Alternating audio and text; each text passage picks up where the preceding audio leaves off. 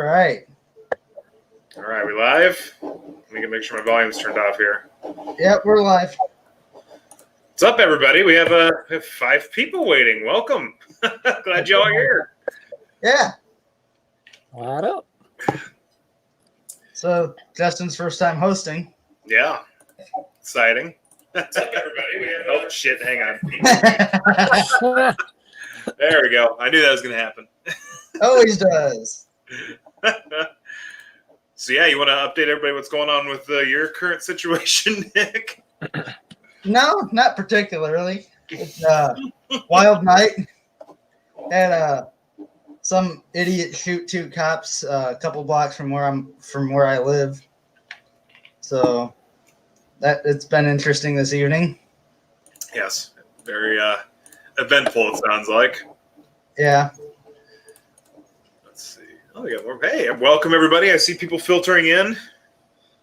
Awesome. More people jumping in here after a while, too, so. Yeah. So have you guys gotten any new stuff in lately? Oh no, you're doing it. I was going to ask you what you got. Yeah, I got a bunch of stuff sitting in my Bind Rune shopping cart. But you're saving that for a video, aren't you? Yeah. Rick said he'll be here in a minute. Hold on. Cool. I'll be right back, too. Hold on. I'm very, very curious about what you've got in that cart, man. Did you take my suggestion? Maybe. Ah, you son of a bitch. This is one thing new that I've gotten. What is that? That's $20 you'll ever spend. Is it like a thermos bottle thing? Yeah, it's made by Ozark Mountain. Sold it at Walmart for $20. Comes with this lid, a coffee lid, and a straw lid. And this has had ice in it since 7 this morning. Damn. Nice. Are you sponsored by them? Nope. Sounds sponsored. I wish. What's up, Human Falafel? Welcome. That's a great name. I love it. Make sure I get this. There we go. No, it's backwards on here, so I can't tell which direction I'm moving things. There we go. Yeah, let's drop in and say hi, everybody here. If you've not been to one of these before, we're just hanging out, bullshitting, talking about metal and stuff. It's kind of a... This week, power trip, directions. Yeah. Yes, I raise a glass to that man. That sucked. We lost a... Raise a bottle that I'm not drinking tonight. Yeah, I got a little hammered last time I did this with you guys. I went back and watched. I'm like, oh, I don't remember the end of that very much. Did you find anything shocking that you said? Not really. I watched where I completely lost what I was going to say, and then just sort of blacked out. Nice. Oh man, what's up, everybody? Harmony Range, Shred Boy. Good to see you all. So, Harmony is convinced that this is a pee bottle, by the way. It could be. Pro tip if you go camping, all right? So like a laundry detergent bottle, and that just works for if you have male anatomy, but they have a massive, how big the hole is on top of one of those bottles. Yeah. You keep them in your tent at night, and then you just roll over. You got the lid, use it, close it. Then we have to get out of your tent in the middle of the night with the woods. So it's a wonderful tool. My scoutmaster used to do that until he forgot to put the lid on and it tipped over. Oh, nice. I'm sure he was loving that. Oh. Yeah, you ain't cleaning that up anytime soon, especially when you're out camping. Yeah, we actually got surprised. So Katie, my partner, her birthday is coming up this week, and my mom surprised us with we're going out to Colorado next weekend. Went out in the woods, just getting away. Nice. That'll be awesome. Yeah. Shutting all my social media down, just going to be like in the woods, away from everything. Sounds awesome. Whereabouts you going to be at? Estes Park. So kind of near where like Rocky Mountain National Park and all that is, where the Stanley Hotel is. But we've got there's like a cabin out there. I love that building.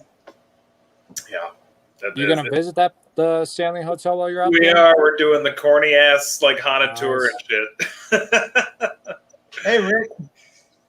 Nice, you're gonna dig it. Oh, here he is. He's waiting in the background. Hey, what's up, man?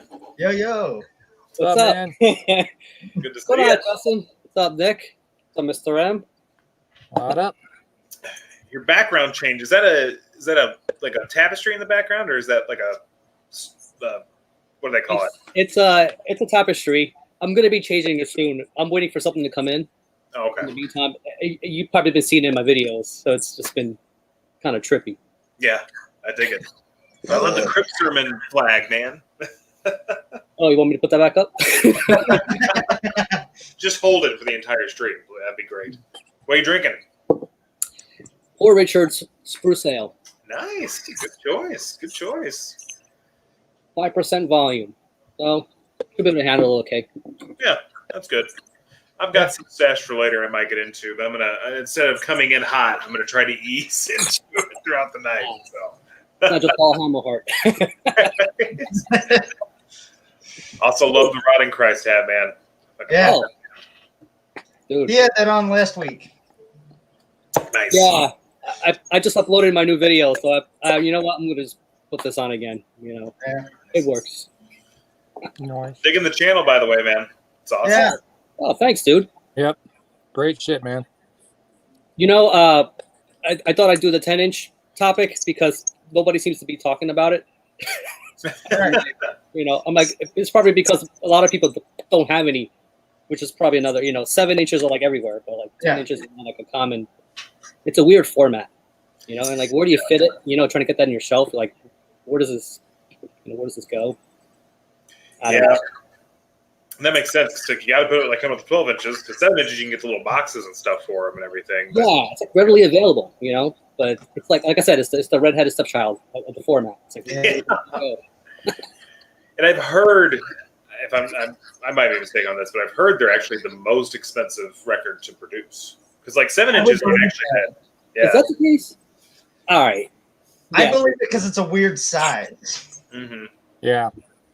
But even 7 inches, like because the reason they're cheap is because they're usually like promos. So like you sell them cheap to try to sell the album when it comes out. But like to make them, it's not that much cheaper than doing just a 12-inch because you're still having to go through the whole process of it. It's the same process to do it. So I'm sure that'd be a good question for Marty because when he did this Glorious Dead, it was a 7-inch in the beginning. I'm like, which I'm sure did a lot. As far as getting the recognition and name out there before the full length was ready.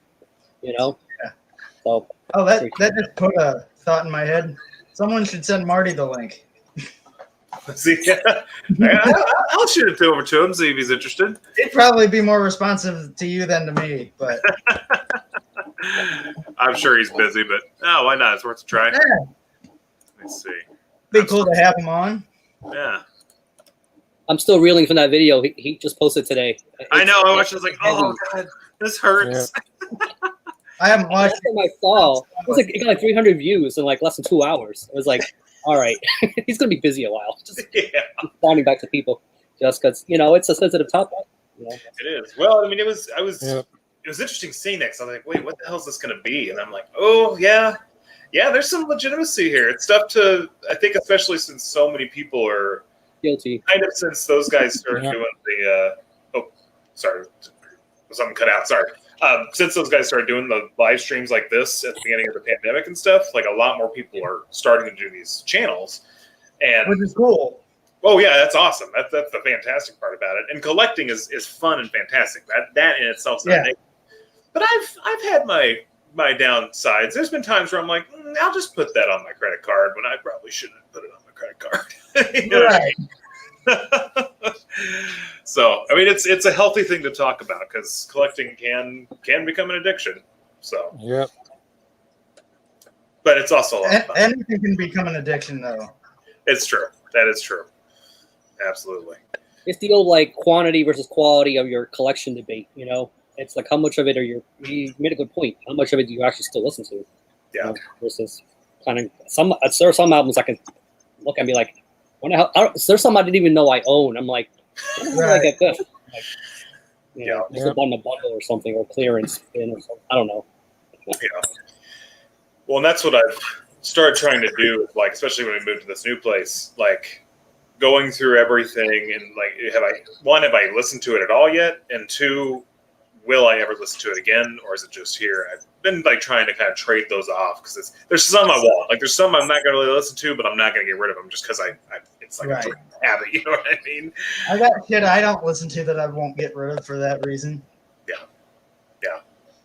That and holes in the collection don't look that great. For sure. Well, and funds have been getting a little tighter, so I'm getting a little more into CDs because you can, pick those up a little cheaper than dropping $30 on a vinyl. But yeah, even then, I'm like, I don't have room for that. So, hey Ken, how you doing? Ken, what's up, Ken? brother? What's up, Ken? Good to see you, man. I can't wait till I get the shirt. You guys, I can't wait either. You guys seen it? Yeah, I can't wait. I ordered that shit. I was going to pick up lunch for the work crew today, and that popped up. And as I was waiting, I bought it. Couldn't wait till I got back to work. I actually wanted to get some Unnatural albums, but they were all like sold out. I think they all are, aren't they? I didn't. I He's hopped on still the got Bandcamp. stuff. He's holding on to it. It's through Bandcamp, so Yeah. it must be a pain going through those guys. But. I have the entire discography, so Oh, yeah. I still got to send you your shirt, by the way. well, I'm in no rush for anything. Don't worry about it, man. I got a big pile of stuff I got to send out anyway, so. Okay. Sorry, I was talking to Katie. All right. Yeah, are there any last? The thing is, I had a bit of a short paycheck this week, so I was like, "Ah, damn it! I want to get that shirt so bad." Yeah. Let's see. Are there still available? Yeah, there's still some available. Okay. Oh man, Ken, that's awesome, man. It looks like you've sold through pretty fast here. Yeah. That's awesome. incredible. But then again, it is Ken, so. Sure. Yeah, I've been digging the new I like. him in front of the camera stuff. Yeah. It's been awesome. He's so good at it. By the way, for anyone who's watching who's not familiar, Ken's Death Metal Crypt is definitely a channel to sub to because he's got a hell of a collection. Awesome dude, and has been doing some really cool new stuff with his channel. So definitely check that out. The reason I did the topic of the 10 inches was because Ken did his crypt tour, but he didn't show any 10 inches. So that got me thinking, like, I know he's got them. Oh, yeah. I don't know. Oh, he probably's got 8 tracks somewhere. Yeah. Yep. But it was a quickie tour. I get it. You can't show everything. But it got me thinking. Yeah. That was fun, though. That was fun to finally get to see the whole thing that we've all been asking for forever. Well, He'll be back. yeah, he'll pop back in. Oh, yeah. But yeah. Dropped a whole bunch of money this past week. Bought a new one of these. You want to hop on, Ken? That'd be awesome. What is it? iPhone 6s Plus Oh, nice. Nice. and an OtterBox. You got to have an OtterBox. That's... Especially if you're a klutz, like I am. That and I like the belt clip. I like having that. Yeah. That makes sense. This last iPhone I have, I've actually done pretty well with. The first two, I keep them until they just don't work anymore. Let me show you what happened to my last phone. I haven't gotten rid of it yet because I don't throw things away. Ever. Hey, Jeff. We should see if he wants in. Hi, Jeff. Yeah, we got plenty of room. Rick, you got his contact, right, on Instagram? Yeah, I can hit him up. I'll that. send him the link. Cool. Yeah, I beat the crap out of this phone, and I only had it for a year. That happened. Oh yeah, that's a Jesus. solid. That's a You solid. run it over? What the hell? It still works, amazingly. Oh man. Yeah, I and the favorite thing is it was actually kind of that funny commercial that had the guy from Silent Live on it, where he's got the cracked screen. And he's like his fingers are all bloody and bleeding because I had that happen to one of mine. It was just destroyed. I kept trying to use it. It would just slice the hell out of my fingers. I have never had a cracked screen, ever. I've had other shit happen. Well, look at you all high and mighty. No, that's awesome. And my last 2 phones, the screens are completely spider webbed pretty much. Like, it is bad. One of my Somehow friends, it hasn't happened on this phone yet. this past summer, one of my friends dropped his phone right into his weed eater. Oh, Dude. that'll do it. It just shattered the screen protector, Fucking but hell. still, that's not fun. No. Well, that's the thing. Those screen That was great. Like I had one same thing where I shattered I think I've had 3 or 4 of them, but shattered the screen and I had the screen protector on it. So the glass shattered, but it was still held together because of that. And I could literally just peel off the whole screen and it would just be on the plastic and then just put it right back on. Damn. It still worked. I have no idea how that phone still worked, but it did. I hate this type of screen protector. Oh, I yeah. fucking hate it. Yeah, I do too. Hair stuck to it. Hey, I don't like it because there's always air bubbles underneath it. Yeah. It's Yeah. that gorilla glass that they use, like whatever that. That's- You know, what I mean, This is my shit, though. I like the OtterBox. Yeah, that's the way to go. Hey, Electric Banana. Hey, what's up? hey, thanks He's for hopping been on. on a lot of streams lately, just commenting and shit. So I got my special sign made tonight. It's going to be used. And it's going to be used a lot. Y'all know me. I'll be right back. All right. Already. That Not was even. quick. Yeah. We're not even 20 minutes in, and he's already got a pee. Yeah. It's like we got to make these little pre-made signs before signing on. I just got my 4 lucky index cards here. Maybe I should get one of those like Calvin and Hobbes, like peon Chevy kind of stickers or whatever. Just point it up. Yeah. Yep, Y'all know. definitely. Oh, I need man. to make one, but I don't think I've ever taken a piss during a live stream because I always go before. I do too, but then I have to go during because I drink so much. The I bladder don't wolf. think I drink enough. You know what I need in this room? I need a mini fridge. That's the next big purchase. Yeah. This shit is like gold up here in Minneapolis. Any grapefruit That sodas shit's good. or to just That shit's gold here too. Actually, don't see those in Philly anymore. Nobody has them. really? I used to buy them years I ago. will Yeah. say I prefer Squirt. to I do French. too. I also do, but it's just you can't find it anywhere right now. It's like it's Oh, gold. shit, we have a 12-pack of it downstairs. Hawk that shit on eBay, man. Yeah.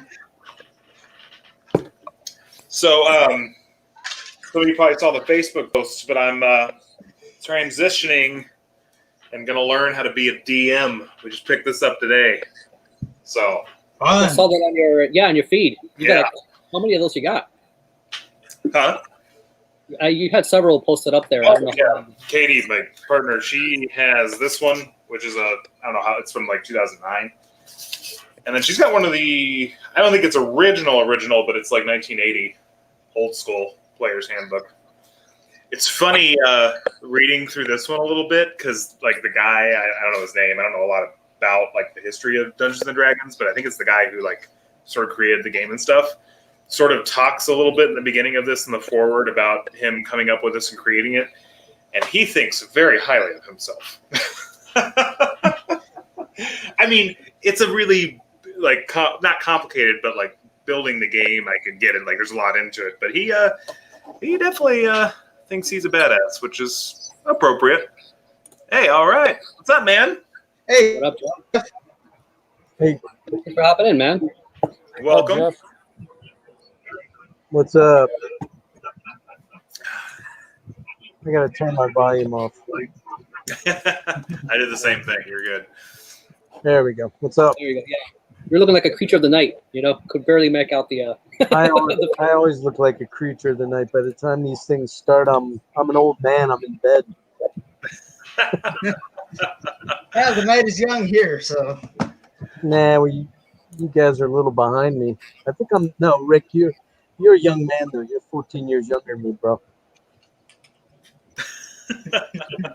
At some point, like, okay, when you're a kid, you call yourself a kid, and at some point you're like, where's that line where I can say I'm a man? Like, where's that line?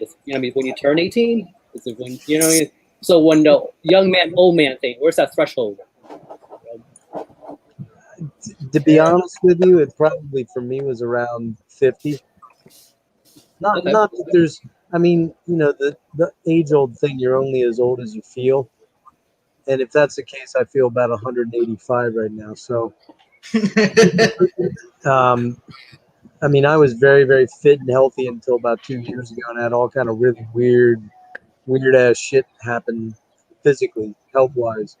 And it's, man, when that stuff happens, you start feeling old real fast, especially too when you start seeing people in and around your peer group die. That's when you start going, Yeah. oh fuck, I'm actually old now. Not from car accidents or things like that, but from heart attacks and from high blood pressure and diabetes and stuff like that. I mean, that's when you start going, damn, I actually am old now suddenly. Yeah. I mean, That's I got up today, and I'm a basketball guy. I like watching hoops. And Cliff Robinson, who was the same age as me, about a half year younger, he died at 53 today. I haven't seen why. I don't, I'm not sure why, but, just you see that and you go, holy fuck, that sounds so young. And it is, but, I've seen a lot of people dying lately that are way younger than they should be, That's sad. Well, it's like Riley Gale, man. Like 34, yeah, he's 34 years 35, yeah. 35, yeah. Yeah, I'm wondering what's up there because he seemed like a real stand-up dude, and I know he was a stoner by all accounts, but I'm kind of wondering if there was something else involved there, You hate to think that, but you just can't help but wonder. And yeah, well, especially since he was found like at his home like that, but But you never know, man. I know, dude. I worked with a dude who was 28 years old and had a massive heart attack and died in the shower, man. Oh, yeah, wow. like 28, just had a daughter. He was fairly healthy dude. I mean, he wasn't like a fitness person or anything, but he was fairly healthy. And you're like, what the fuck, man? That trips your head out when shit like that happens. I mean, obviously he was Riley was a big stoner, but as far as I'm aware, that's all he ever really messed with. I don't think he ever did anything else. That's the thing, though, as far as we know. As far as we know, yeah.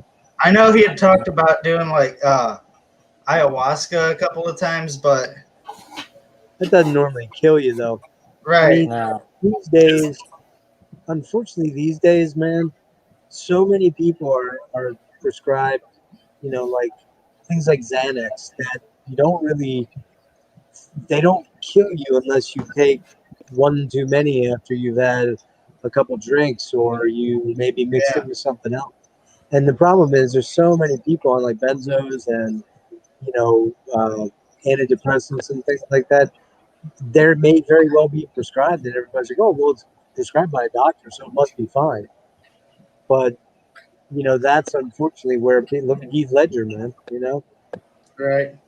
And he's not the only one. There's a lot of people that overdose on those pills because they took one or two extra and they, in conjunction with something else, it just was the right combination that, put them to sleep and they never woke up, So we don't know, and I hope that's not the case with the guy because he seemed like a really cool guy. I never saw those guys. I was familiar with him, but not really my niche of metal. But he seemed like a great dude, and that's just a real shame. Yeah.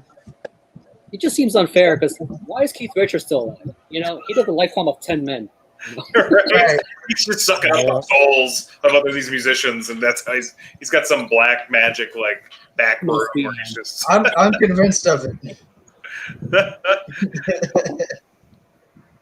Yeah, I was telling Nick earlier. You can kind of see it that's the Cannibal Corpse poster I got, and that was with Gatekeeper and Power Trip. And I'm not really a thrash guy. I'm more black metal and some death metal and stuff. But man, that show, Power Trip was by far the most entertaining. They sounded amazing. I mean, they're spot on.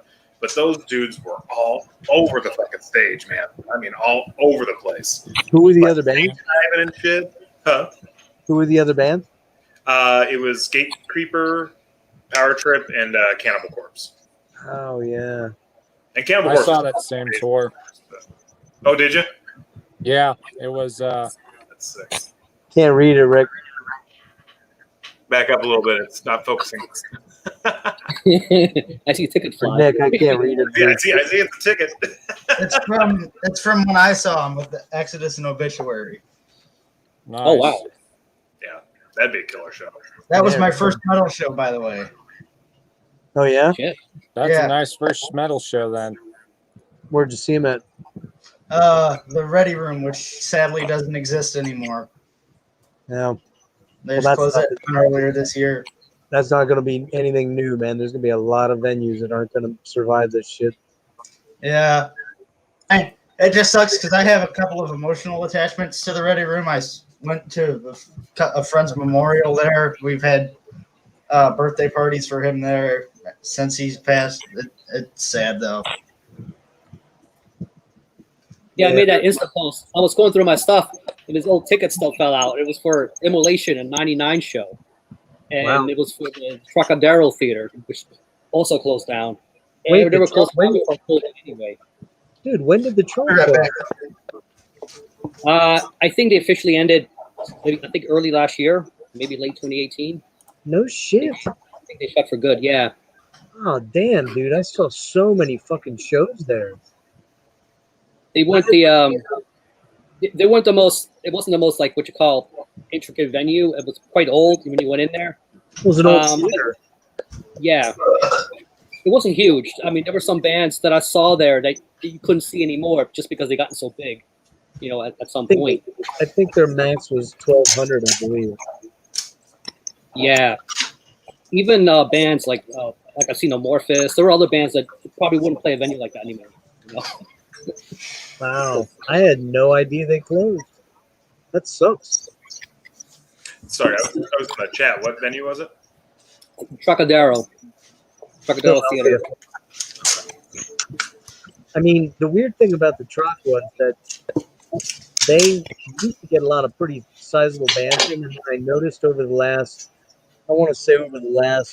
3 or 4 years, they were getting less and less bands, and they were kind of drawing a lot more hip hop sort of stuff. Yeah, they were doing more movie nights and other Movie kind of nights, yeah. But I mean, because the unfortunate thing about that area was it's in Chinatown, so that you could never find any parking without paying through the nose. Yeah. But shit, dude, going back to the 90s, I saw a lot of good bands then, man. I had no idea they closed. That was a good spot, man. Yeah, you can tell even on their last leg. I caught Dark Tranquility there. I think it was one of the last shows I caught there. Okay. Who else? It was like Moonspell. There's a few other bands, but yeah, I think it was the last, and then it was like a last hurrah. You can tell they were closing down. Well, what's the one over on Spring Garden that's the nicer one that popped up? Union Transfer? That's one. Yeah, that's another one. That's Yeah. a popular one. There's a lot of death metal bands that play there. Yeah, when they popped up, they were a lot newer and nicer and more modern. Better sound system, better sight lines. What's the other one? The TLA, Theater Living Arts, I don't even know is that still open? That's still around. Yeah. But Everything is kind of up in the air now because of COVID. Oh yeah, but they weren't getting a lot of great bands in the TLA the last couple of years. I saw Neurosis there in August. That was the best show they'd had there in a long, long time. Oh, Hey, James has a good question here. Did anybody go record store day shopping today? Nope. Anyone chance it? No, I had to work, but I gave my dad a list of stuff I wanted, and he bought me what he could. Nice. Some That's good nice. stuff That'll for be in sure. a video. There wasn't a whole lot of, just a ton of metal I saw. I mean, there's some really cool stuff coming out. Not metal like the Philip Glass box set. I don't know if that was this one. They're splitting it up over like 3 different months, I think, aren't they, or something like that? Yeah, they spread it out. Yeah, over 3 months. So today was the first one. They're doing one in September and then one in October. Okay. Just to try to spread it out so there isn't as much congregation. You know, people think that people will go only on the days that the most releases that they want are on that day. Yeah. Well, we had to make a run up near down in the valley, which is one of the ones I usually go to for record store day. So I was like, I'll just swing in. And there's probably like 10 people in there, I think. They had something like 120 people this morning, but usually it's like almost, I think they get upwards of 600 people waiting on record store day. So it was a lot slower for them, but they were happy that there were at least some people out there. So, but I mean, it's hard. You got to be safe too, right? Like it's the balance. So, but, Right. Are people required to wear a mask out there, Justin? Oh yeah. They have them if you don't have them, and then you have to use hand sanitizer when you come in, when you get to the counter, and then when you leave. Well, you don't really have to when you leave, but they encourage it. So. And they only let 10 people in at a time, but there wasn't a line when I got there. So. Yeah, the record store that I usually go to for record store day, which is the one that my dad went to pick up stuff for me, they were only allowing 9 people in at a time.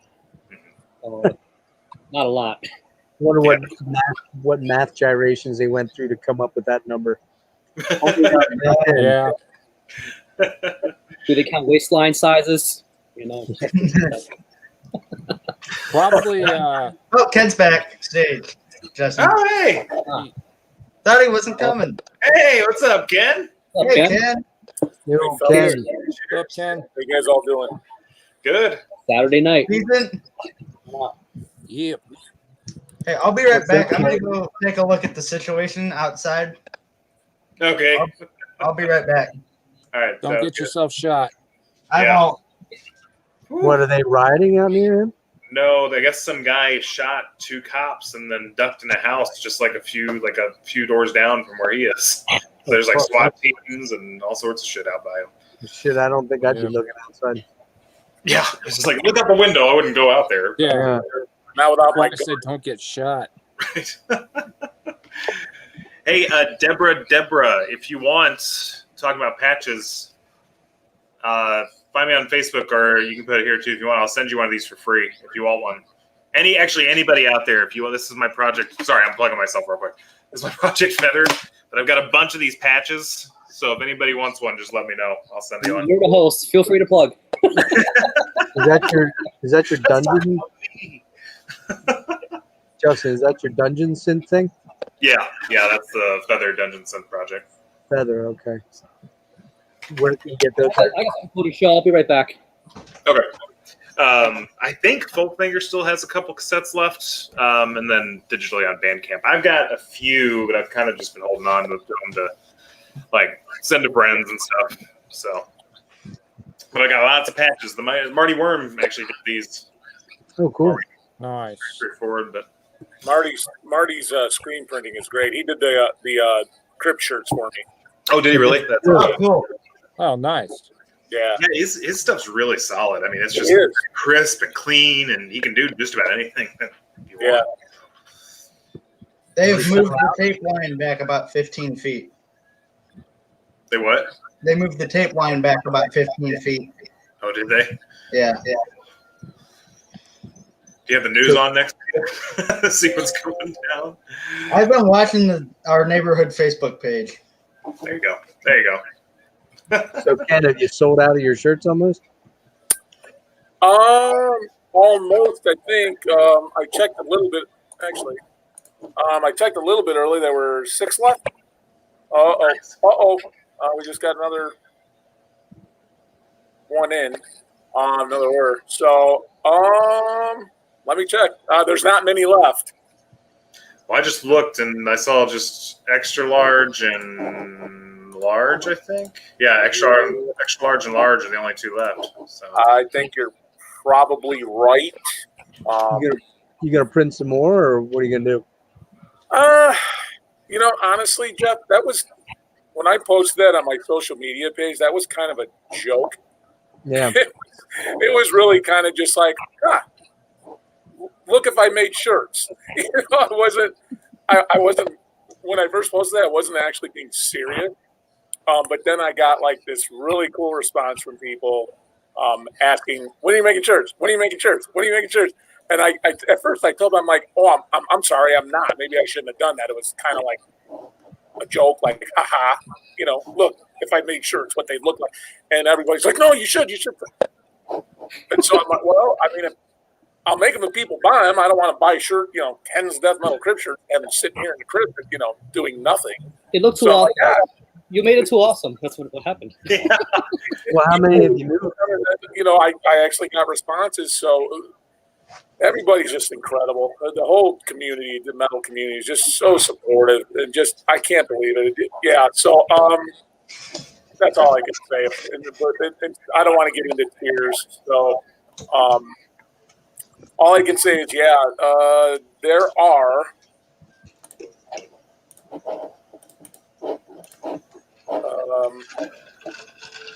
There are 4 shirts left. Wow. There's 3 now. Nice. It's crazy. Yeah, there's 2 large and 2 XL left. That's too big for me. I only made 50 shirts. I made 50, so I figured, it's a good batch. And I don't know. I didn't know how many people were going to buy them, but I would probably print more if I were you. You might need a second pressing. and to be honest with you, this was only U.S. orders. I didn't give Europe a chance or anywhere else. I only did the U.S. because the postage is astronomical, and I'm like, you guys do not want to pay like literally. It was going to be so when I went to the post office and I took shirts with me to like weigh them and things like that, and to go to Europe, anywhere in Europe for one. Now the shirts are $15. Yeah. But to go anywhere and it's 2-sided. So, and I did my homework on that too. I got good friends who run like record labels and whatnot. I got their price, what they, run for like a double-sided T-shirt. I checked out bands to see what they sell their double-sided shirts for. So actually, these shirts are actually a few dollars cheaper than. They are. Typically, it's about $18 for a 2-sided shirt. So I sold these for $15. So a little bit cheaper. Because again, I'm not looking to make money on them. As long as I can recoup my investment for making them, I'm fine. As long as I can break even, I just don't want to lose money on it. So that was my biggest scare into making the shirts. Is I'm like, I don't really want to lose money to make shirts. So 10 people have shirts. I don't want to do that. But it doesn't look like I'll lose money. But so yeah, it was. I did, but because of the postage, it was literally $15 for the shirt. It would have cost anywhere in Europe with a possible up to 30-day wait and no guarantee it gets there. It was $20 extra. It was $20 bucks. So it's $35. Then you don't even know if you're going to get it, and it could take up to 30 days. Now, if you wanted to guarantee you were going to get it, so basically like a priority mail to Europe was $40. So it would have cost somebody $55 to get one of these shirts. I'm like, I don't want people paying those prices for a shirt. So I said, if I can find a distributor or so, a label that's interested in carrying it, maybe we can work out a deal. But I don't know if I'm going to even do that at this point. And as far as the second pressing, I don't know. I might just let these ride and just leave it be. Leave it underground, leave it be. And I know it's probably going to upset some people, but I didn't get a chance. And sorry. I got to order one. Hopefully there's still a couple of larges left by the time I get to it. Yeah, there's only 2 left, Nick. So yeah, me and John just bought the last 2 XLs, I think. Thank you, Justin. Yeah, you're out of mediums at large. Oh, look at this. I'm getting Brian Tuck. I know that guy. Yeah, he bought one. Let's see. That Justin, I think Justin Bowling just bought one. Somebody else just bought one. Yeah, they're good. They went. My God, they went quick. They went quick. Will they shrink in the wash? Because if they're extra large, maybe they won't stay extra large. I don't know. Yeah, there's extra large. That's all that was left was XL and large. But anyways, enough about this. If you think about it, though, Ken, you've only had those for less than a week, man. You moved them very quick. I just put them up today. I just put them up at 8:00 this morning. Oh, was it just today? Yeah, I just made them. No, but you've been talking about it for about a week. Right. And I got them. When did Marty's quick. He gets stuff out to you quick, man. He made them like literally, like no joke. Like when I sent him the stuff, they were done in like 48 hours. Well, unfortunately, he's got a lot going on right now. That's amazing. Yeah. He's so fast. So, yeah, I got him. I've been talking about him for, probably about a week, Jeff. You're right. And then I got him. When did I actually get them? Probably like Wednesday or Thursday. Wednesday, maybe. I think I actually got the shirts. And then I decided, I'd put them up this weekend. So at 8:00 this morning, I'm going on a fishing trip in a few weeks. So I had to get my boat out of storage. And me and my fishing partner had to get it all ready to go and everything. Pull it out of storage finally for the first time this year. Where are you going? We go down to Southern Illinois to a lake called Lake Shelbyville. I know exactly where that is. It's like 2 or so hours from here. Yeah. I'm a big bass fisherman, so so is my partner. So we do a lot of bass fishing. So yeah, it's a wonderful vacation. But that's a good time. Yeah, we love it there. The lake is so nice, and we love it. But before I went to go clean up the boat, I put them up. I put the shirts up, and they're almost out. Well, that's why I didn't think it was a joke, because it was up so quickly. I was like, this must have been a serious thing because it was so fast. It actually was. That's the funny thing. It wasn't. It was honestly a joke. I was kidding, and everybody took me serious. And because of Marty's, he's so quick. He was so quick at everything. I'm like, literally, he's like, yeah, I can do them like right now. I'm like, well, do you have guild shirts? Yeah. Oh, okay. I'm like, Marty's, I got, now I have Marty's interest. And he's like, yeah, send me this stuff now. I'll start on them today. And I'm like, what? He's like, yeah, no, send it to me now. I'm like, well, okay. So we, worked out the price. And I'm like, well, do I pay you now? Nope, not until you get them. He's like, let me know they're good. And once you're happy with them, you pay me. Okay. And I mean, he just made it so easy and quick. And literally, when I sent Marty the stuff, literally in 3 to 4 days, I had the shirts here in my house. And his shipping is amazing too. Oh, he's great. So, one of the best. Well, unfortunately for Marty right now, he's not doing a lot of work for bands and stuff like that. So he's kind of got some free time. So this was probably cool for him, something to do. Yeah, well, he's definitely going to be making band shirts for us. We're definitely going to, because we're doing new band shirts with our new demo next year. And I'm definitely going to him to have our band shirts made. Oh, yeah. Well, that was the thing when I was kind of looking in, just like patches, not an expensive thing by any means and stuff, but talking to him a little bit, it's awesome to have a guy you can go to who does band merch. It's not some company that does a million different things. He actually gives a shit about what he's doing. He's fast. It's far more affordable than any other. I've looked at other printing stuff, and it's sometimes just so damn outrageous you can't fork it out. But I hear you. No, he's a good dude, and he's doing a good thing. So he's great, and he's good at it. He's very, very good at it. I mean, it was spot on. I mean, when I got the shirts, I got them, and I opened the box, and my son's looking in the box with me, and I honestly just started laughing. I'm like, is this even serious? I actually have T-shirts of the YouTube channel that I started, 6 years ago. Is this even serious? And now they're almost sold out. Almost. I'm a sellout.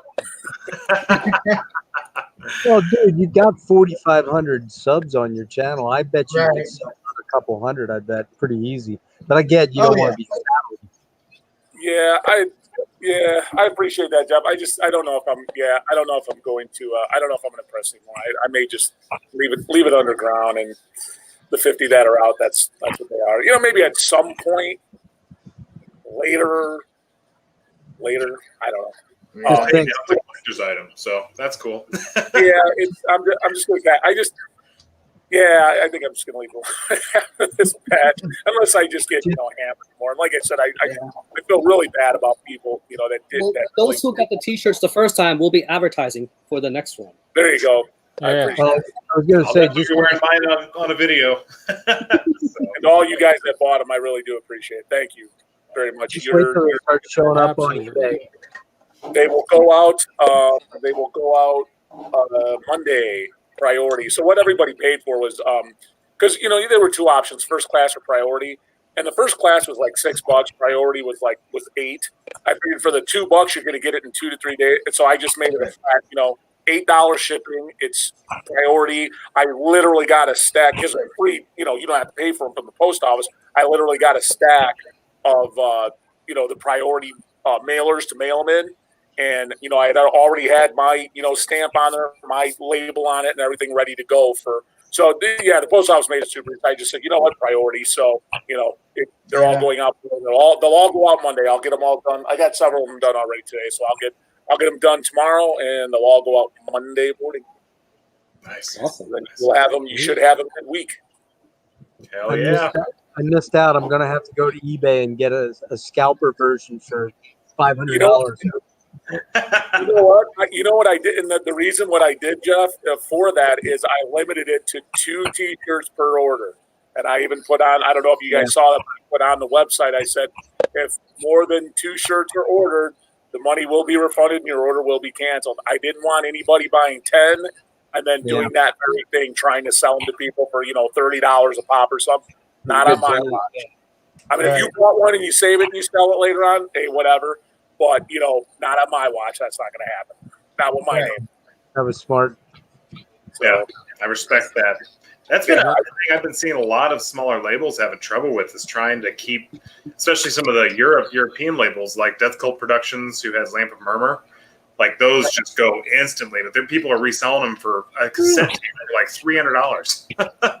So they're trying to be like, one per person. That's it. Like if you do more, the whole order's canceled, and then you're probably not going to get anything. So yep, exactly. I 100% agree with that. I did the same thing. I'm like, nope, not with my name on it. No way.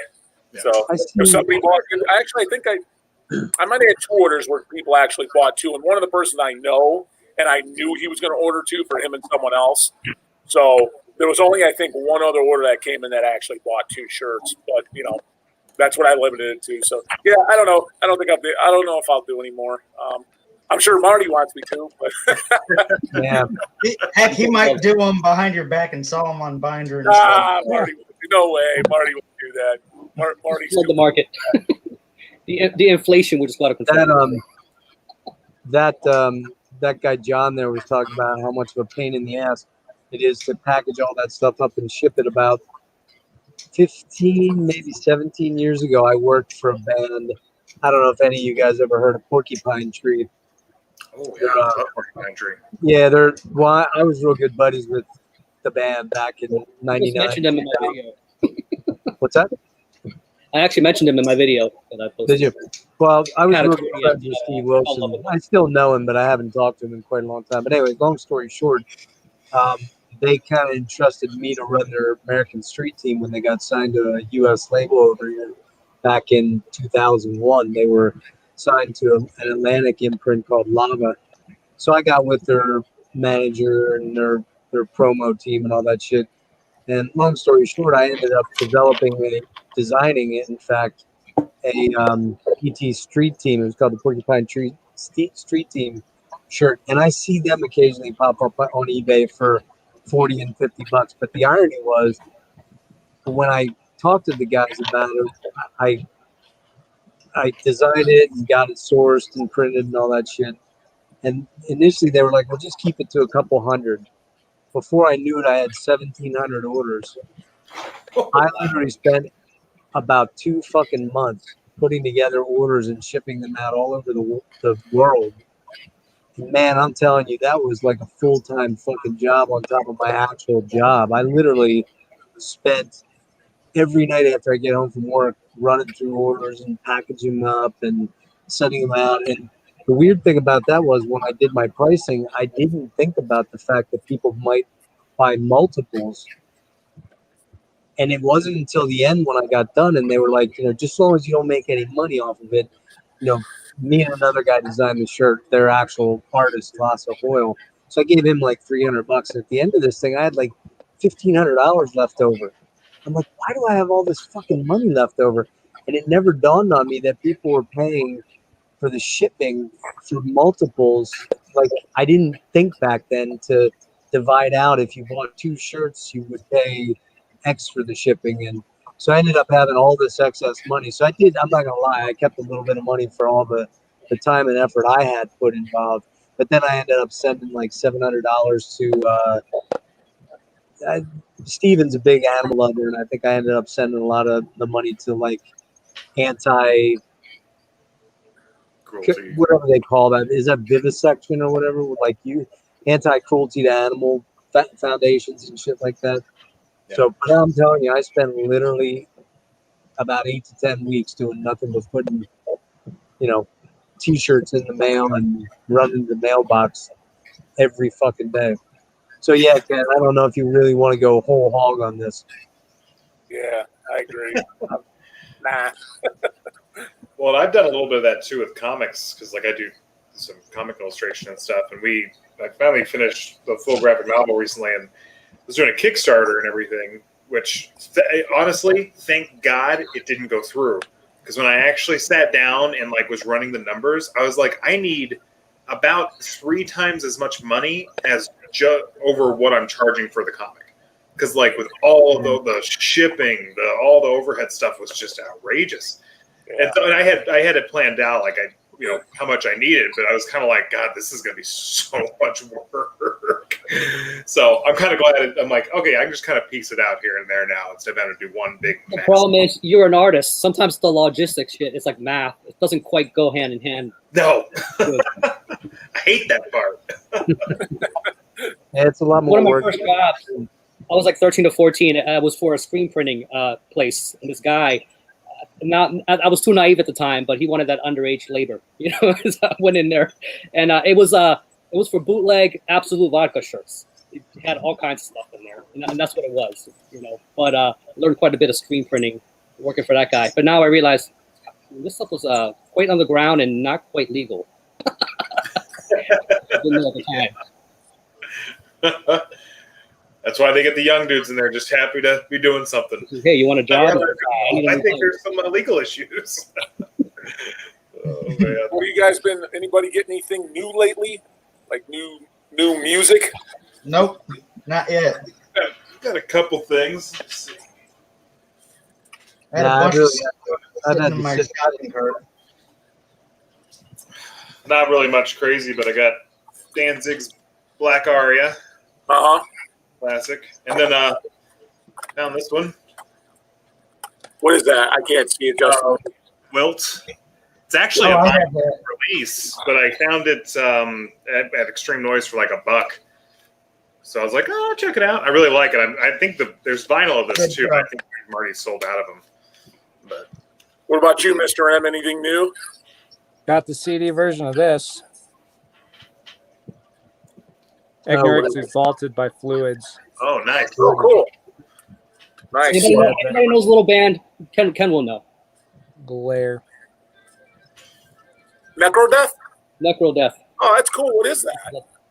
This was their, I think, their last one, or next to last one they put out. Oh, okay. That's good. Cool. I didn't know they were still doing anything. Yeah, you know what? And I think they lost a bit of that classic sound. With this one, they brought it back. Sounds like 80s cool. again. Ah, cool.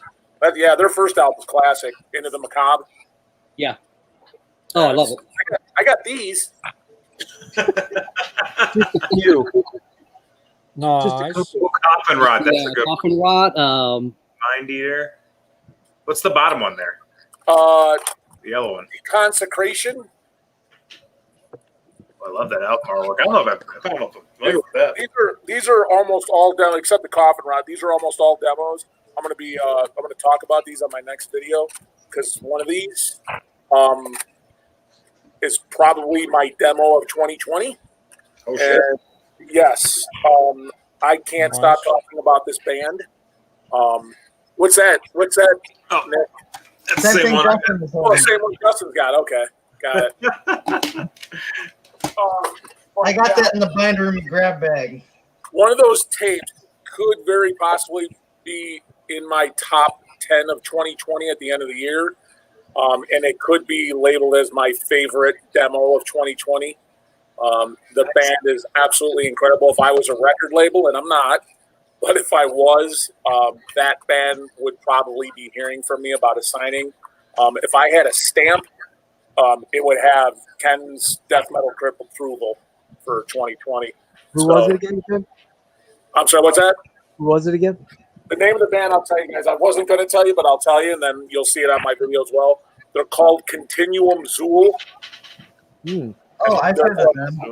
Yeah, they're from Italy, and this is their demo from. It actually came out in 2019, but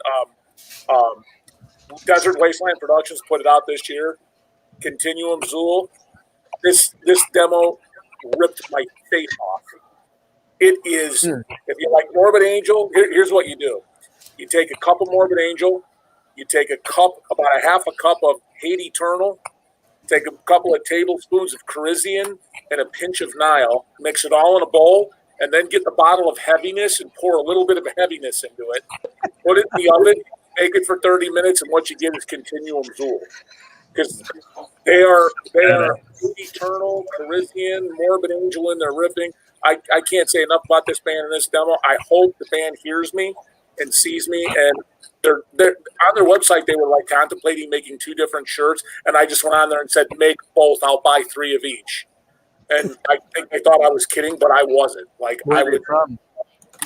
They're from Italy. Oh, wow. And Nice. I want to make sure I'm hearing it right. Continuum Jewel.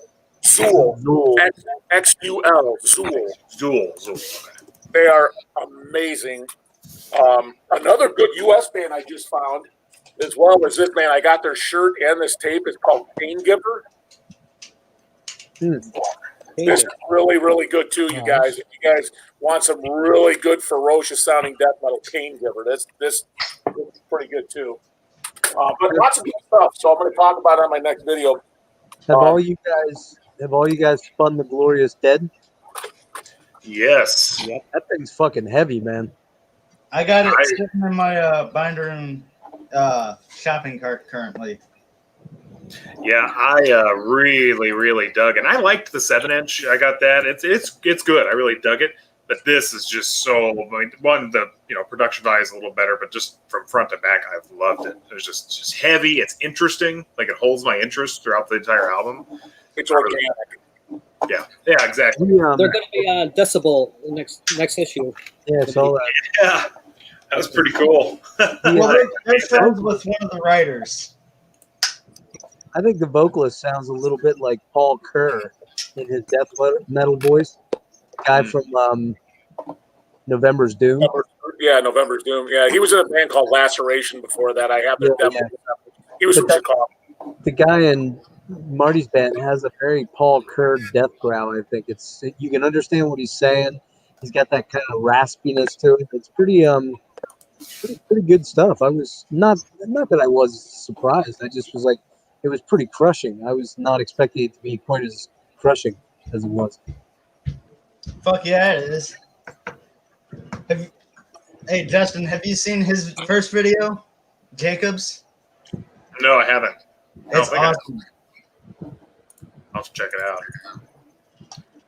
I've been kind of bad about watching videos lately just because we've been kind of busy, but I need to go back through and start digging through some stuff because lots of people are putting out some good stuff I see, which is awesome. Yeah. That's been my worry. I get these new channels, and I'm like, oh man, I'm going to be like keep up with everybody. Yeah, it's hard. I like to support, and watching, people everybody has going on. But man, like Rick, your channel's becoming one of my favorites very quick. Oh, thanks, man. Yeah, Justin, I'm very random. you're into synth and all that kind of gothy stuff, man. Do you like Dead Can Dance?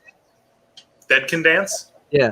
Oh yeah, Dead Can Dance is fantastic. Well, you guys were asking if anybody got anything new. I was gonna jokingly say you guys don't know. I think Rick kind of knows, but my collection, which is about 3,500 CDs, somewhere in that range, is all basically boxed up because it was in storage for years after I split from my ex-fiance. Long story short, I had to bring it over from my storage unit to my house, and I don't have a place to where I'm staying, and I don't have the ability to put it on a wall or anything like that. So I've been digging through. Finally, a couple days ago, I started digging through my collection, and it's all mixed up because 2 or 3 years ago, I started rooting for things and putting stuff back that didn't belong with the box that was alphabetical, and it just became a massive clusterfuck. But Devin's been bugging me to do a video, and I finally got an intro video done the other day, and I'm working on this Rush retrospective. I'm looking for all my Rush discs, and long story short, I come upon, I have all of the Dead Can Dance catalog in these Japanese mini LP sleeves that they put out in 2008, okay? And they're the MoFi, the mobile fidelity ones, the real high audio ones. Yeah. And I pulled them out. I totally forgot I had these. Like, I saw them, and I'm like, what the hell are those? I pulled them out and started looking at them, like, holy shit. Virtually every single one of them are going for $80 to $125 on Discogs. I was like, what the fuck, man? Whoa! It like and I bought them for $12.99 when Borders was closing their doors about 8 years ago. I got the whole Fucking rad, man. I got literally the whole collection for about $80, and they're worth literally about $700 or $800 if I would want to sell them. But I was popping them in. I totally forgot how cool that band. Wow, it's duo, but how cool that duo was. That shit's so good. Oh yeah, was it Lisa Gerard? Is that the? Yeah.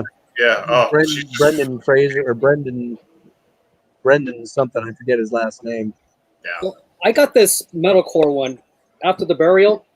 This is going for a stupid price on Discogs, and I don't know why. What's it going for? Like $50, $60. Really? I don't know why. Which album is that? Forging a Future Self. You know, I think that one's been out of print forever, though. That's probably why. Yeah. Because I know their label. Stuff Their goes. label hasn't done a lot with their old shit. They've only been pushing after the burials new shit a lot. Like their last 3 or 4 records. Oh, I didn't know that. I'm gonna pull this one out every single time because I love gloating about it. But 99 cents at Goodwill. Damn it, Justin. That's great, dude. That's probably the greatest find ever. Yeah, and awesome. I am embarrassed to say I didn't know who the fuck it was. I have never heard this band before. I would have known. Well, it was afterwards when I post up and everyone's like, "What the hell, man?" So I look it up. I'm like, "Oh, this is like the band that influenced pretty much all of the not all, but a lot of Wolves in the Throne Room and Death Head and all those dudes." So. You just saw the name on it and figured, it looks like it's a black metal name. I'll give it a shot. Literally, I was like, saw that and I was like, well, that's weird. Right between, I think it was Avril Lavigne and like Brooks and Dunn. So I pulled, I'm like, well, it's obviously black metal. Sure, 99 cents, I'll buy it. So that was is it worth more than 99 cents? Huh? Is it worth more than 99 cents? Yeah, it sells for about $45.50 and it's gone up to like 75. So cool. This is the most expensive piece I have. That's a cool tape. And I got it for free. Highest price on Discogs that this sells for is $153. Woo-wee. How did you get it for free? Damn. Record store in town got in a bunch of stuff. They thought most of it was bootlegs. Some of it was, some of it isn't. As far as I'm aware, this is an original. I just got I got a stack of cassettes for nothing because my guitar teacher works there. So they're just like, here, we got a bunch of bootlegs. Just take these. I think one of my best finds was I was in a city up north here in Illinois called Rockford. I know where that is. I was this was back in like 2008, or I'm sorry, 2004, because my wife was pregnant with our son at the time, and I had a wedding to go to. It was one of my cousin's weddings, and it was up in Rockford. So I drove because I had an SUV at the time, and I drove my two brothers and one of my brother's wives. The four of us went together, and we all stayed at the same hotel and everything. We were going to spend the night up there. So it's like a 2-hour drive, so we were just going to spend the night and come home. It was a Saturday. We were just going to come home Sunday. And we got there and everything. We were there plenty of time. So, we were kind of went outside. We're in this like little downtown area. So we decided to walk around because we had plenty of time before we had to go to the wedding. And there was a little antique shop. We just kind of stroll in. This probably 80-year-old woman sitting there by herself in this little shop. We're all just kind of walking around, looking around. My older brother kind of just starts talking to her, and she could tell she just loves to have company. She just started talking, telling us all her life story and blah, blah, blah. So anyways, we looked around for a bit, conversed with the lady, and we were all walking out. Nobody was purchasing anything. But as I'm walking out, I see, of course, a wood bin of records on the floor. So, of course, I have to thumb through records. I didn't expect to find anything, but I did find 2 records. And I asked the lady, how much are these records? And she says, $1 each. One of them was an original copy of Immortals Pure Holocaust. Oh, Yes. Yeah. And the other one was a Mexican heavy metal band called Luzbel. I don't know. And it's their heavy metal band. It was their vinyl. It was their album called Passport del Infierno, which means Passport to Hell.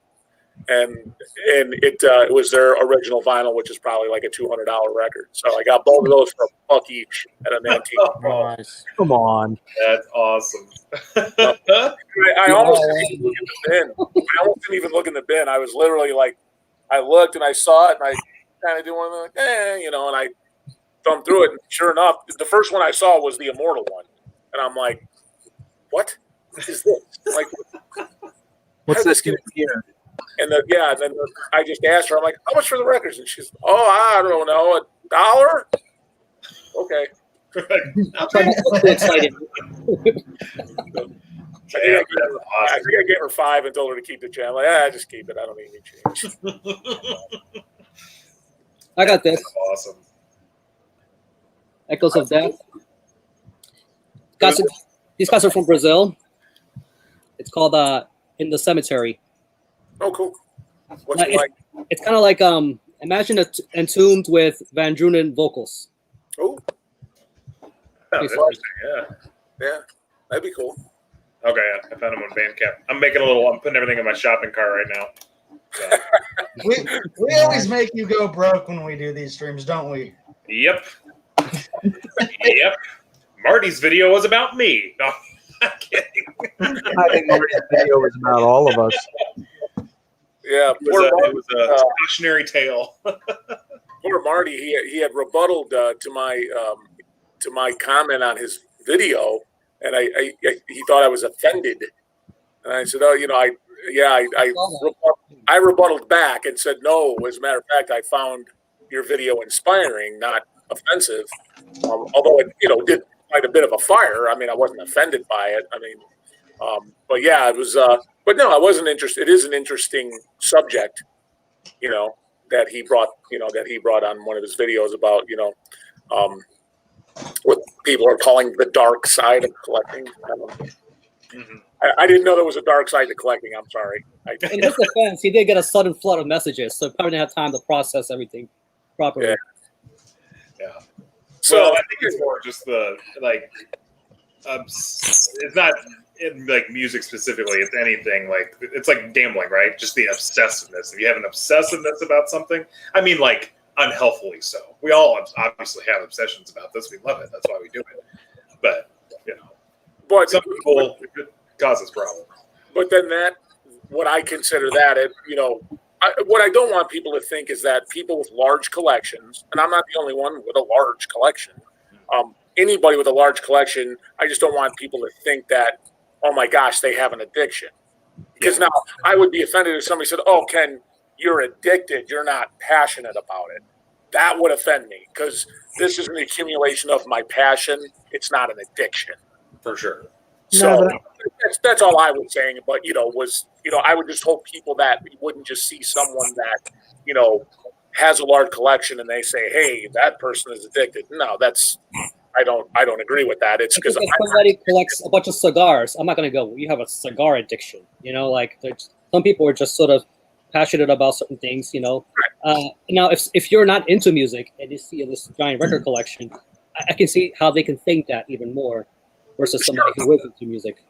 And trust me, and I'm not saying that it doesn't exist, but what I think is, as opposed to, my opinion is, I don't see that as a dark side of collecting.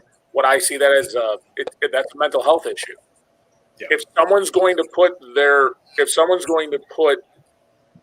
a record or any object in front of the well-being of themselves or their family, that's a mental health issue. It is. As far as I'm concerned, that's my opinion. You know, so that's just what I think. And like you said, we're all entitled to our own opinions. But that's what I was trying to say to Marty. I think Marty thought I was like offended by his. Oh, no, I'm not offended by Hey, and I think I even put it at the end. I said, Marty, as a matter of fact, I find your video inspiring rather than offensive. And I said, we live in one of the greatest countries on planet Earth that we are able to have different views, opinions, and objectives, and we can still sit down and talk about them, call one another a friend. So Yeah. we're okay. I kind of see where he was coming from, though, to an extent, because I've had periods where I definitely have an addicted personality. So that's why, for a long time, I had alcohol issues. I stopped it for 14 years.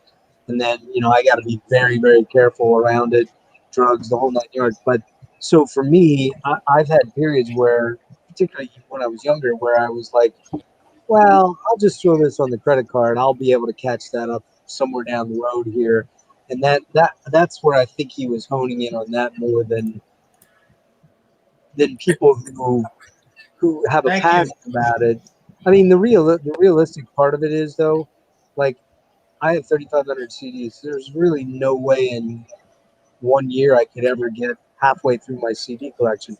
And there is shit in my CD collection that I bought that I know for a fact I've listened to once and been like, and it's collecting dust. But I don't want to get rid of it because it's like, well, I did that one time a long time ago, and I really regretted selling those 400 or 500 CDs. I was so pissed that I went out and bought a bunch of that shit again later.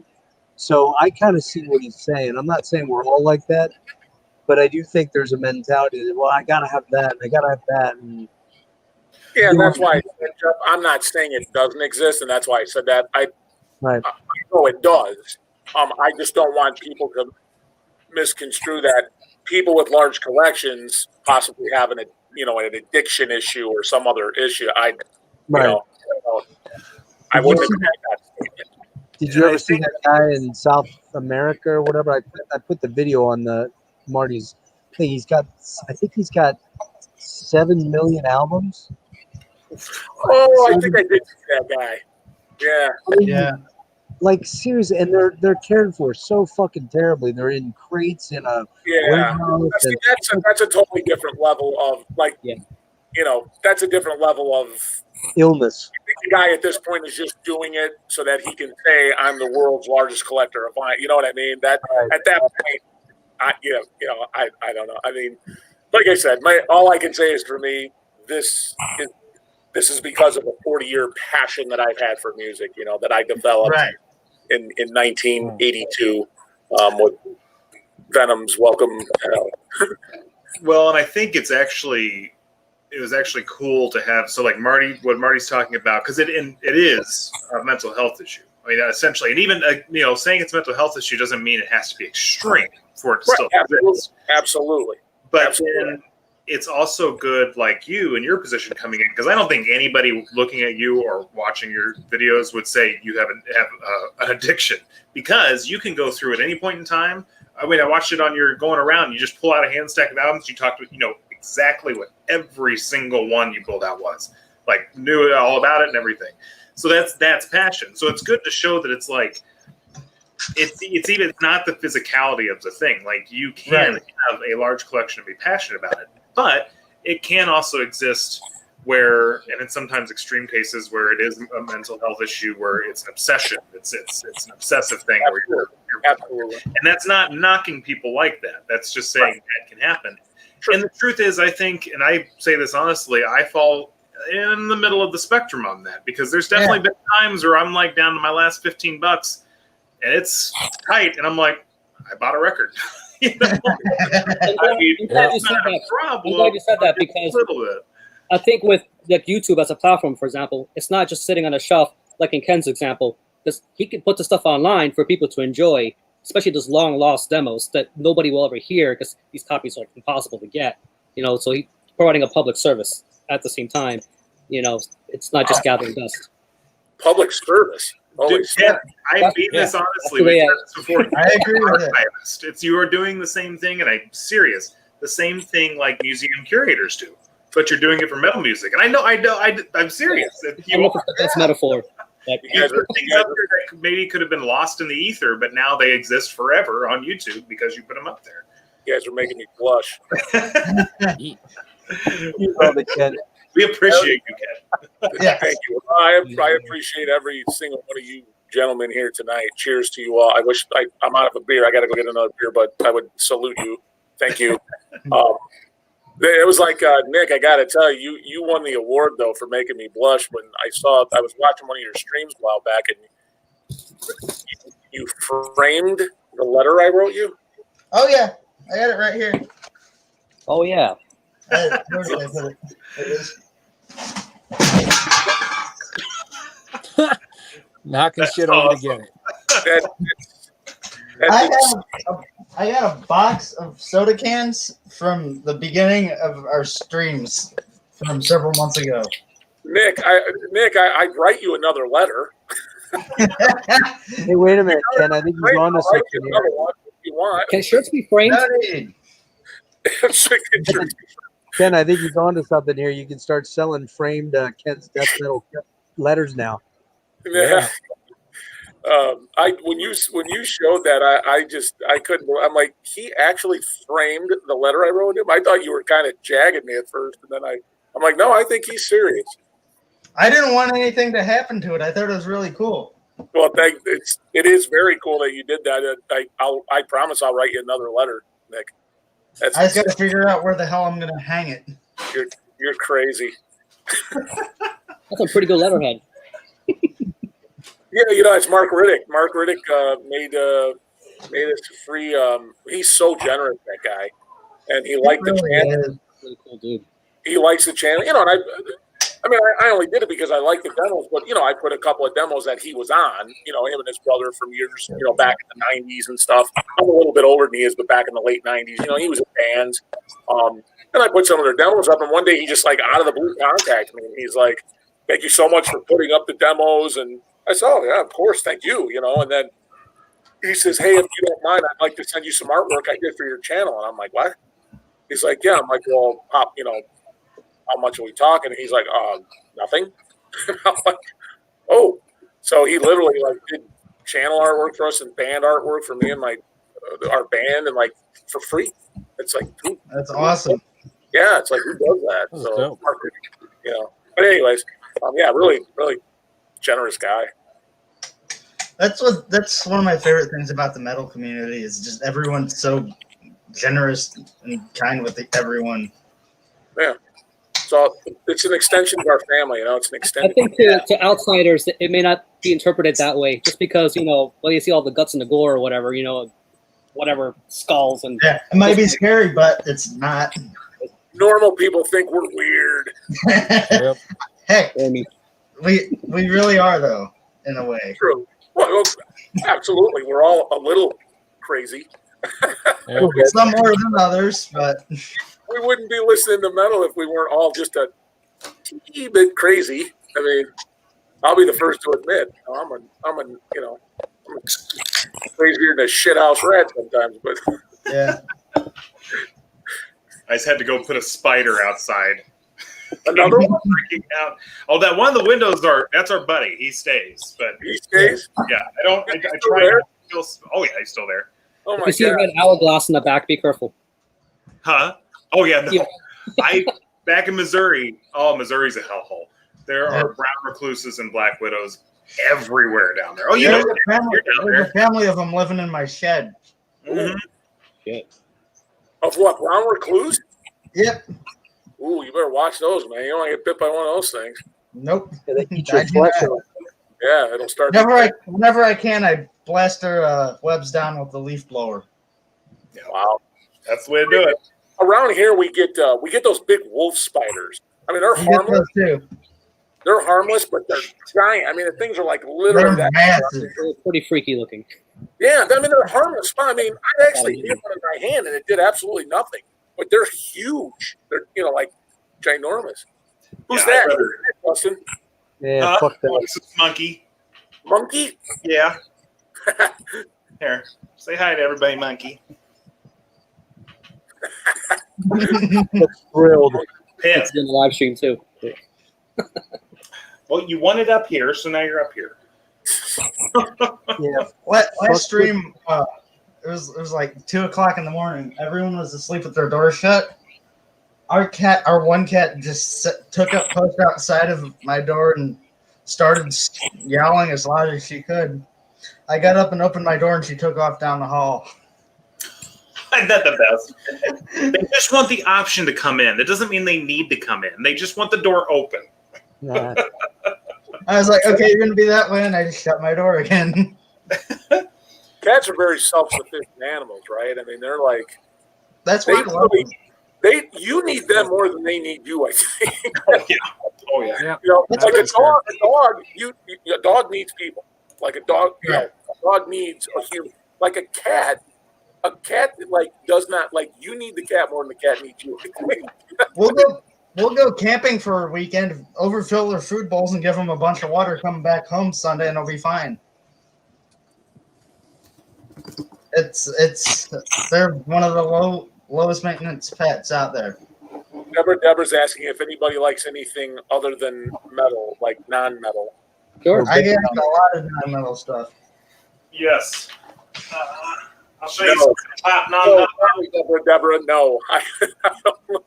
I only listen to metal. Yeah, my tastes are pretty wide ranging. You can catch me listening to progressive metal, death metal, ABBA, Frank Zappa, Miles Davis, Fates Warning, you name it. I probably own something.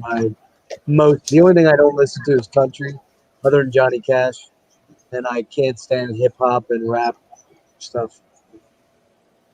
Now, does this count punk, hardcore, something's not quite metal, but kind of curves and aggression? I don't know. There you go. Nick, that may This disqualify. is an original copy, too. And then one of the best country albums of all time. And Who is that? This is my friend Jack. Never heard of him. This is awesome. It's kind of like Neil Young a little bit.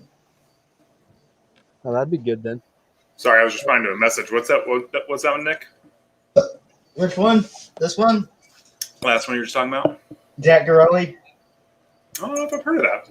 I've told you about him before on one of these. Oh, okay, yeah. It's the guy, you messaged me about him too, I think, didn't you? I believe so. I still got to check him out. That's good shit. Deborah, I got a video planned for Halloween, a special video I want to do. Just stay tuned. When I was growing up, we had this in our household. Oh my goodness. Gloria Esteban. Oh, yeah. Gloria Esteban. Nice. Miami Sound Machine, yeah. Here, I got a couple. So, like pop punk, I think you could say, but this is a great album. It's basically an album about getting into your 30s. Like, just straight up. Fucking love this album. Yeah. Emma Ruth Rundle. I'm obsessed with Emma Ruth Rundle. Yeah, I haven't checked her out. I need to do that. Oh, she's so good. It's like metal without the metal aspects, but it's just dark and moody and beautiful, and yeah. All the monkeys, nice. This is the first vinyl my mom ever bought. Actually, Justin, if you said Emma Ruth Rundle, is it predominantly acoustic? No, it's electric, but it's just really, I mean, just kind of like think a lot of chorus. Not really like goth either or anything like that. It's just moody music. So, Well, have you ever heard of Like Grouper? that. of who? Grouper? But A girl named Kelsey Liz. Wolf. Can't The remember her promo. last name. It sounds like I've heard it sounds a lot like Emily Louise Rundle. So it's just one girl named Grouper. The album name is Grouper. The band name is Grouper. Her name's Liz something. I can't remember her last name. It's really ethereal, real kind of haunting, kind of. And another one to check out would be Marissa Nadler. Fucking beautiful, man. Nice. I'll check that out. I'm actually looking them up right now, so I'm saving them in my want list. Yeah, So, check out Marissa Nadler. She's amazing. I had a question for you. You ever fuck around with Captain Beefheart at all? Me? Yeah. And just anyone. No. Anyone ever Never fucking heard of them. make Captain I've, Beefheart? I've listened to it. It's real difficult to get through. It's awesome. I love that shit. I think it's Zappa before Zappa was Zappa in a lot of ways. It is fucking weird. But he was with the Mothers, I believe. But yeah, it's very weird shit. Trout Mask. Trout Mask Replica. Yeah, it's fucking. Listen to that album and tell me it's not good. It's fucking awesome. Maybe if I decide to trip or something like that, I'll do that. Which I'm not going to trip, so. Well, I think listening to that stuff will cause you to trip, no matter if you've consumed anything or not. Probably, yeah. What else? You keep your non-metal in a separate sort of collection, apart from everything else. Yeah, I do. Mine's all mixed. it's a much smaller section, but I do have a separate section. Also, this classic. Oh yeah, I've got that. Love Lori McKenna. The Mummers Parade or whatever it's called. Mummer's Dance is that's like the big. I heard like first time I heard that was at a new age store, and I was like, "What the fuck is this?" I got some old stuff here. She's pretty amazing. Yeah, she's really good. I'd put her up there, like kind of a little bit more, kind of like Enya. Yeah, it's in that vein. I know actually Tanner from Obsequiae is a big fan of her too, because she uses all traditional like medieval folk instruments and stuff. So, Yeah, Enya's got beautiful music, man. yeah, she really does. How old is that, Nick? Spike Jones. Isn't he a comedian? This guy butchers classical music, and it's hilarious. I thought he was a comedian. He was he was like Weird Al before Weird Al, so this is like the 40s. Yeah. This is awesome though. My favorite song on here is "Pass the Biscuits, Mirandy." Pass the Biscuits, Mirandy. Sorry, guys. All I got is metal. I can't show anything. Oh, and his cover of Ghost Riders in the Sky is damn near unlistenable, but it's hilarious. This will please Jeff. I like that album cover. Buffalo Springfield, original copy. Oh, I got it. I got a fun one. Keep showing. Neil Young. Yeah. See what else I have. Mr. H, I'm guessing you only have metal as well? No, actually, it primarily is metal, but I do listen to a bunch of stuff all over the place. Okay. It's not a lot, but I have some of the more mainstream pop and some hip hop artists in my collection as well, but very small amount. I primarily stick to metal, hard rock, some punk, and some emo stuff as well. But yeah, primarily metal. Metal gets through everything. It's still sealed. There's a glare. Oh yeah. Your fans? That I think is one that was just coming out for Record Store Day on a picture disc. Oh, I didn't know that. What was that? The Cure? This is the Blood Flowers. Yeah, I got that. That was one that I had my dad pick up for me today. Nice. Nice. That's a great record. I think it's Jacob underrated. said he picked up the Disney Tarzan soundtrack today. Oh yeah, man, that's fucking awesome. I didn't even know that was a thing. I would have bought the shit out of that had I seen that today. Oh man, that's awesome. Here, this is what I have. You'll know this place. My whole family at one point in time worked at Silver Dollar City in Branson. This is the sound of Silver Dollar City. Oh boy. My dad and my grandfather did stained glass there. My dad was the drummer in the saloon. My mom was the saloon girl. It's like an old timey theme park. Old time theme park. Yeah, but I mean, it's got like some legit rides and stuff, like roller coasters and everything. Like it's on par with Worlds of Fun and stuff like that. But yeah, the theme is like hillbilly stuff. So yeah, I got it's old west. Silver Dollar City. I'm not actually listened to it yet because I don't really love that music, but I had to. I love it. That's my shit right there. I just grabbed one small section of my box sets. I probably have. I'm a real sucker for box sets, man. They get me every time.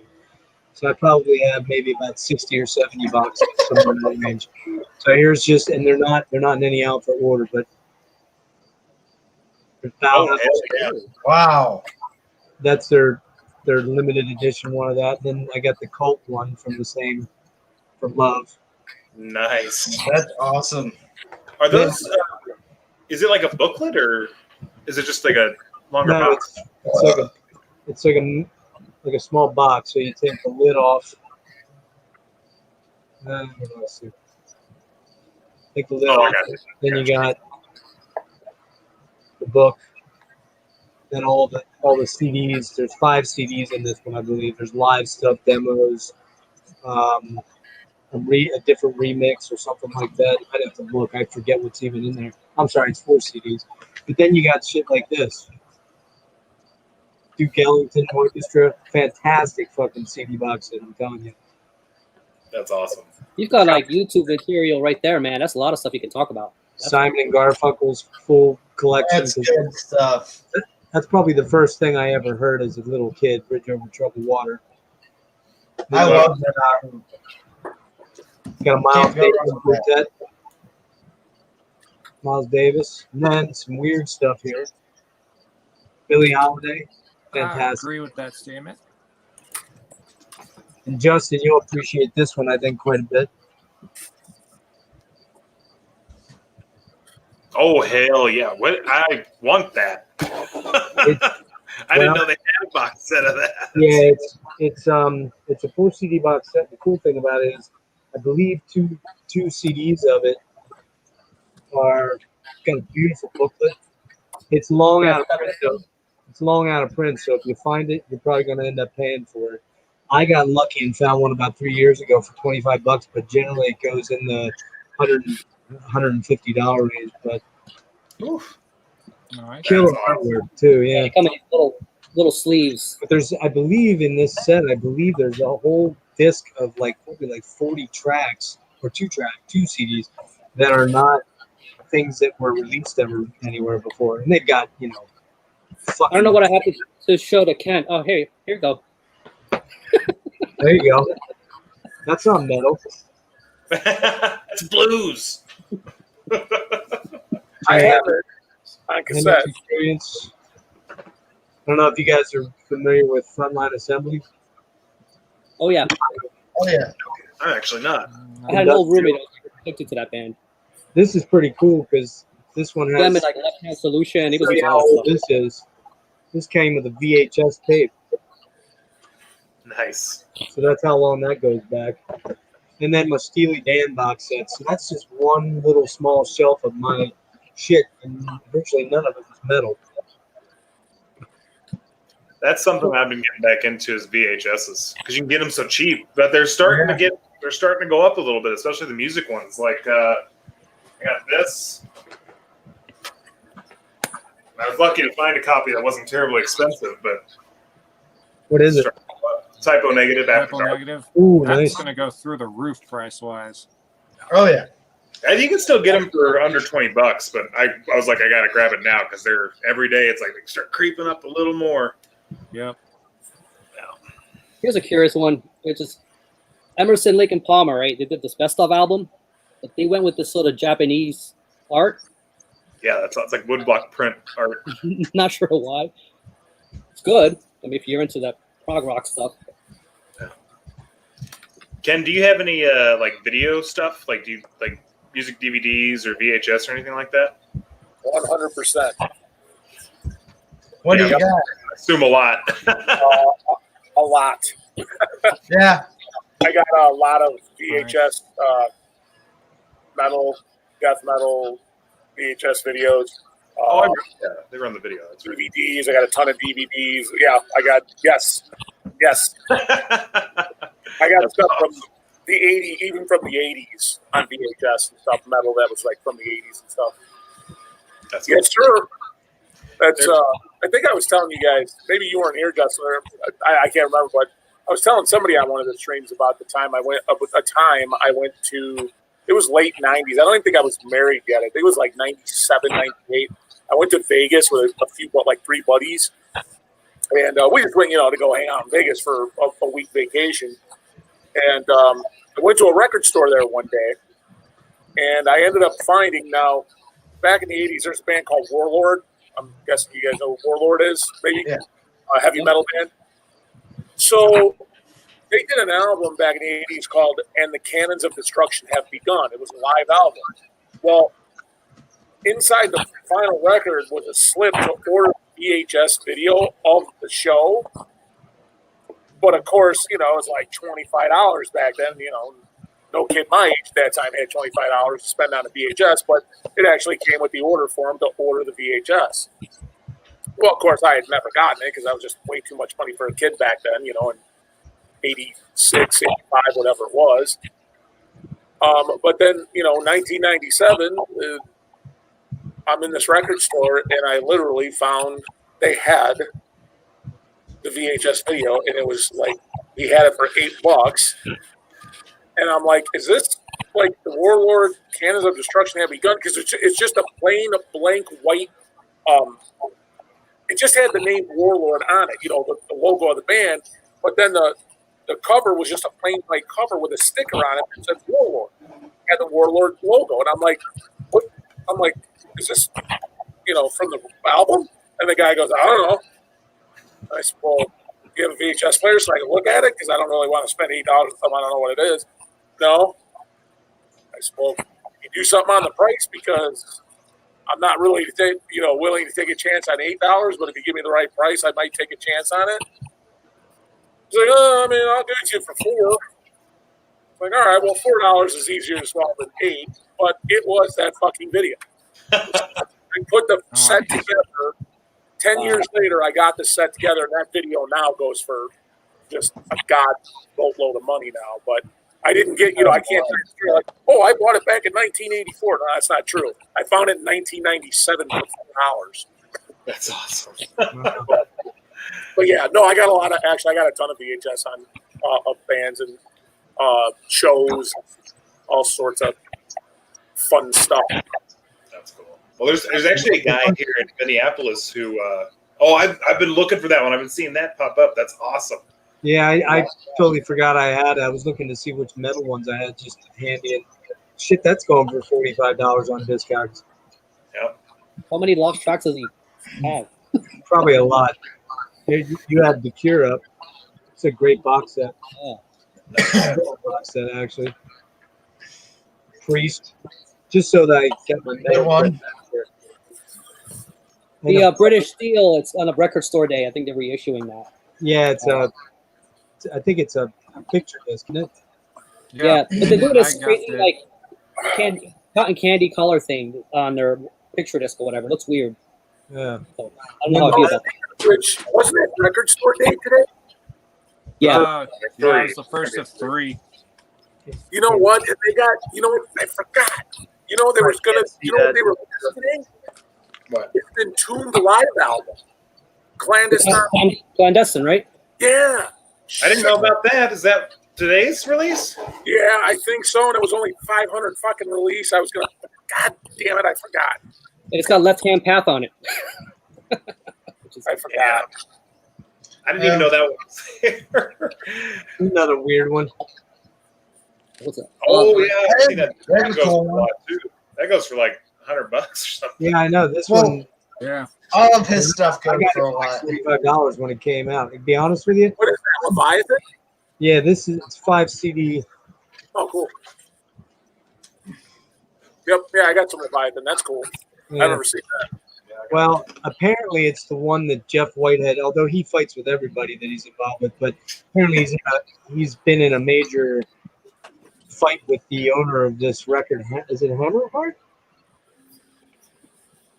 Yeah, it came out from Hammerheart, but then I think he wasn't paid his royalties on this or something like that, but he had signed a contract, and it got kind of pretty messy. Jeff was whining about it online a couple years ago. It's Whines kind about of like everything. every time he has a release, isn't it? And I'm not knocking. Like I think it actually happens to him. But that poor guy's just been through the ringer on getting this. Well, I think he's usually signs stuff when he's desperate for cash, and then he gets fucked over, and yeah, it's got the weird clothes. Is there a place to go to find out, like, the value of VHSs? Like, does Discogs have that or no? Discogs has it for music. So like if you have music VHSs, they are. Oh, yeah.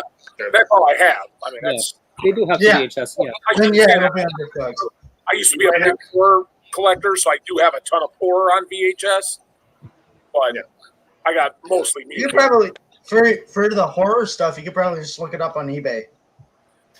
Well, Discogs was trying to do other versions of Discogs for things like they were going to do a comics one, but they just recently shut it down because it didn't get the same traction. But they were working on trying to get another, because that's, Discogs just started first as a database and then eventually turned into also being a share selling site also because it creates revenue for them. Yeah, as well. Yeah. Yeah, but I mean, it's still. I mean, I've not ever found anything better for music. Just finding information like that Weakling CD I got. Like it's not one that was released on like a bunch of labels or anything, but there are about I think 4 releases of that CD. But I was able to find out which one it was because it's got every single bit of information that's on anything. You can find it there. So You ever put anything in the database yourself? These people are on you. Like, it's. I mean, it is the most detailed fucking shit. They come after me over stuff. They're like, "No, you can't do that." Like this. Yeah. All right. You got the Discogs police. Uh-huh. I do kind of wish they would allow for bootleg stuff, though, or I guess unofficial releases to be sold as long as they're marked official. But I get why they don't do that. I'm sure there's legal reasons why they don't do that. But A lot of the I Hate God on vinyl, they don't allow on there. I don't know if you knew that. You got some issues. Yeah. Huh. there's others too. I know, like versions on and off and on and off and things like that. What do you have to do? Like, you have to search for just the title of the VHS then on Discogs? So look up the band, and then when you're on Discogs, Well, like if it's like a compilation like this. oh yeah, just type in that and then the death and then the title of it, just as much information as you can. It comes right up. Because usually with bands, it's like a couple pages in. It might be under miscellaneous, or they'll have like a videos section. Right. But if you type the title in, it ought to come up. It did, but it only comes up vinyl and CD. But you might click on it and then click on the whatever it says artist is, even if it's like miscellaneous or combined, whatever that is. But it might pull up the other versions of it. It's a little harder if you're looking for something rare, which with VHS or compilation, since it's not a database specifically for that, but it should be on there. What are you looking for again, Ken? Yeah, like this one. This was 1990. It was Nuclear Blast. It was the first death metal thing they put out with a bunch of their death metal bands. And it's a video of each of the bands. And it's got 20 bands on it. It's a video from each band. It's got Hypocrisy, Monstrosity, Meshuggah, Fetish 69, Resurrection, Mortification, Afflicted, Benediction, Disharmonic Orchestra, Brutality, Dismember, Revenant, Winter, St. Vitus, Fest, Pungent Stench, Macabre, and then an outro. So Damn, that's a hell of a VHS. yeah, Yeah. that's what I say. Like, are these worth money now? Like, Oh yeah. I'd Really? imagine. There's actually a guy here in Minneapolis. He plays in a couple death metal bands, I think, and he has a site. I'll look it up and send it to you guys. But he is actually he's making VHSs again of death metal bands. So he'll have like old footage or demos or stuff that's like rare, but also with new bands too. If they have footage stuff, he's putting them out on VHS, Wow. and they're cool because it'll be like, you know, if the band's kind of color schemes like neon green and orange, then like the cassette will be, or the VHS will be orange, and it's all really well done. So it's starting to come back. really? I don't see how they'll come back. I mean, but then again, I never thought cassette tapes would ever come back either, and they are. It's crazy. The reason I say that is because the guy told me my teak when I got the belts replaced on that in Chicago. The guy was like, "Oh yeah, vinyl came back and these come back." He's like, "You want to know if you can start getting on it now? VHS." And I was like, "No shit, there's no way VHS." He's like, "Nope." It's like I'm starting to see him come into the shop. I'm starting to see him build up. He's like, people are just getting nostalgic for that stuff. So, Christ, I gave 3 or 4 of them away, man. I know, right? Just gave the players away. Sometimes with these compilations, like, you got a whole roster of bands. Like, this is Hell's Headbangers, Relapse has their version of it. These are on Discogs, but sometimes they'll have bands that'll put out something on a compilation, but they won't actually put out anything. So then their only existing material from the comp. So I kind of wonder, like, how is that going to be if this thing goes out of print? Is this going to go up in value? Kind of. So that's always in the back of my mind. For sure. I mean, that's the kind of stuff to hold on to. Yeah. So Oh, hell yeah, that's awesome. Nice. When's that from? This is all we do. Like, I play it, yeah. That's Live sick. in East Berlin. And these, like these were back, way back in the day. This was known as cutting edge metal. It's got Halloween, Celtic Frost, Creator, Running Wild, Voivod, Corner. Wow. Yeah, Tankard. It was called Doomsday News. And then they came out with part 2 because like a Blue Man Group kind of. Yeah. Prior, I don't know if you guys are old enough. Ken probably is old enough. Well, most of you guys aren't. But before VHS, the format that first came out was called Beta. Oh yeah, I don't remember it, but I remember. They were It's actually better. It's actually better than VHS, right? Like as far as fidelity. better picture quality and sound.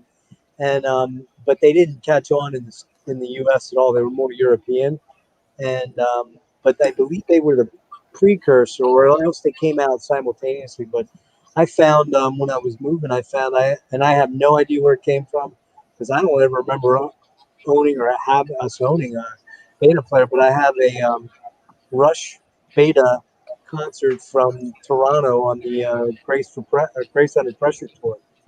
I have no idea where it came from.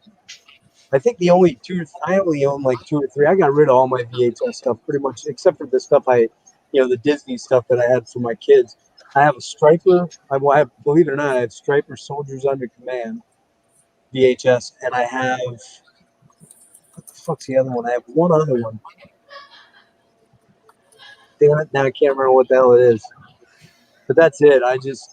I never really collected a lot of. Oh, I remember it was actually, this might be worse than cash. It was a promo VHS that came out when Alice in Chains put out Facelift, and it's like a couple of live cuts and 1 or 2, maybe a video or something. I can't remember what the hell it's called, but I remember when I met Jerry Cantrell back in like 2008, I took it along to get him to sign. He's like, "Holy fuck, dude! I don't even have one of those, man."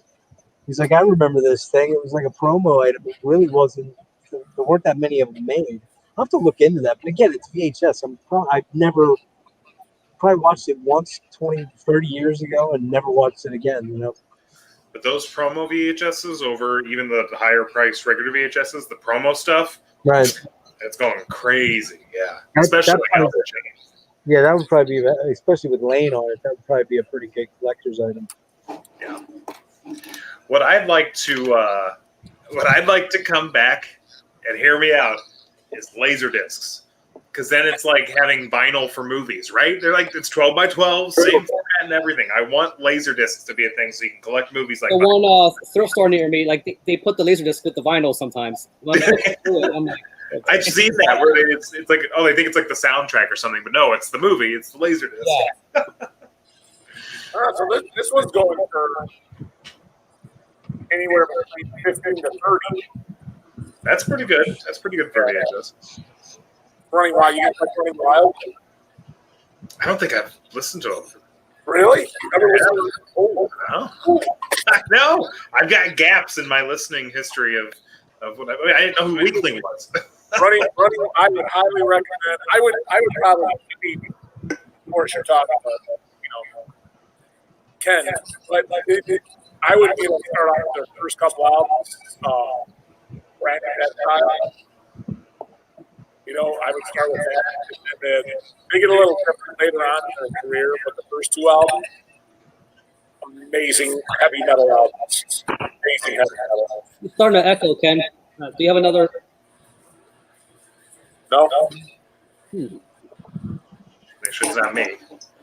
I don't have anything on. No, There's another YouTube tab. You might have to mute it. Strange. Yeah. Anybody? Yeah. So that's I think what John is saying. Running Wild, like in their career, like I think they started. What was that? The third or fourth album? It was called Under Jolly Roger, and they like started getting into this kind of pirate metal theme for a while. That's awesome. Yeah, they got, but I mean, it was still really good. Some really good records like Black Hand In they had. It was kind of pirate theme, but still they still had a really good base of heavy metal. But the first two albums of Running Wild, they're amazing records. Yeah. I'll check them out. Running Wild. Were they 80s? Is that like an 80s band? Yeah, I think they're still around today. I mean, I haven't collected any Running Wild in a long time. But yeah, I mean, they were, 80s and the early 90s. They were pretty much a staple in just about any metalhead collection. Yeah. Well, it looks like 2016 they had an album come out. It's definitely still pirate metal because it's got like. Okay. Yeah. They kind of lost me after probably I'd say late 90s, early 2000s. They kind of lost me with the pirate metal thing, so I strayed away. But not good. But first couple albums are untouchable. Just great heavy metal. Yeah, Right. Storm is one of those bands that's brought up a lot. There's actually a band called Cauldron Black Ram. Anybody familiar with them? I've heard the name. Yeah. They're pretty good, but they're considered like a pirate metal, but they're not like what you would think as like an Storm, anything like that. I think they're from Australia. Oh, Alan, yeah. Alan, I'm sure, has a huge Running Wild collection, yeah. I I'm guarantee sure. it. You know what? That wouldn't surprise me. Death of Glory is good. Yeah, that's a good album, too. Death of Glory is a good record, John. I've got them pulled up on Discogs. They have a lot of albums. They got a lot of shit. Yeah, they have a lot of stuff. They were one of those. That Running Wild. Yeah, Running Wild. But, we should talk about Alan for a minute. Somebody brought up Alan. I mean, the guy's now a great channel. heavy metal is like insane. He knows a lot. I could honestly just sit down with him, and just I would just love to talk with him about new wave of British heavy metal for 10 hours. Oh, it would be awesome. Just him and I just sit in a room with a bunch of heavy, new wave of British heavy metal records and just go back and forth with, our thoughts on it and stuff. That'd be awesome. Yeah, you two are on the same plane there, man. You guys are really tuned into that scene. His knowledge of new wave British heavy metal is it's untouchable. He's so articulate. And that was more his generation too, so I can see why he's very passionate. Yeah, yeah. You could tell he was a kid when he was buying those records and enjoyed them, and he's till this day he still has a passion for it. So when I was getting into heavy music, that stuff was already on a decline, and everybody was talking about Pantera. That was the big thing. Yeah. Yeah, it's really Trying to weird uncover because I came up during when that was really ascending, the late 70s and early 80s. That was when I was in high school. That's when I was discovering music, discovering a lot of the new albums, stuff like that. But for some reason, and like I said, I I bought Kerrang pretty religiously, and that was the magazine that was on the shelf that you could get back then. That was the big one that talked about that scene. But for some reason, I never really branched deeply into the whole new wave of British, other than the main guys. You know, the Saxons, the Maidens, the names you're real familiar with. For some reason, I never jumped into the stuff Ken and Alan did. I don't know why. I just didn't. Well, when I was growing up, of course, like 90s and stuff, but, I always hear of Anthrax, Metallica, and all that stuff, but I didn't realize how much, like, heavy, and I always, my dad was a huge hair metal guy, so it was like what I always thought metal was, but, like, the death metal scene, the thrash metal scene in the 80s, or I guess death metal wasn't so much death metal, but thrash for sure. There were so many bands, and when you start digging, there's so many like unheard underground bands for the era. I just did not know that. Ken is a great example of showing that. Exactly. Yeah. Back in the day, I had to rely like on Headbangers Ball and those kind of things. I had to stay up like 2 a.m. to catch all that cool shit. Yeah. There were so many. There were a lot of second wave thrash bands that never got the same kind of look that the first wave guys did. The Metallicas, the Slayer, the Megadeth, the big four guys, which Testament would be in that group, Exodus would be in that group, but then there were killer bands like Laz Rocket, Forbidden. I think Forbidden is one of the best fucking bands that ever was.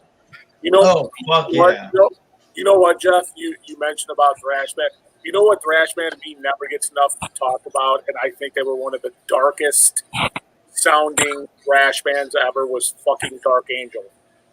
Oh, Dark Angel, yeah. Dark Angel, they should be. It should be the top 4. It should be the top 5, and Dark Angel should be that 5th band. Their music was so dark and for thrash. I mean that We Have Arrived. That album fucking ruined my life. That's an appropriate. I don't know where they were at in the timeline of things. I always thought they were a little bit more in the second wave, but you're right. They were maybe a little more brutal than all those other bands. They were a lot. They were, but that was thrash. They were darker thrash. They were the darker side of thrash. The Dark Angel for me is they just never get enough. Like when people start talking about thrash, like I always mention fucking Dark Angel. Who were they signed with at the time when they came out with their first releases? I think it was Metal. Yeah, I think so. Yeah. Because I think of like we have bands like Slayer were like on Def Jam, and they had that marketing push. Yeah. They had that advantage. Well, I know Death Angel because I see it a lot on cassette when you're looking at used cassettes and stuff. Frolic Through the Park. That's like the album that's always popping up everywhere, but I've not really ever dug into them, so I need to check them out. No, you know what? I was wrong. It wasn't metal. The first album We Have Arrived was on Axe Kill, then Darkness Descends on Combat, yeah. Which makes sense because there was a lot of those European bands. The European labels were picking up those second wave thrash bands. That's where Combat was also Forbidden. Forbidden was on Combat too. So I mean, it was just kind of the timing. That's a good statement. It was lawful. That's a good statement. They were more interested in the Testament. I'll give you Legacy with Testament all day. I mean, they have more that commercial appeal, I think, with their sound.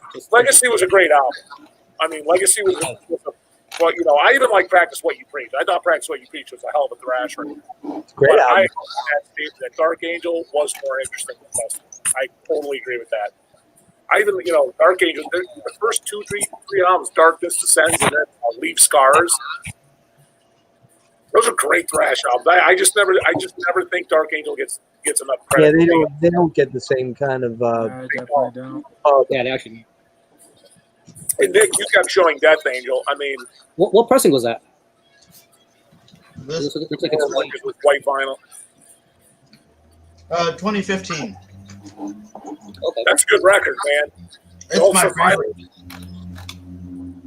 Actually, I'll tell you a secret. I do like Frolic Through the Park better. This is my favorite, only because it's the first one I heard. I'll be honest. I do like Frolic Through the Park. It's a better album, but The Ultraviolence is the first one I heard, so that's the one that holds that special place. Act 3 was pretty good. Human Philosophy Act 3. Act 3 was a good record. I like their last one. Sadist was pretty cool too, man. Sadist. Oh, Sadist. I've seen Sadist live several times. They were such a talented band, you guys. It wasn't even how talented that band was. They could. Darren Travis could do anything on guitar, and then of course when you got Steve DiGiorgio playing bass, I mean, behind him playing bass. I mean, Steve DiGiorgio, the guy played a wood grain fretless fucking bass. Mm-hmm. And he would play it with one hand. I saw him playing it. As he's playing it, then he started playing keyboards while he's still doing the fret, playing a different note on the key. I'm like, okay, well, I'm just going to not even attempt to ever play a musical instrument ever again. I hate people like that. Have you guys tried to play that thing? It's just it's amazing. Yeah, That guy's amazing what he can do with a bit. He's so talented, and it's like Sadist. I got everything Sadist has ever done.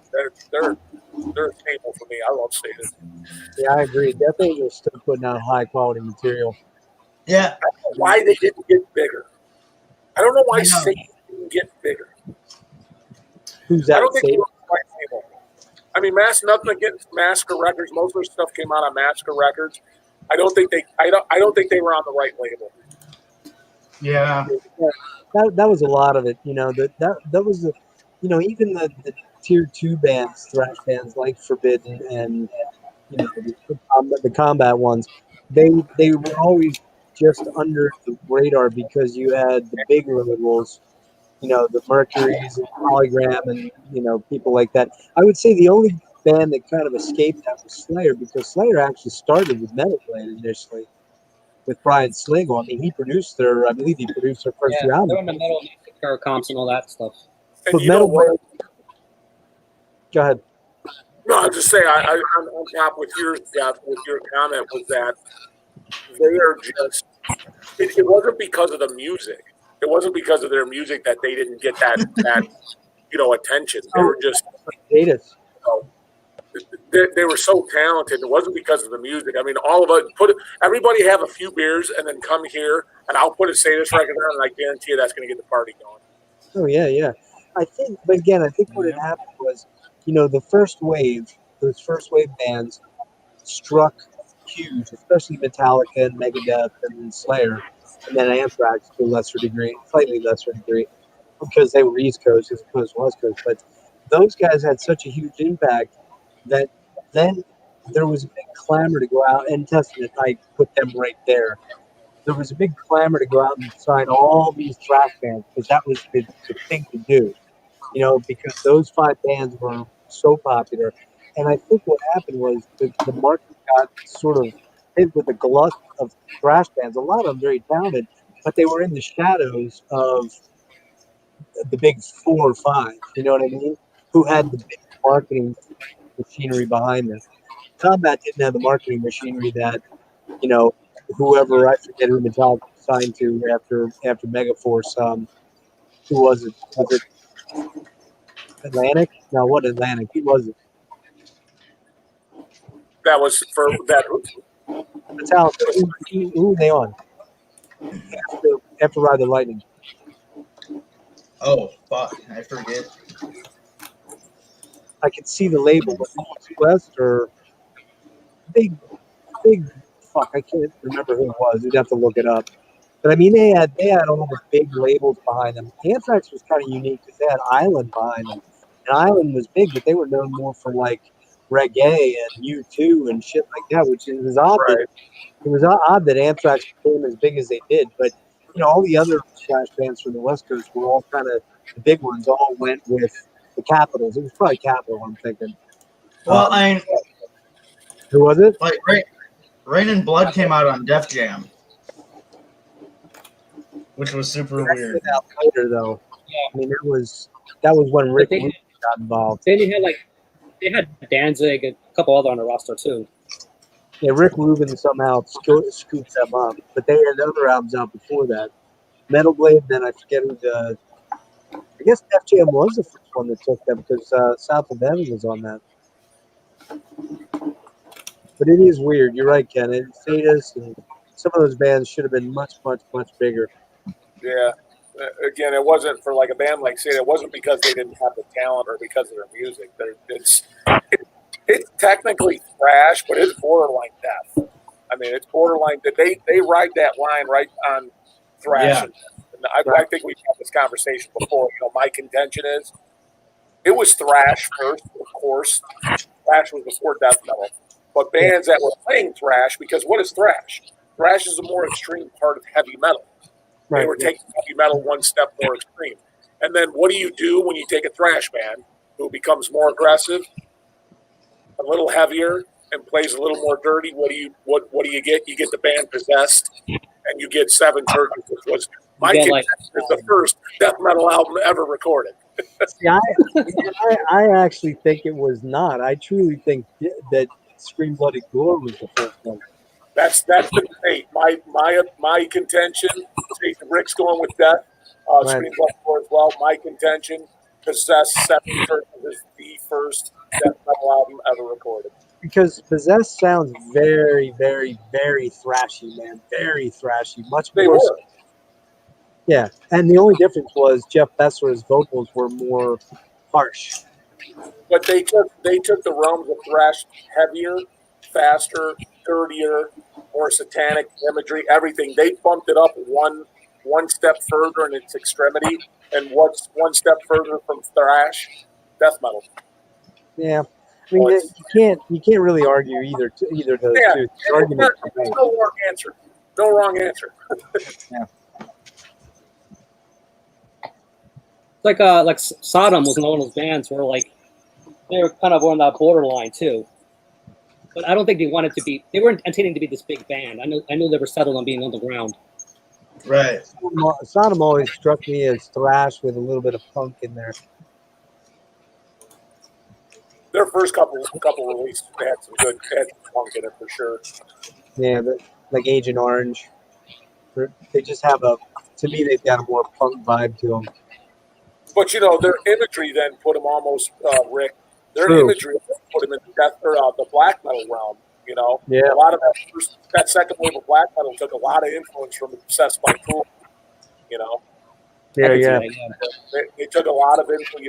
Those second wave of black metal guys. And I'm talking about back in the '90s with Emperor and Mayhem and all those guys. I mean, they took a lot of influence from those first couple of Sodom records. Like Obsessed by Cruelty.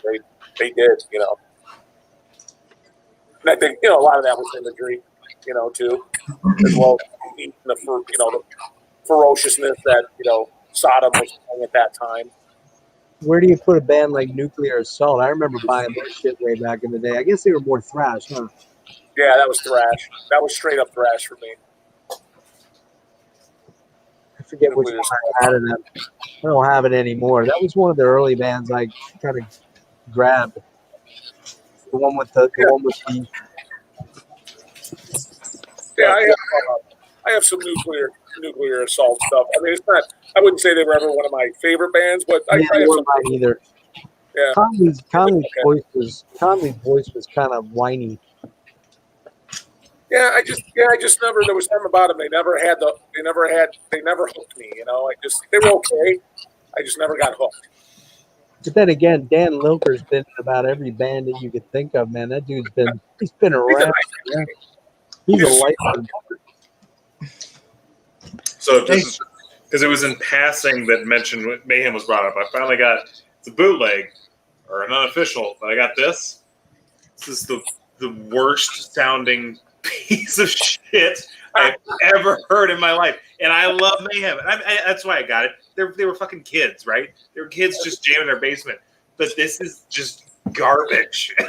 What is that, Justin? It's the Pure Fucking Armageddon demos. Oh, that's what did I show that last time to you guys? You have the original, I think, don't you?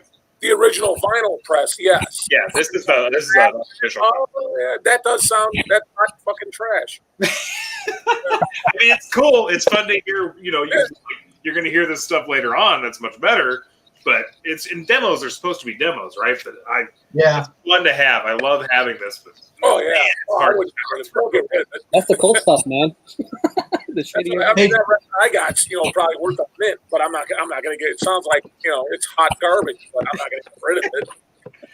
At one point, someone's just like, bleh, like there's no music or anything. They're just screaming into the microphone. The stereo's not good enough. That's the problem.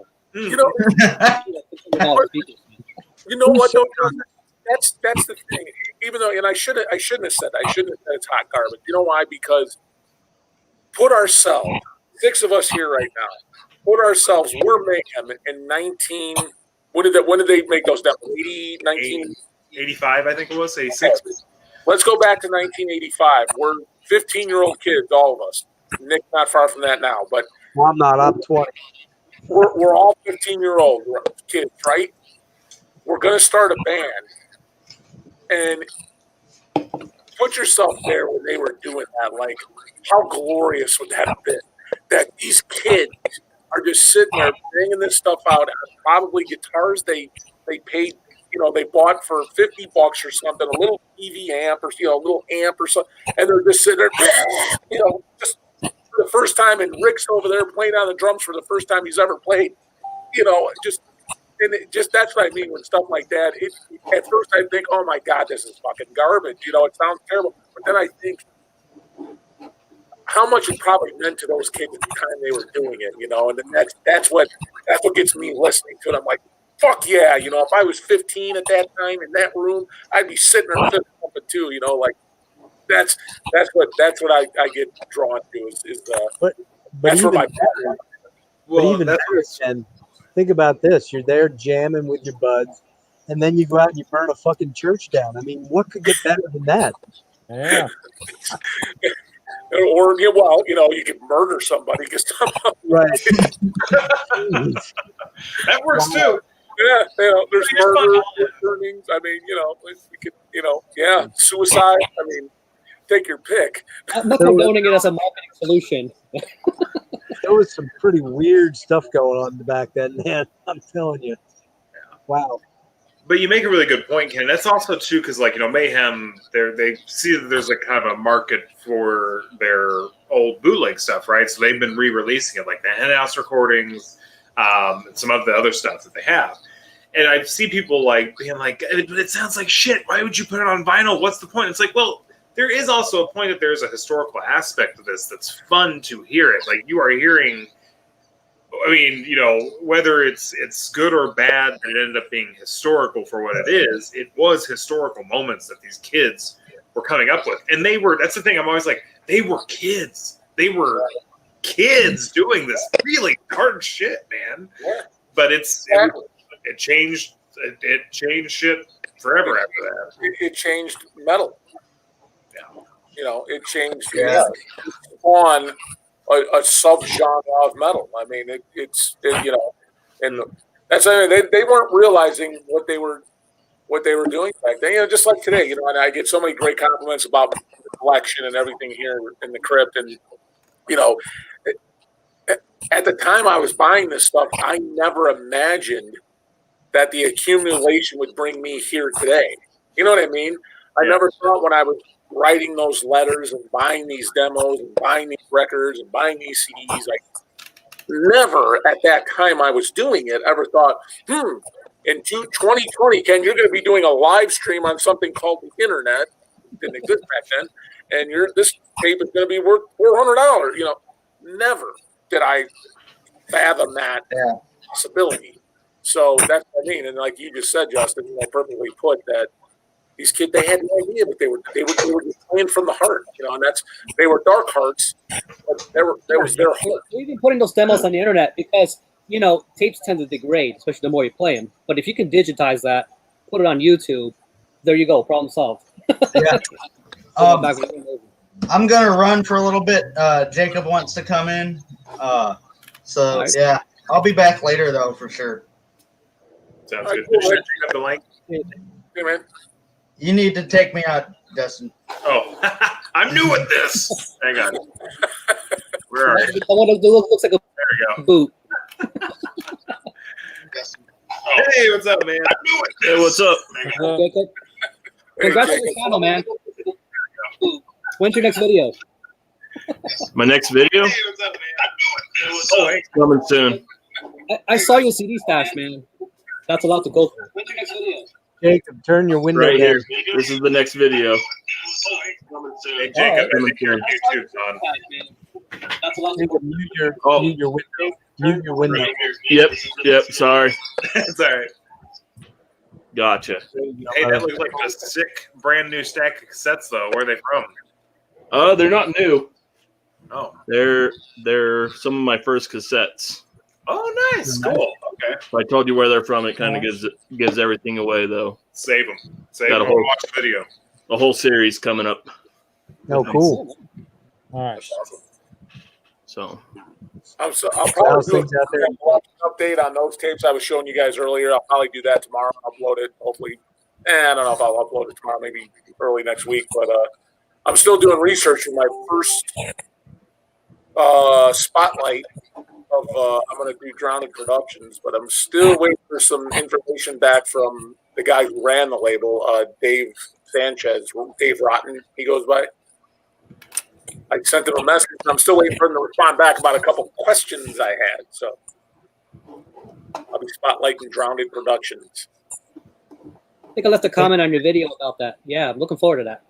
Yeah, Hey, Ken, you'll Yes. appreciate this.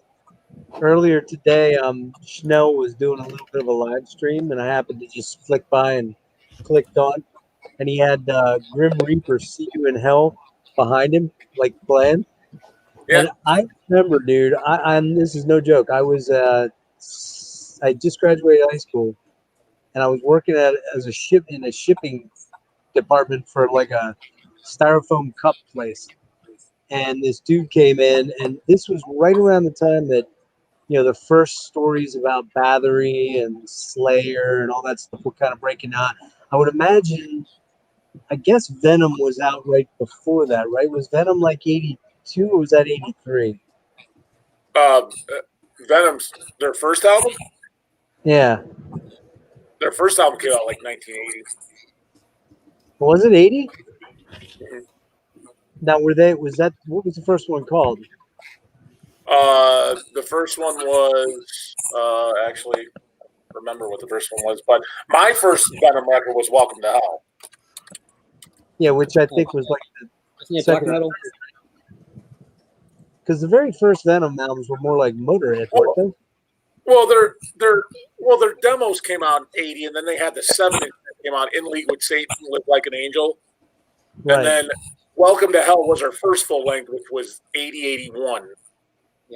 Okay. I bought it 2, and then there was Black Metal came out like '82, and then But I just remember that Grim Reaper song being like so fucking evil, man. They're talking about going to hell and all that stuff, and it's like, because Bathory hadn't quite yet dropped, or they were about to drop.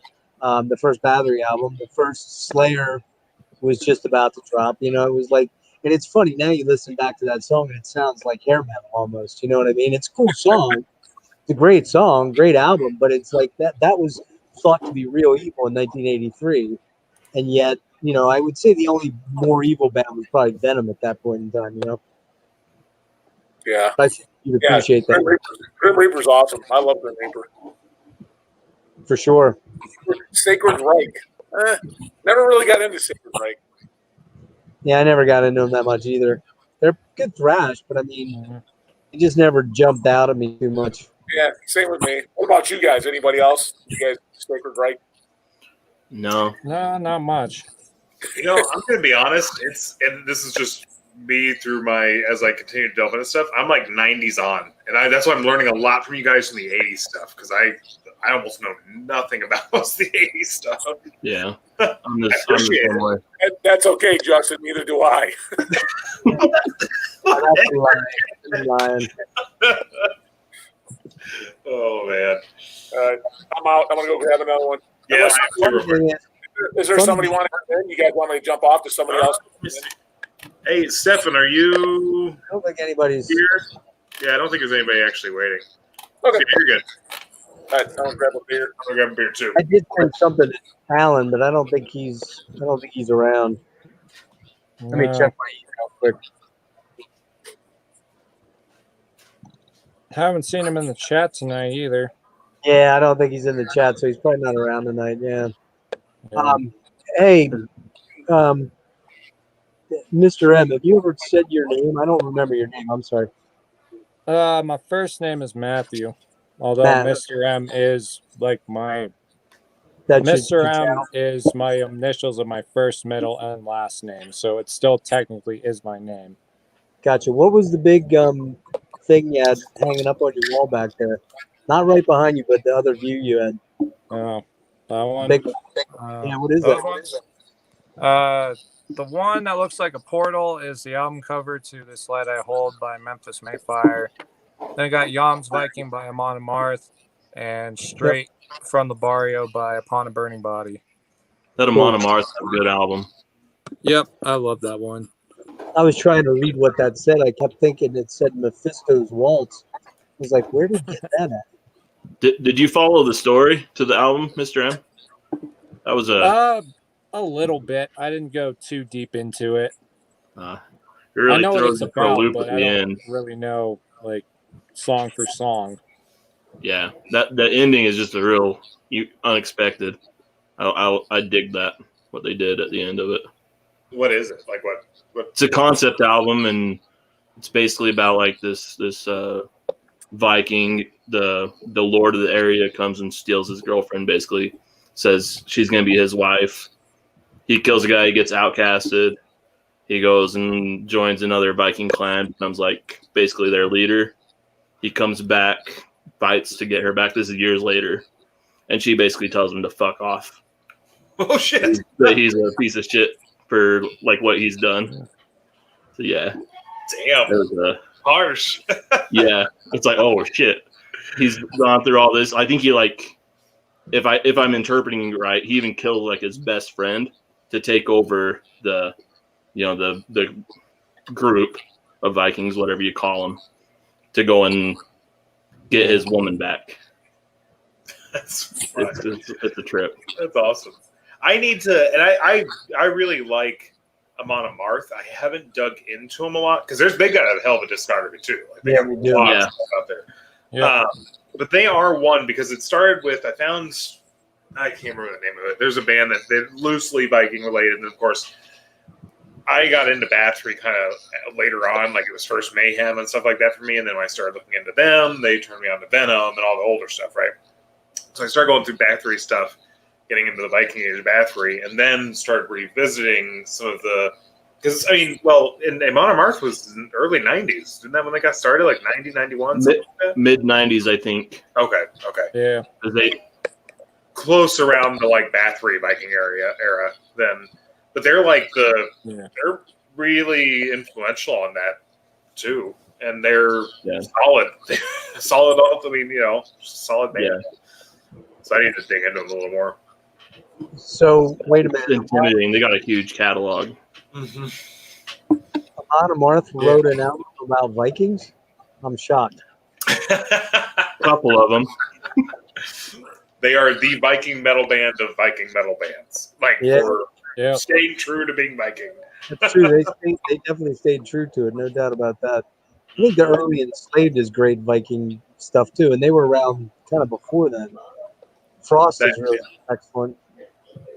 But like you, Justin, I never dug really deeply into Amon Amarth. I know they're a great live band. I just never. It seems like there's only so many hours and so many bands out there. You can kind of, you pick and choose your battles. Well, and the reason I also it's taken me a while to come back around and start looking at them a little bit is because it always seemed a little gimmicky to me because it's just everything's so wrapped up in the Viking thing. But the mythology. But actually, like listening to some of it, it's sorry. No, it was a cat. Yeah, they got some cool stuff. I never really got into much of Amon Amarth's earlier stuff. It was pretty much what fucking album was it? With Odin on Our Side, I think was the album. It was the one that came out in 2006. That's a good one. Yeah, that was a great album. It's probably my favorite from them. But yeah, it was pretty much that album up to now is the stuff that I've listened to the most. I have a couple of their earlier albums and I do like them, just not as much as their newer stuff. I'm the same way. Most of the newer stuff is what I've got and I'll listen to. The Twilight of the Thunder God. Yeah, I that's like that a lot. Hey, it looks like Nick wants back in, Rick. If I can leave if you don't want to, if you want to stay on. I gotta go drain the bladder and do a couple things. That's cool. All right, so I'll let you go. I did it right, I think, right? Yep. Yes. Okay, cool. You're getting it down. I'm getting it down. I can't even remember the name of the band I'm looking for, but I remember what it looks like. Let's see. Yeah, I do that a lot. I'll forget. Has anybody heard from Stefan tonight? No. No, I've Weird. seen him. I've seen him. He's hanging out in the back room here, but he's not got his video on, and I haven't seen him in the. You guys see that? Oh, there he is. He's backstage. Okay, Check cool. Check out Jerry Cantrell's mask. I gotta move it up a little bit. It's behind her name. Fucking hilarious, dude. That's awesome. He's got some killer masks, man. We're gonna find out where he's getting those things. Think about that. Think about that industry right now. The mask industry is just booming like crazy. Jesus Christ! It's like, Yep. Next thing you know, we're gonna have Ken's death metal crypt masks. ooh, there you go. Jake, I'll take 10% of the cut on those. I'll buy now, one or now four. what you started. I'll buy 4. I can't believe how fast you sold out. I got on there at like 11 today, Ken, and you're out of 2Xs. So I had to go for the. Gonna have to try and squeeze into a single X. Jacob, everybody has been so supportive. I couldn't believe how those moved today. I don't know how many more are left, if any at all. It hasn't said they sold out, so there might be 3 or 4 left. I think I got another indication someone bought one. So there's only a couple left probably. But yeah, it's been so great. Everybody's been so great with support. It's amazing. Well, and honestly, man, a big part of it too. One, your channel's awesome. I think that's the main reason everyone's doing it. But it's also a really cool fucking shirt. Like it's just like aesthetic. Yeah. Design is sick. Yeah, Yeah, I'll be honest. If it wasn't a cool design, I wouldn't have bought one. Sure. Like everybody with these channels creates merch. Right. 90% of it is pretty. You're right. A lot of Like it's kind of trashy. Yeah, it helped that Mark. That shirt is sick, Ken. Yeah, it helped that Mark Riddick was involved with the artwork. So, He did artwork. Yeah, Mark. Yeah, he did. Yeah, he gave me a channel art for my channel. Nice. For free. Contact me. Like, I got some artwork for you. Do you want it? No. Well, who doesn't want free artwork from Mark Riddick? And I'm like, okay. He's like, oh, I love your channel. And I was, wow. That's cool. Thank you. And then he sent me all this artwork. So yeah, eventually, that was kind of another reason I actually did those shirts. Was it's like it's such cool artwork, just like you said, Jacob. It's so cool. Like it kind of each kind of shirt. It doesn't matter that my channel or whatever, or our channel, whatever. It just needs to be on a shirt. It's like it's a cool skull. It's like it should just be on a shirt somewhere. You mentioned that you're going to do some unnatural shirts next year or coming up. Are those going to be from Mark? Is he doing the art for you? He did. He already did. Yeah, the art's already been done. We're going to do a new demo. We're going to put out a new demo next year. And with the demo will come new shirts. Actually, at the end of this year, I was just on the phone Friday night with all of our music's going to be put on a compilation CD with a Chicago label called Famine Records. He's doing it's all new artwork. Everything we've done, demo, both EPs and then the split, everything, the MCD, EP, split, everything is going to be on one CD with some new artwork. And so we're looking forward to that compilation CD. And then next year, we're putting out 2 new songs on the demo with Riddick artwork, and shirts will accompany the demo. All right. And then we see Justin and Nick both have some pretty sweet shirts on. Oh yeah. Numenorian. I think it was for their tour, but the tour got moved to next year, so they went ahead and put the stuff up. What's yours, Nick? I can't see yours. Power Trip. Oh, Power Trip. Yeah, hey, I'm going to hop out for a minute and let Stefan in for a little bit. I will be back, but I'll be. You want me to hop? I can hop out. Oh, good. I actually want to have a smoke. Oh, I didn't know you smoked. Oh wait, yeah. I mean, I don't a lot, but beer. Maybe I did know you smoked. All right. So okay, let me make sure I don't destroy the whole thing trying to do this. Hit remove like you did for me. Oh, I see. Okay, I got it. And if you want back in, just let me know. I can jump out. What's up, Stefan? Hey, Stefan. What's up, man? What's up, buddy? So yeah. So anyways, but Jacob, everybody's just been great. So it's not many more shirts left. Everybody's just been so cool. I'm looking forward to that comp. I wasn't able to get a hold of any of the original stuff. Yeah, everything we have is sold out. Everything we've done is officially sold out. So comp will come out later this year. It's in the works to have it done by the end of the year, and then on CD, I think he's pressing only unlimited. He's only doing so. We're a very underground band, and that's how we like. That's like the labels we like to work with. So he's only going to press 300 CDs, and then after those are done, there probably won't be a second press. But he is going to make cassettes, probably a couple hundred cassettes of the same thing, and then that's it. So we're not. It's not going to be a lot of them. But that's kind of how we like to do that. We do things in very limited quantities. We don't like making a shit ton of them. So that's just how we are, just because we're on the ground. So that's how we keep it. And the same will be with our demo and our shirts. We're going to make a small quantity, and we're a demo band. We'll probably never write a full length record ever. We're a demo band, so we'll do demos and EPs. That's all we'll ever do. That's just kind of band we are. Yeah. We like the word demo better than album.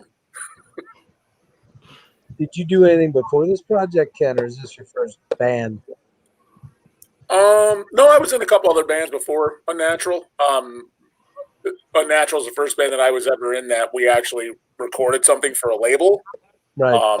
But I was in some other bands throughout the years that we rehearsed and had actual original music, but we never recorded. Now I have it, like on cassettes and whatnot, right. The rehearsal and whatnot. They'll never be exposed to public ears because they're fucking terrible. Was your first band like a Poison cover band or something like that, or? We were honestly a grind band. We were like, we were. It was me. What's that? You pulled the bolt thrower. Started as a grind and went to death metal. Yeah, kind of, yeah. Yeah, because in battle there is no law. It's way grindier than anything they ever did. But no, we were kind of. It was me and the original bass player singer of the band Morgue. His name was Brad Boldak. He's actually an absconder now. Yeah, him and I just started a band just on a whim with another friend of ours. And I played guitar and sang, and he played drums and sang. And then we got another friend of ours that started playing guitar. But we wrote like 4 songs. We were called Pasteurization. And we were basically trying to be Defecation, band Defecation with Mick Harris. Yeah. Okay. Yeah, we were just trying to be Defecation Part 2, and we were just trying to do nothing but grind. It was just a grinding mess. That's all we were trying to do. So we did that for a little while, and then never recorded anything other than some rehearsals and whatnot. And then later on, like years later, somebody got a hold of him, actually asked us about pressing it on 7-inch, and I was like, absolutely not. Those are fucking horrible. I don't want anybody to know I was anywhere near that. So then, and then after that, I was in a couple other garage bands and stuff, and, but not until Unnatural was I actually in some. Unnatural is like the only real band I've ever been in. Did you ever play out live? Nope. Played in front of people. So, I mean, we played in front, because so the drummer in Unnatural, we were in a band before called Temporal Bleed before we formed Unnatural, years before we formed Unnatural. And that was a death metal band. And we had one time he had a party at his, the drummer, my the drummer in our band, Unnatural, he has a studio. That's where we record all of our stuff. And he had a party, and there were, a couple dozen people there, and we played a set for them. We had like 4 original songs, and I think we did a couple covers. And I mean, we played in front of people, but it wasn't technically live. Right. But we used to rehearse with that band, Temple Belief. We rehearsed 3 times a week, and we did that for like a year. So we were really we were getting pretty tight with our music, and we were starting to look to record the songs on demo, and then we were going to start playing live shows. But then the band had issues, and it didn't happen. That's the way things always seem to go, though. Yep. Yeah. It is what it is. I mean, it's a Band fucking rules. That's a tough. The thing about death metal or any real extreme metal is that, for the most part, there's not really a lot of venues that support that kind of stuff. Even, if you grew up in San Francisco, there was Ruthie's Inn because of that, what happened out there. But generally speaking, you got to be living in a big city. You're not going to get to play death metal in some local clubs in bumfuck nowhere. You know what I mean? You got to be real committed to that's the music that you're making, and that's what you know what I mean? Right. Like, for example, where I live in rural Pennsylvania, and it's not rural, it's, I live in a city of about 80,000, somewhere in that range.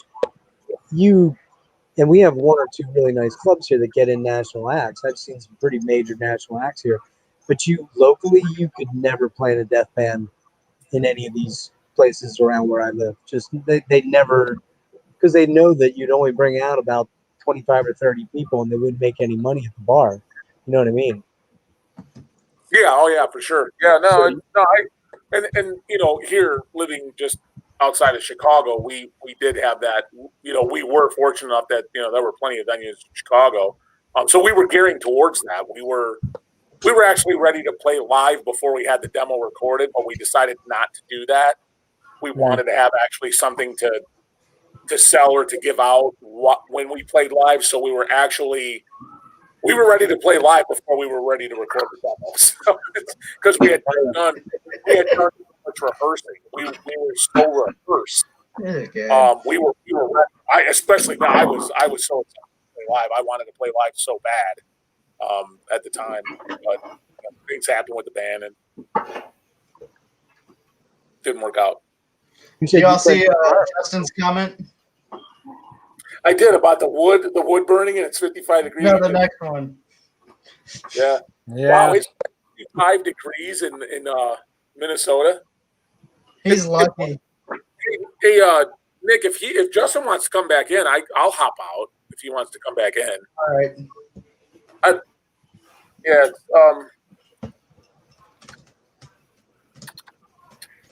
Let's see what he wants to do. It's his stream. I mean, Ken or I can zip. Yeah, I can jump out. He's outside. Oh, so he's texting on his phone. Yeah. Commenting on his phone. So Ken, you say you play guitar? Yeah, when he comes back, I can jump out. Ken, you say you play guitar? Used to. Oh, yeah. Didn't keep up with it? What's that? You didn't keep up with it, or? No, I just I did in the 90s. I did a little guitar playing. I owned a couple guitars, got some set up, I tried. Did you get rid of all your gear? What's that? Did you get rid of your gear? Yeah, I ended up selling. As a matter of fact, I had it, and I hadn't touched it in a while. And then when my wife and I started, we were just dating at the time. It was, this. Well, we got married when we got married in 99, so this is probably like 94. Around that time, we had dated for about a year because we started dating about 93, so it was about 94, 95ish. So after about a couple of years, we kind of knew we were compatible, that we'd probably go in for the long haul. So because we dated for 5 years before we actually got engaged, but yeah, I did the same thing. Yeah, about 2-3 years into it, we kind of knew we were in it for the long haul, and I hadn't played my guitars or anything in a couple of years, So what we decided to do was we got a savings account together with both of our names on it, and I sold all of my equipment and the money I made from it, I put into that, and she got some money from something that she did kind of something similar, and we put money in the savings account. And then for the next several years that we dated, we kept putting money, and that money eventually was the money we used to put the down payment on our first house. So nice. when we got married. So no, I just didn't keep up. It was one of those things, guitar, you got to keep playing to be good at it. You got to keep practicing. And that was my problem. I was, back then I was all over the place. I was going to shows. I was working, obviously. I was running here, running there. And I just never stopped to take the time and try to actually learn it. I mean, I would do it little bits here and there. And I just never tried to sit down and really learn how to play the instrument. So, I got you. So that was it. And after a while, I'm like, I just didn't take the time. So the only thing I could ever do was, a little bit of singing, and I'm not very good at that either, but it's the only thing I could offer. Yeah, I don't know. I listen to the 2 tracks you have up on YouTube. You have 2 tracks on YouTube, I think? Right? Yeah. I mean, I'm sure we got Graveside. Is that one of them? Oh, Graveside. Yeah. Yeah. And one thing that always tripped me out was I never understood how anybody can sing like that. How do you sing like that without destroying your voice? It's easy. Yeah. I do it on occasion. It's not hard. You play guitar, right, Nick? What? You play guitar? On occasion. Have you ever tried starting a band? Nope, don't want to. Do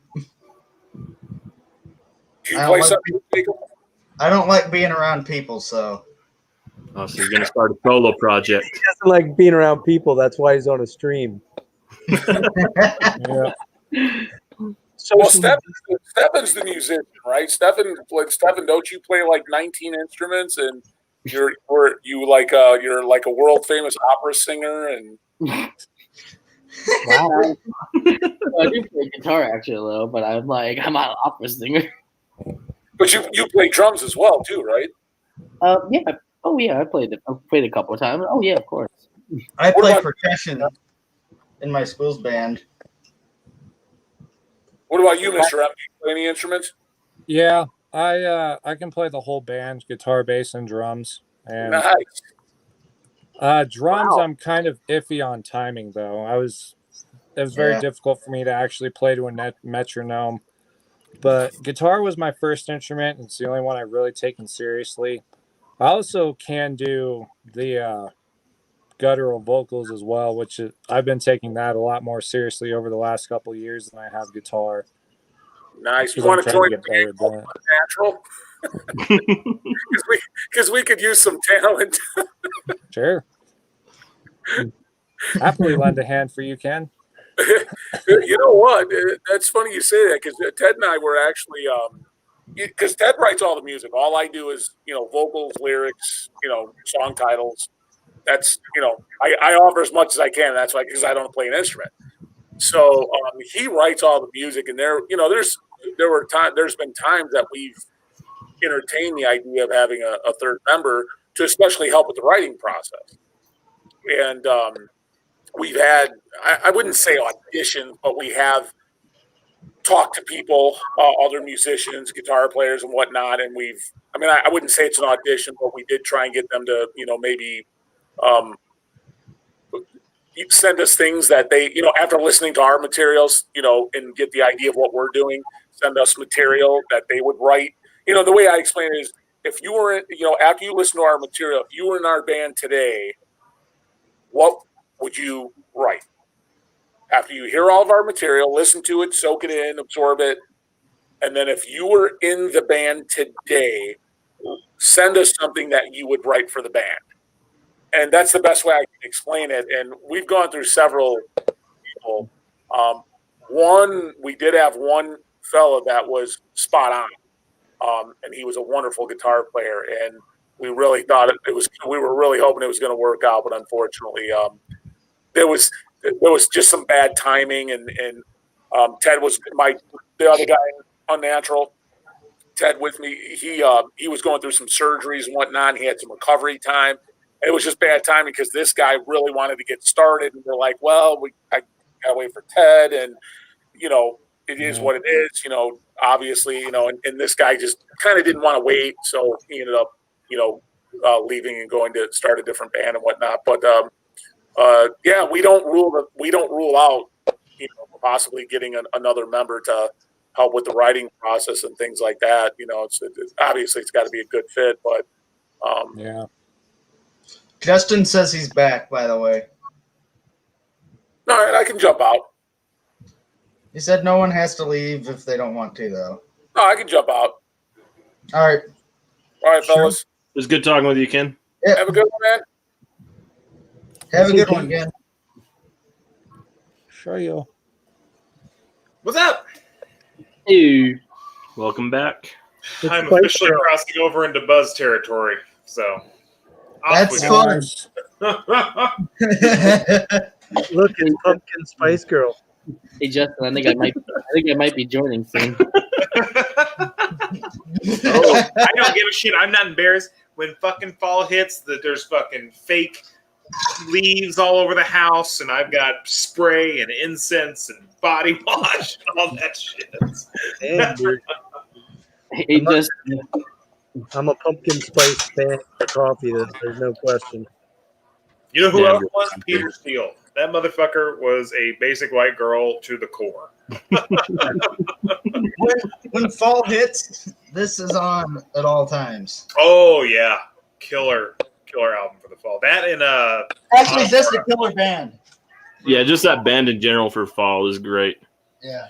well, that's been so. I'll go digging for it, but the new ASCII album. I haven't listened to it yet. I've got to Oh, get. so good. It's like it's its own thing, but it definitely has that same feel as like Dripskin and that kind of stuff. So it's solid. Dude, Justin, you brought up Typo a couple times. You're a big Typo fan? Oh yeah. Here I got the big bad boy here. Oh, you got the box. Yeah, not the first one, but the second one was re-released. Those are going Damn. for crazy money, aren't they? These aren't. They've gone up. It was $200 when it came out, and I think they're like $3 or $4 now. The original one that came out for the first record store day, like 2012, those were going for like almost $2,000. Like it was crazy, and they're still going for like $700 or $800 now. What's your favorite album? Ooh, October All right. Rust is mine. well, okay, solid choice. And I'm trying not to babble too long about this. I really love Typo. October Rust was my very first favorite album and still holds to be one of my favorites. Slow, Deep, and Hard, I feel like, is their most metal album. Oh, for sure. And so, because it's like, that was going to be a Carnivore album, basically. Right. Then Carnivore ended, and so he brought it over to that. Yeah. Actually, Bloody Kisses has some of my favorite songs, but it's my least favorite album from them. Because it's just, there's a lot of weird experimental shit going on. There is. They did some strange stuff on there. Yeah. It's cool, but it's, Kill all I white can't people stand and- hearing that baby cry. Like, it's just like nails on a chalkboard, man. Just,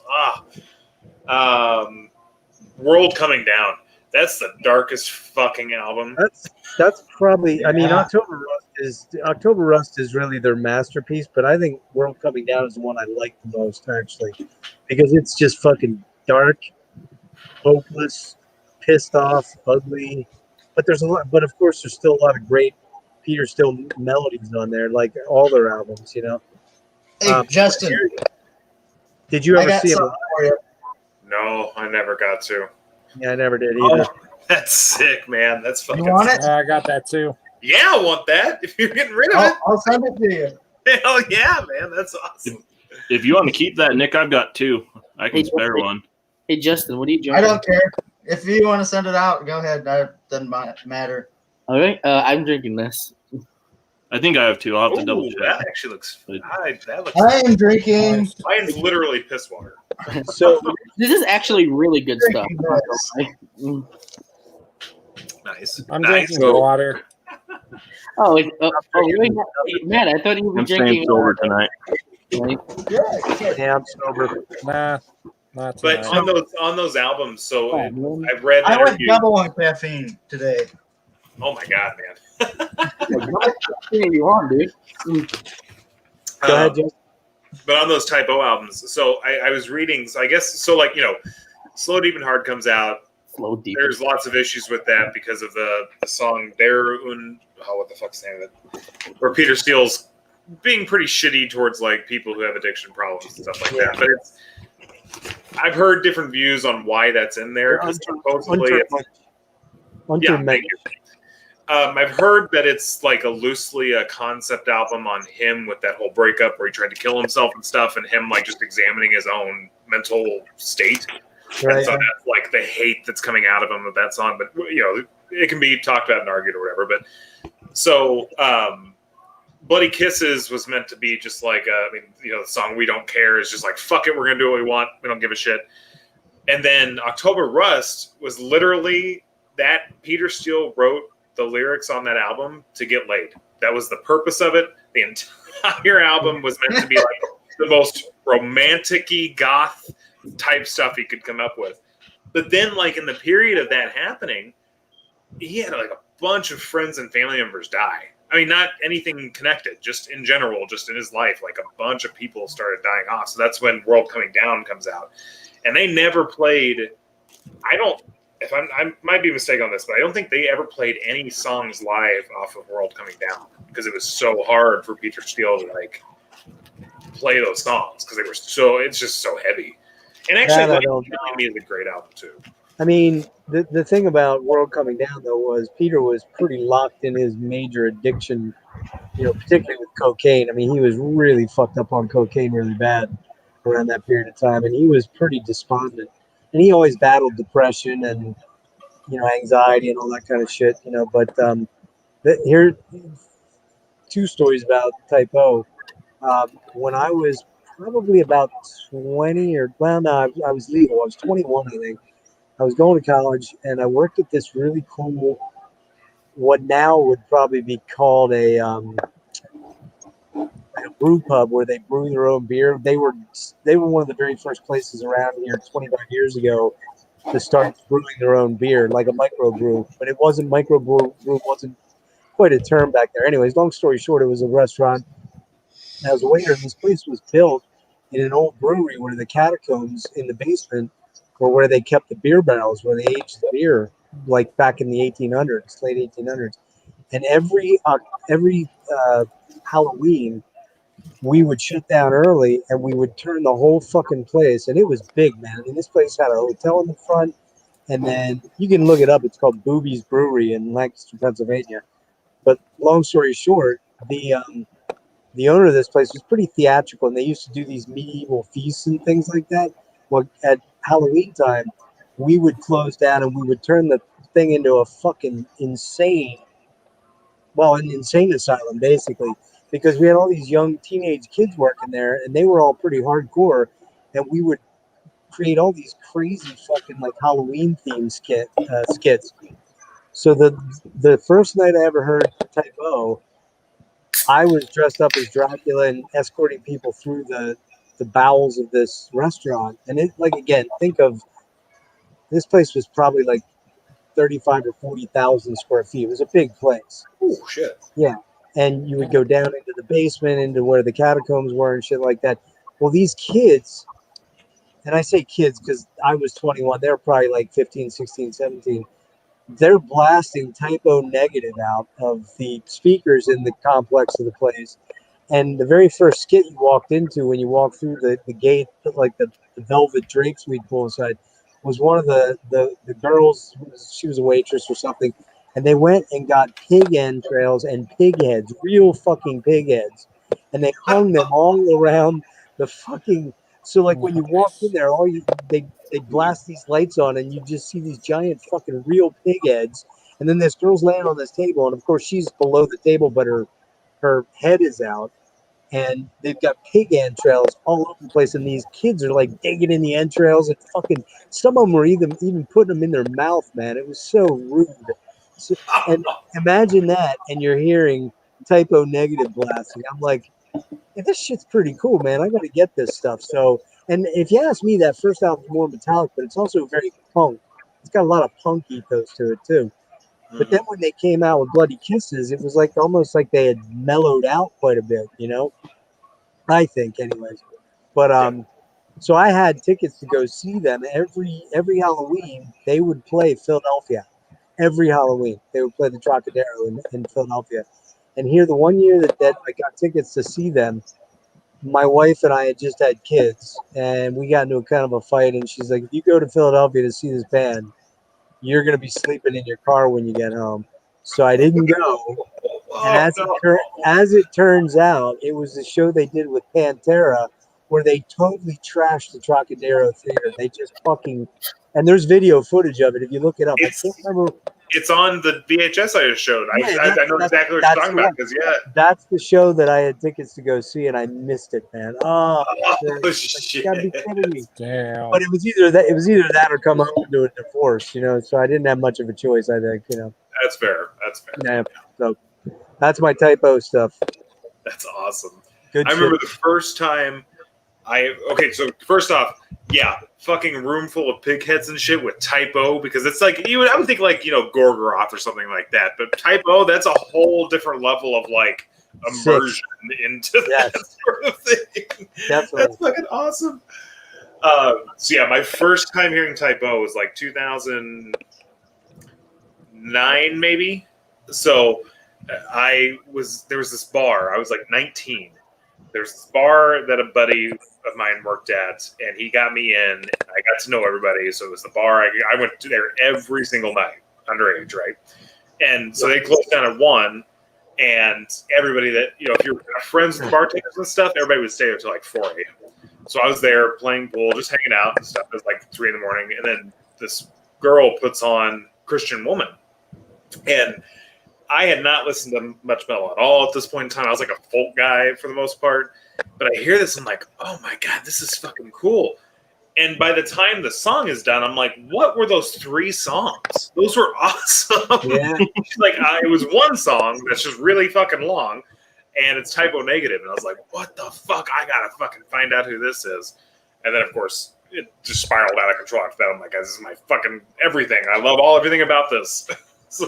Yeah, I remember playing Jesus Christ Looks Like Me. My mom heard that, and she's like, now I'm in my early 20s, and she's like, what the hell kind of music is this? And then she's not a religious person or anything, but it's just like hearing those lyrics, you're just like, what? Great song. Great song. That particular trilogy of songs is really fantastic. That's one of my favorites. Yeah. What they do. Well, and that's probably the most, like, I feel like that song, even over like Black Number One and stuff, is like the most gothy, big time 90s goth, because it's, you know, it's like in like the 80s and 70s and stuff, but like that's the goth song of the 90s. Yeah, no question. I have the I don't know what it's called, but I have the live set where they're playing. I think it's in Holland. It's on DVD. I can't remember the damn name of it. Is it the one that came with Dead Again, or is it came around those? Is it later or earlier?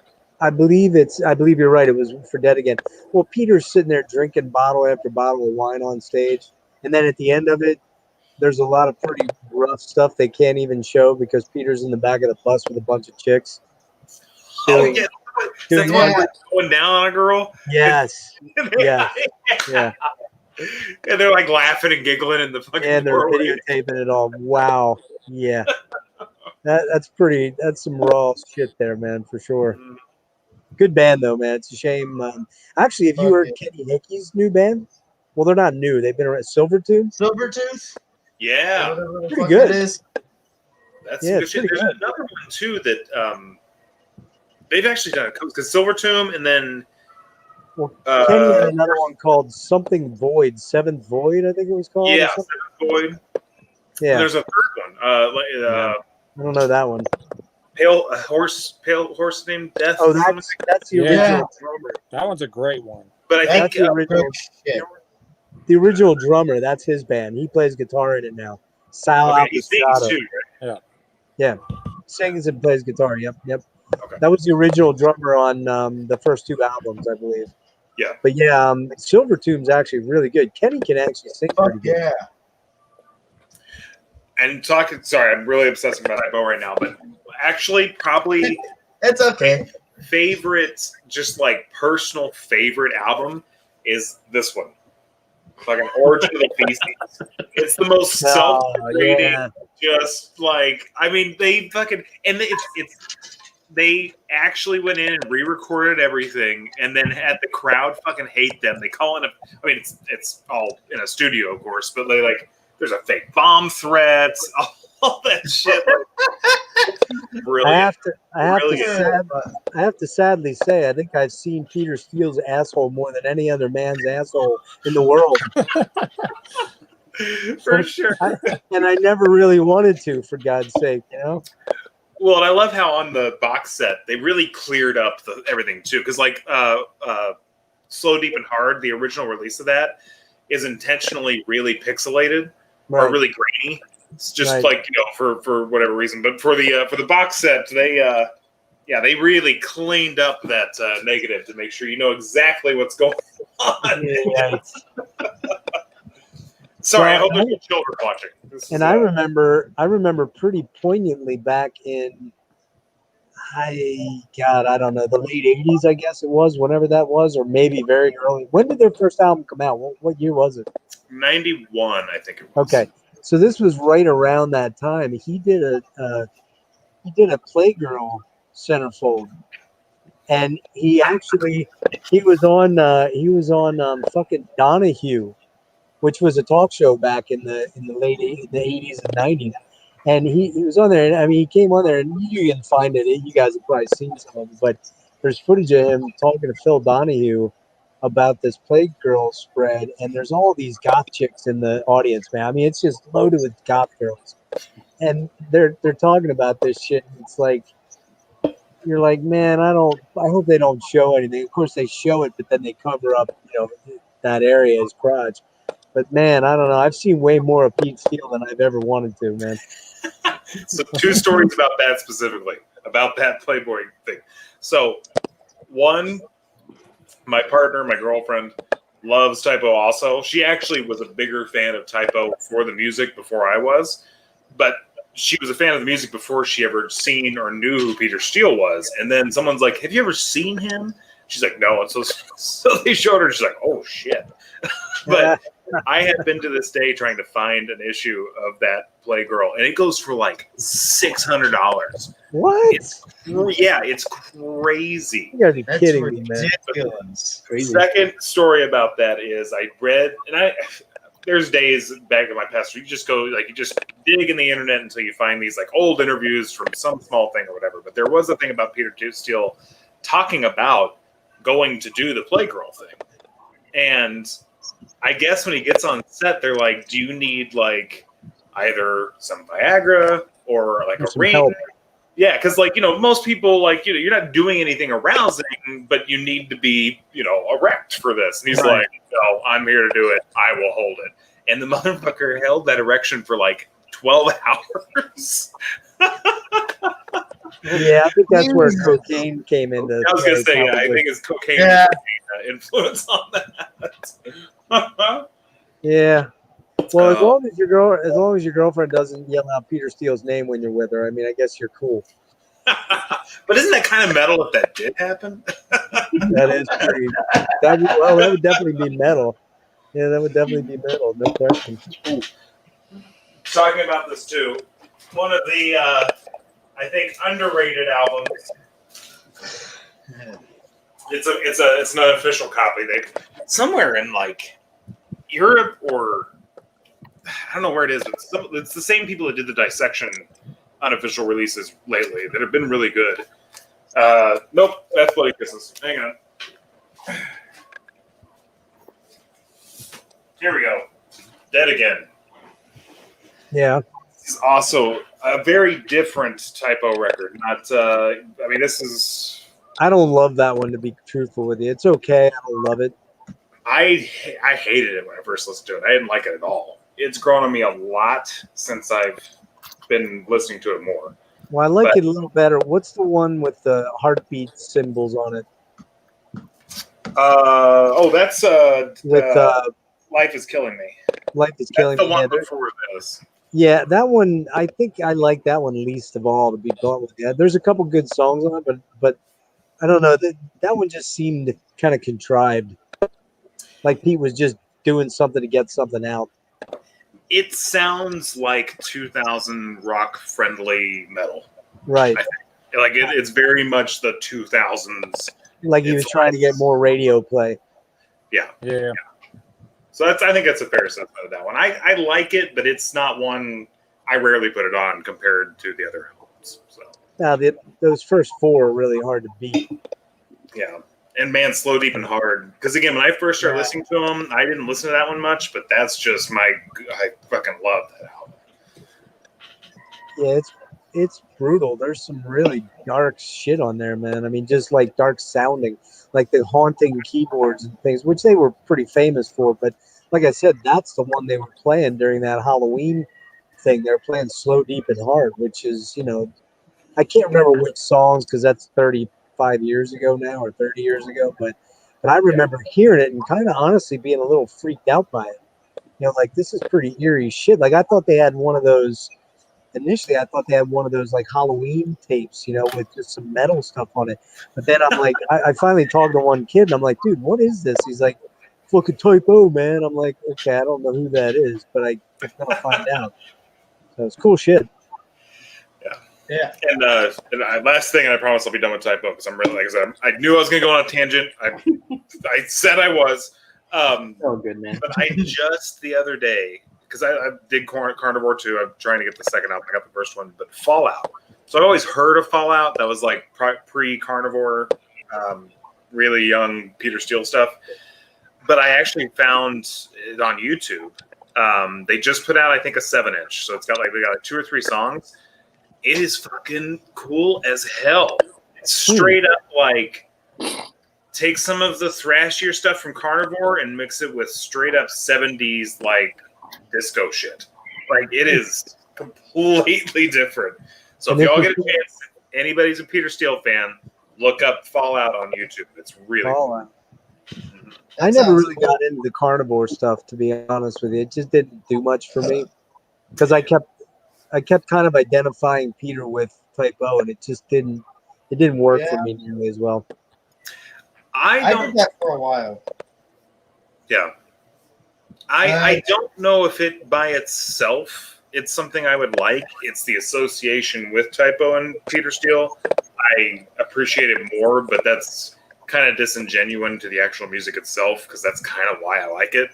So it's not really the music itself, it's the association with the whole thing. Right. So, yeah, there's our Peter worship hour. Cool. Well, that was good stuff.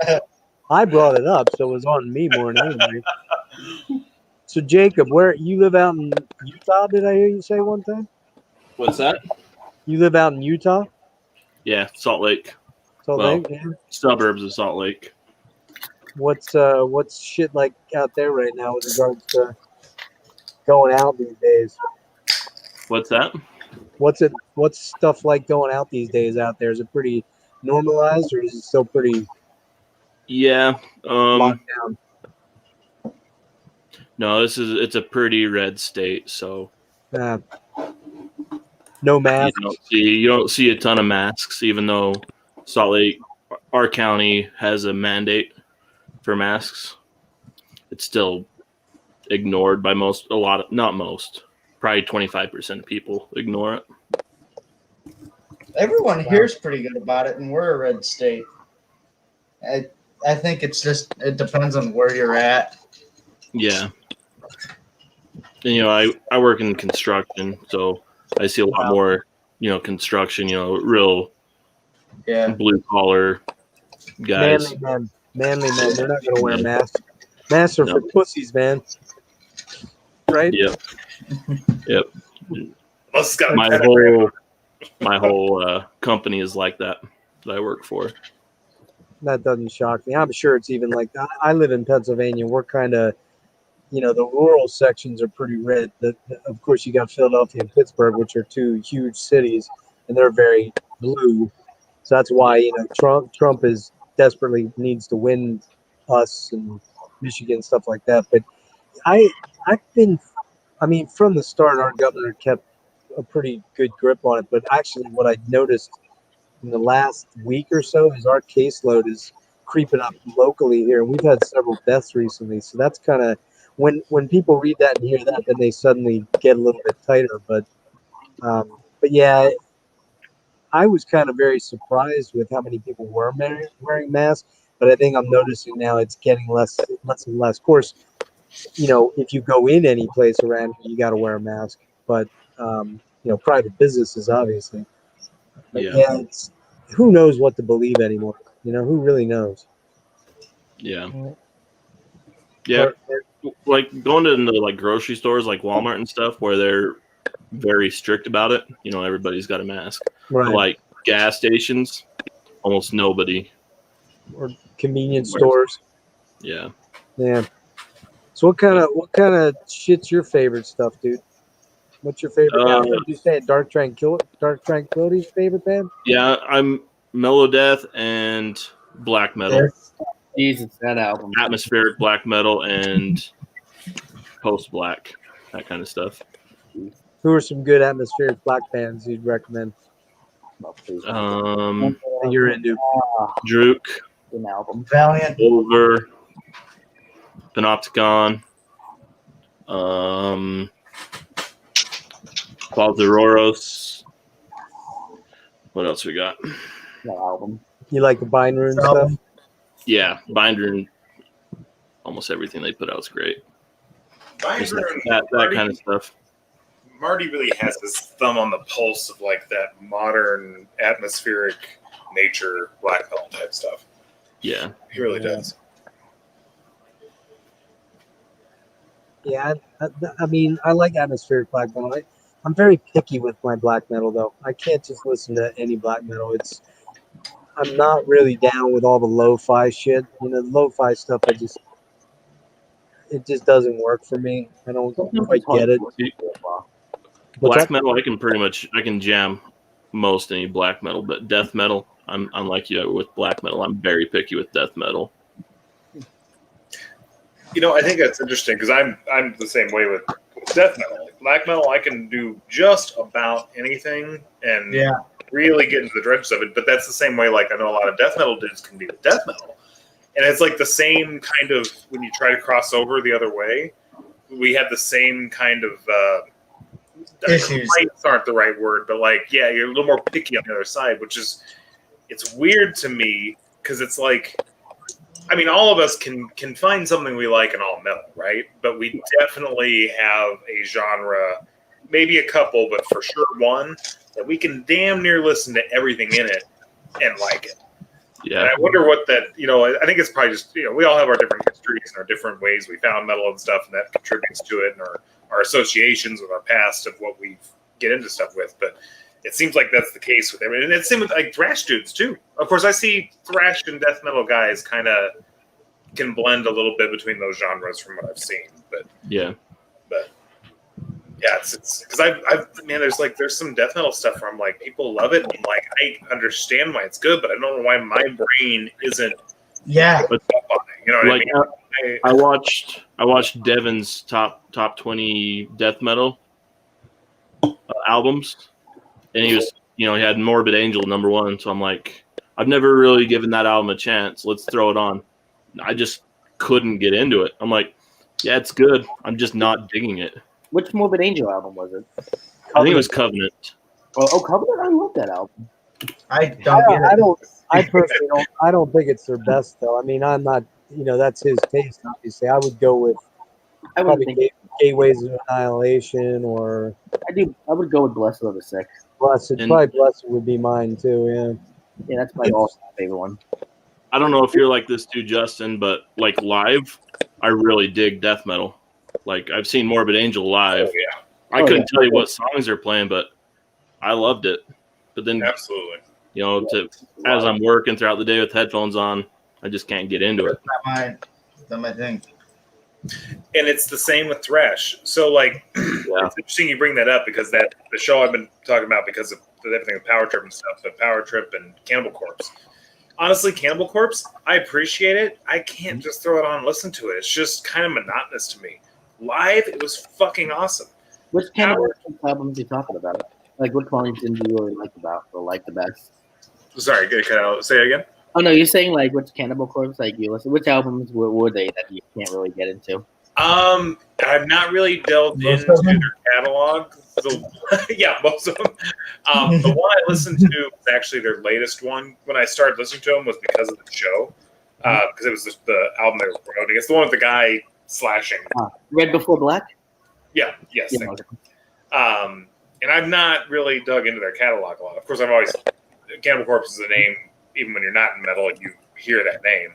You know what it is. Yeah. Oh, yeah. But it's not, this is not saying this is what they are. It's my ear is hearing, it's perceiving it as being a little monotonous. So, but then live, it changes, like you were saying, it changes your whole perspective because there's something different about that experience mixed with the music. Yep.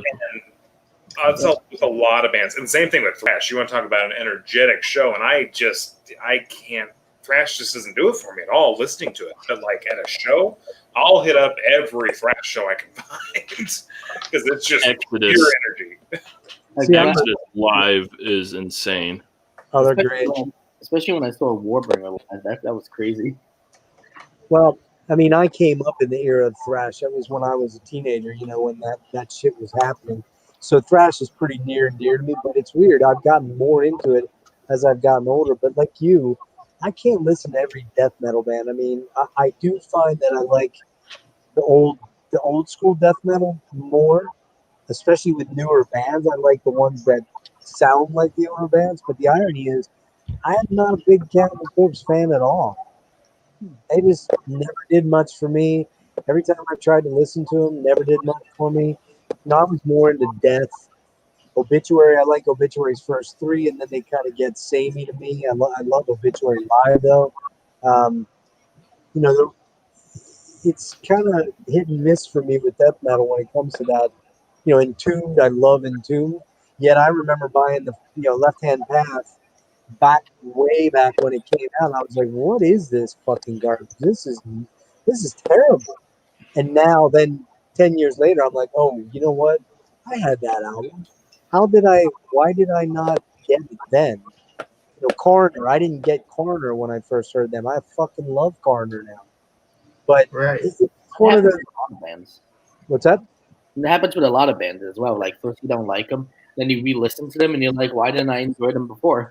Yeah, I've had that happen with a lot of bands, man. Like that, I don't have any answer for it. It's just where my head's at, what I'm listening to otherwise, because I listen to a lot of stuff other than metal, and you know, I could not ever just listen to metal constantly. It just, as much as I love metal, I just could never do that. I'd kind of go nuts. Well, and I think this might be what Human Falafel said. There might be a little bit part of it too, because like, and there's sometimes where I don't understand why I like something and don't like other things. Yeah. Someone else was talking about Maggot Stomp, so I got a bunch of 7 inches from Maggot Stomp, and I enjoy all of them, but. And this is before I knew anything about, and I'm going to mispronounce it, Singwisagabog, the big one? Yes. Thank you. So I've listened to that online. And this is before I knew they were like the thing from Maggot Stomp, right? But when I listened to that one, I'm like, oh, yeah, there's something here. I really like this. I can't really explain what's different between that and some of the other Maggot Stomp releases. But there's something that kind of captures me there. And actually, and not just because, you know, we know Ken and stuff, and also same with Marty. Honestly, the Unnatural stuff, when he sent me that, I really fucking liked that. And the same thing with Marty stuff. And I think it's because maybe it is because it's influenced by the older stuff, which I do prefer if I'm going to listen to death metal. Not saying the newer stuff's not respectable or that it's not really well done, but there's just something about that old sound that maybe appeals to black metal guys a little more. I don't know. Possibly, yeah. But I think it's the rawness in the production. yeah. Basically, that Yeah. sounds coming from like the heart instead of going into a studio mixing it up. Well, it was kind of weird for quite a while there. I was so burnt out on death metal because, like, literally, it felt like it sounded like every death metal band sounded exactly the same. Like, you know, and in some respects, there's some truth to that. If you go on 20 Bucks Spin, a lot of their bands do sound somewhat similar. But that's because the guy who runs that label likes that sound, so he's signing bands that have that kind of vibe. But it really, honestly, it was probably hearing Starspawn a couple years ago from Blood Incantation that kind of got me to go, hey man, I've been kind of neglecting my death metal stuff, you know, and I kind of delved back into it. Now, you know, the last few years I've really gotten into it deep. But you know, people talk about Blood Incantation being a hipster metal band, which I think is bullshit. That's total fucking bullshit.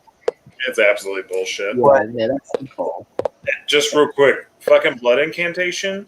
Holy shit, that band is fucking awesome. Oh Yeah. yeah. And Yeah, it is saw- not put on any time. I saw the video you loaded up. You had a good spot, man. It was, I mean, it bummed me out because I was actually in Philly to see them in Immolation on that probably the same tour, right? It was it the Decibel Magazine tour Yeah. 2019. No, it was it? I don't think no, Decibel was when they were opening up for Morbid Angel, I thought. This was last October. So Yeah, this was like September, October. Yeah. And I drove That was down. just the tour with Immolation headlining, not the It was just Decibel tour. Immolation. That's right. You're right. Yep. And I went down and I got about 4 miles outside the city of Philly, and I hit Center City traffic, which is bumper to bumper traffic, and my car started to shut down on me. no, Like literally on the fucking Damn. freeway, Oh, bumper traffic. My car starts turning off, and the battery starts acting fucking weird. I got to an AutoZone. I had just put a battery in. I asked them to put a new battery in. They wouldn't fucking do it. That's a whole other story. And I got super fucking paranoid about if I went over to the show because they were playing in a venue that wasn't the greatest venue in the area. It wasn't the greatest. And I got kind of nervous about whether I'd get stuck there. And I ended up fucking driving home. And I was literally 3 miles from the venue. oh, dude. Yeah. I have never pushed out on a show like that before in my life. I was tripping out because I didn't know what was going on. Got it back. It turned out it was a bad battery, and they did replace it. If they would have given me a new fucking battery, I'd have been fine. But I was like, it was a bizarre. I was in a very bad area of Philly, man. Like, that's all I'm gonna say. Was not You just don't Yeah. fuck around there. What's that? Like in a bad area of Philly, you just don't fuck around. You get in and out. well, it's like I was honestly, I was probably the only white person that was in that area, and it freaked me out a little bit because they just didn't want to hear it that they weren't going to give me a new battery. They were going to take it out and put it on a charger, and I'm like, where am I supposed to go for 2 hours while my battery charges? What am I supposed to do? There was nothing around, you know. So it was kind of a little bit scary, and I kind of had a moment where I was like, all right, I'm 50 years old. I'm like, I don't have a lot of money on me right now. What am I going to do if my car breaks down here in Center City, Philadelphia? So I pushed out. So watching your video made me really sad, man. Oh man, I'm sorry I did that to you. It totally bummed me out. Well, to be fair, I was surprised because I got to that show super early. Because I mean, one, you got Blood Incantation and Immolation, two badass bands, but then there was a ton of really great local bands here in Minneapolis. Minneapolis has a hell of a metal scene, but it was, I mean, it was easy to get up front the entire night, which I was surprised by. Like, I don't know why, it just was a fluke, but Was there a lot of people there? there were enough for there to be a crowd, but like at any point in time, you could get right up to the front of the stage. Okay. It was not packed by It any wasn't means. packed, yeah. And I think it was Sunday night. I don't know. I mean, that doesn't seem like a off night, even if you have to work. Like, it's still the weekend. I don't know. But it was a great show. They fucking performed their asses off. Yeah, they're a great band, man. I mean, Yep. And Rick, real quick, Skeleton, I just listened to them a little bit. That sounds like some really cool shit. Some really different out there. Even their artwork's like kind of bizarre, like lo-fi album artwork. But yeah. Well, I just saw an interview with, and I think it was from July, with Paul from Blood Incantation, and he actually dropped the news that, and this kind of shocked me a little bit, that he's in another band. Well, him, 3/4 of Blood Incantation are also in Spectral Voice, which I really love. Spectral Voice, that's a fucking killer. It's like doomy death metal, yeah. Yeah, it's killer. Big Spectral Voice. And he says that they're thinking about just not doing another album, that they think might be real cult just to do that one album. And there's so many people looking forward to that album. They did a bunch of splits, and he says they have 2 other songs, but they're not sure what they're going to do. That kind of shocked me a little bit, man. Yeah, Jacob, that's probably one of my favorite albums, man. I love that fucking It's a good thing. one. Yeah. Well, just a heads up too. Is Dark Descent? Is that who they're on? Blood. Yeah. Yeah. So they just re-released all the vinyls and all the colors again for both Blood and and because I still don't have Spectral Voice on vinyl. I'm gonna eventually try to pick that up. But. Yeah, I got that back in March. I got the gray Galaxy one. It's real. I mean, the variant thing, man, it's just kind of maddening. It's like, I love that they do it, but it's such a marketing ploy. It is. There's people out there that'll collect All each individual variant. And I'm like, why? How do you have this kind of money? I saw, dude. So I'm sure we're all like, if you guys probably do the vinyl, there are various thousands of Facebook groups that are vinyl, whatever. And I'll see like the dude that has like every color release of ABBA's album. I'm like, that's not going to be worth a fucking thing, man. Exactly. Like, enjoy the album, that's fine, but who gives a shit if you have the white copy, the blue copy, the black copy, the red copy? Like, no one cares. You know what band's fans are notorious for that kind of thing is the Black Dahlia Murder.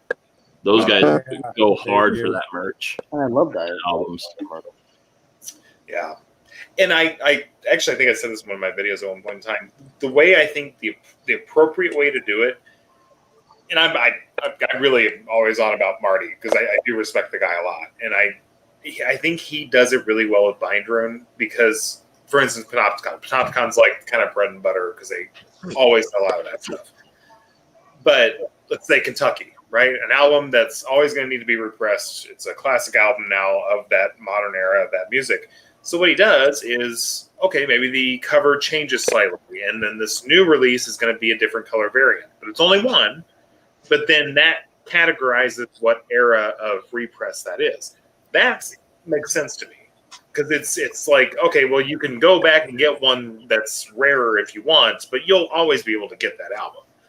It's the Mayhem Damon and even Mayhem was like, they were pissed.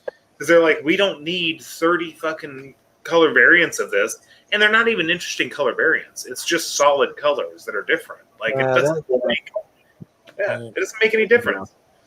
I'm a little bit of a chump for the splatters and the wild colors because they look cool, you know what I mean? I don't, personally, my ears are so fried, I couldn't tell the difference if it sounds better or not, whether it's black, yellow, green, or whatever, you know? But I do like, from an artistic standpoint, they're kind of purdy, you know.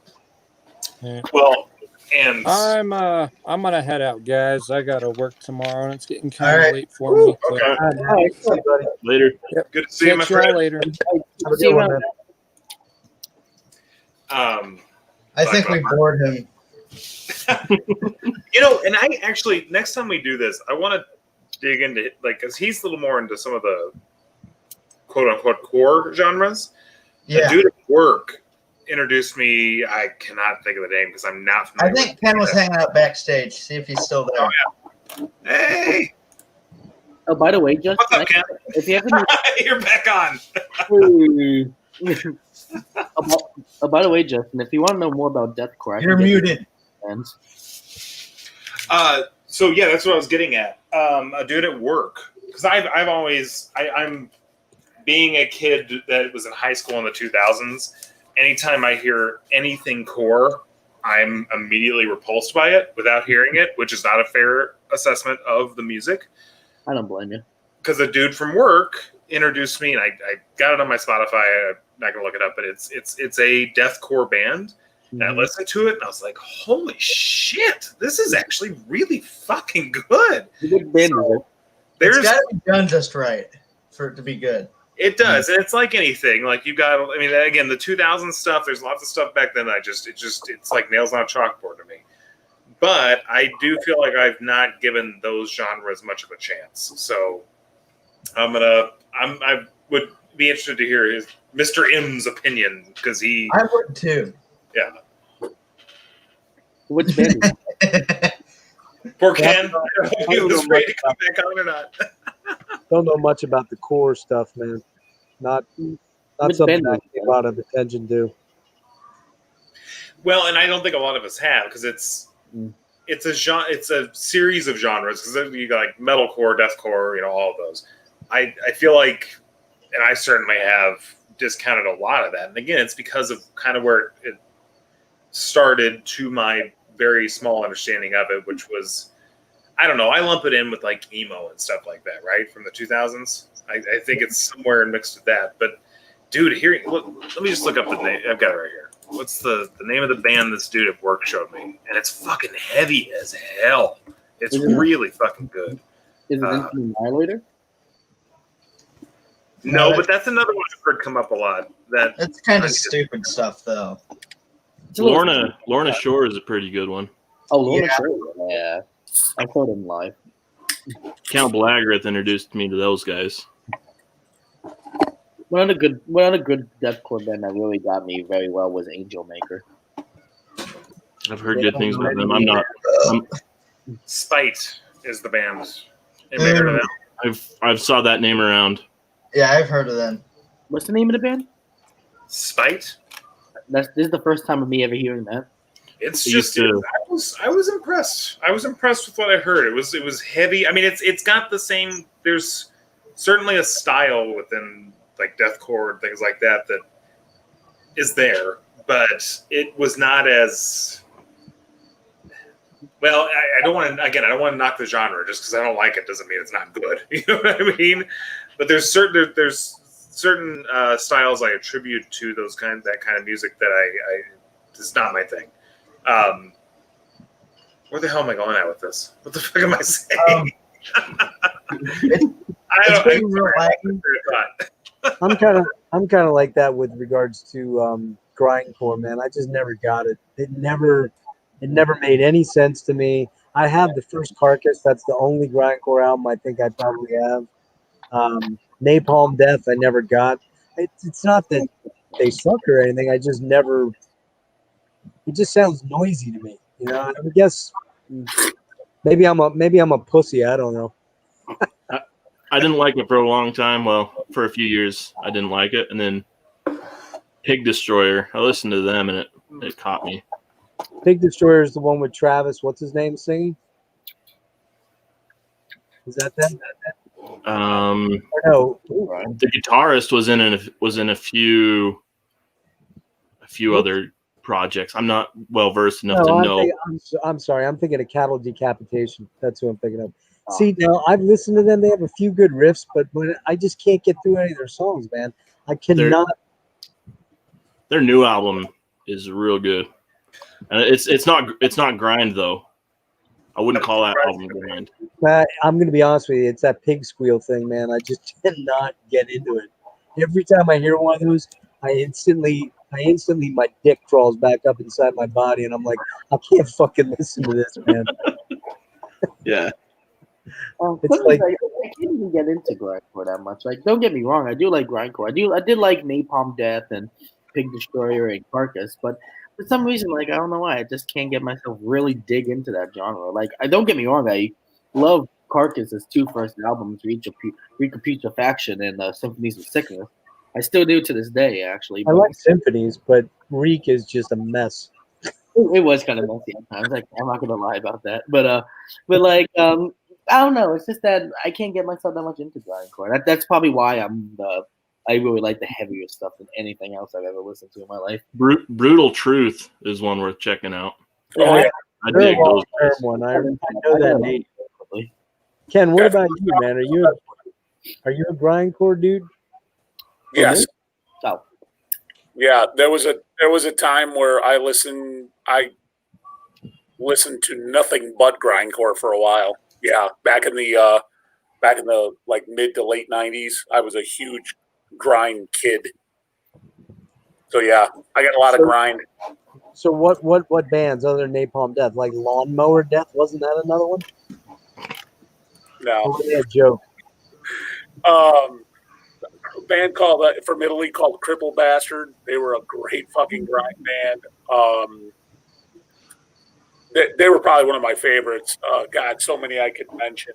Defecation. I talked to you about Defecation earlier. They were another grind band.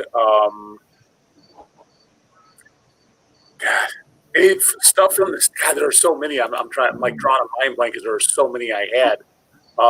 Blockheads. That was another one called a band from France called Blockheads. They were another grind band. But yeah, I was heavily in the grind for a while. The faster, the better for me at the time. So today, I'm more of a death metal guy. I always have been. I don't know. The funny thing is, the first metal record I ever bought was a black metal record. It was Venom's, Welcome to Hell. But I'm a death metal guy. I don't know. I grew up in heavy metal. I was, a heavy metal baby. Iron Maiden's my favorite band of all time. So it was all heavy metal for me. But for somehow, some way, I became a death metal weenie, and death metal for me is the genre that I prefer today, and has for many years. Sweet. Also, I gotta say one thing, actually, Ken. Those bands that you sent me on, like that list, I gotta say, you sent me some pretty good ones. Oh, the brutal. Stefan wanted me to send him some of my favorite brutal death metal bands. So I sent him a pretty big list on Messenger. Oh, you're welcome. Yeah. Oh, thank you. Yeah, because I was listening to like Seven Savior not like just a couple of days ago. Yeah, that's they're a good band. Oh, they are.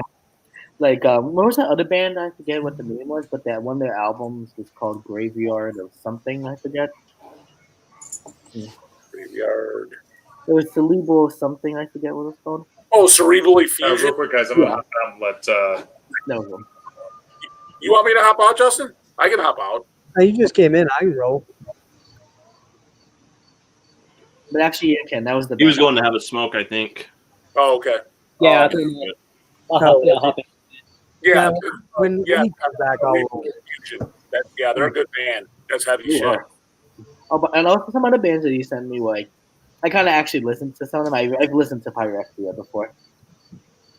Oh yeah, Pyrexia. Yeah. Permanent Mockery first album, Untouchable. I love that one. I got so addicted to listening to that one after a while. Like I keep listening to that album today. I go back to it a lot. I get that original CD goes for a lot. Well, it actually does. Actually, I saw it on Discogs. Yeah, John Productions. Yeah, I have the original. That goes for a lot of money.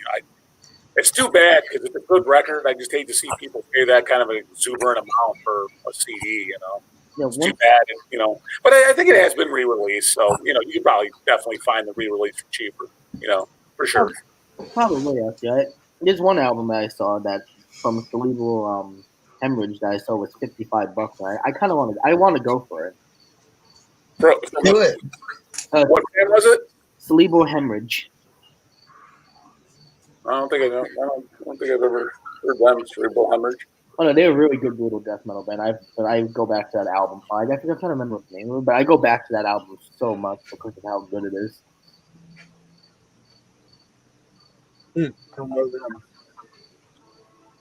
Yeah, whenever you're talking about dropping 50 bones on a CD, that's where I start getting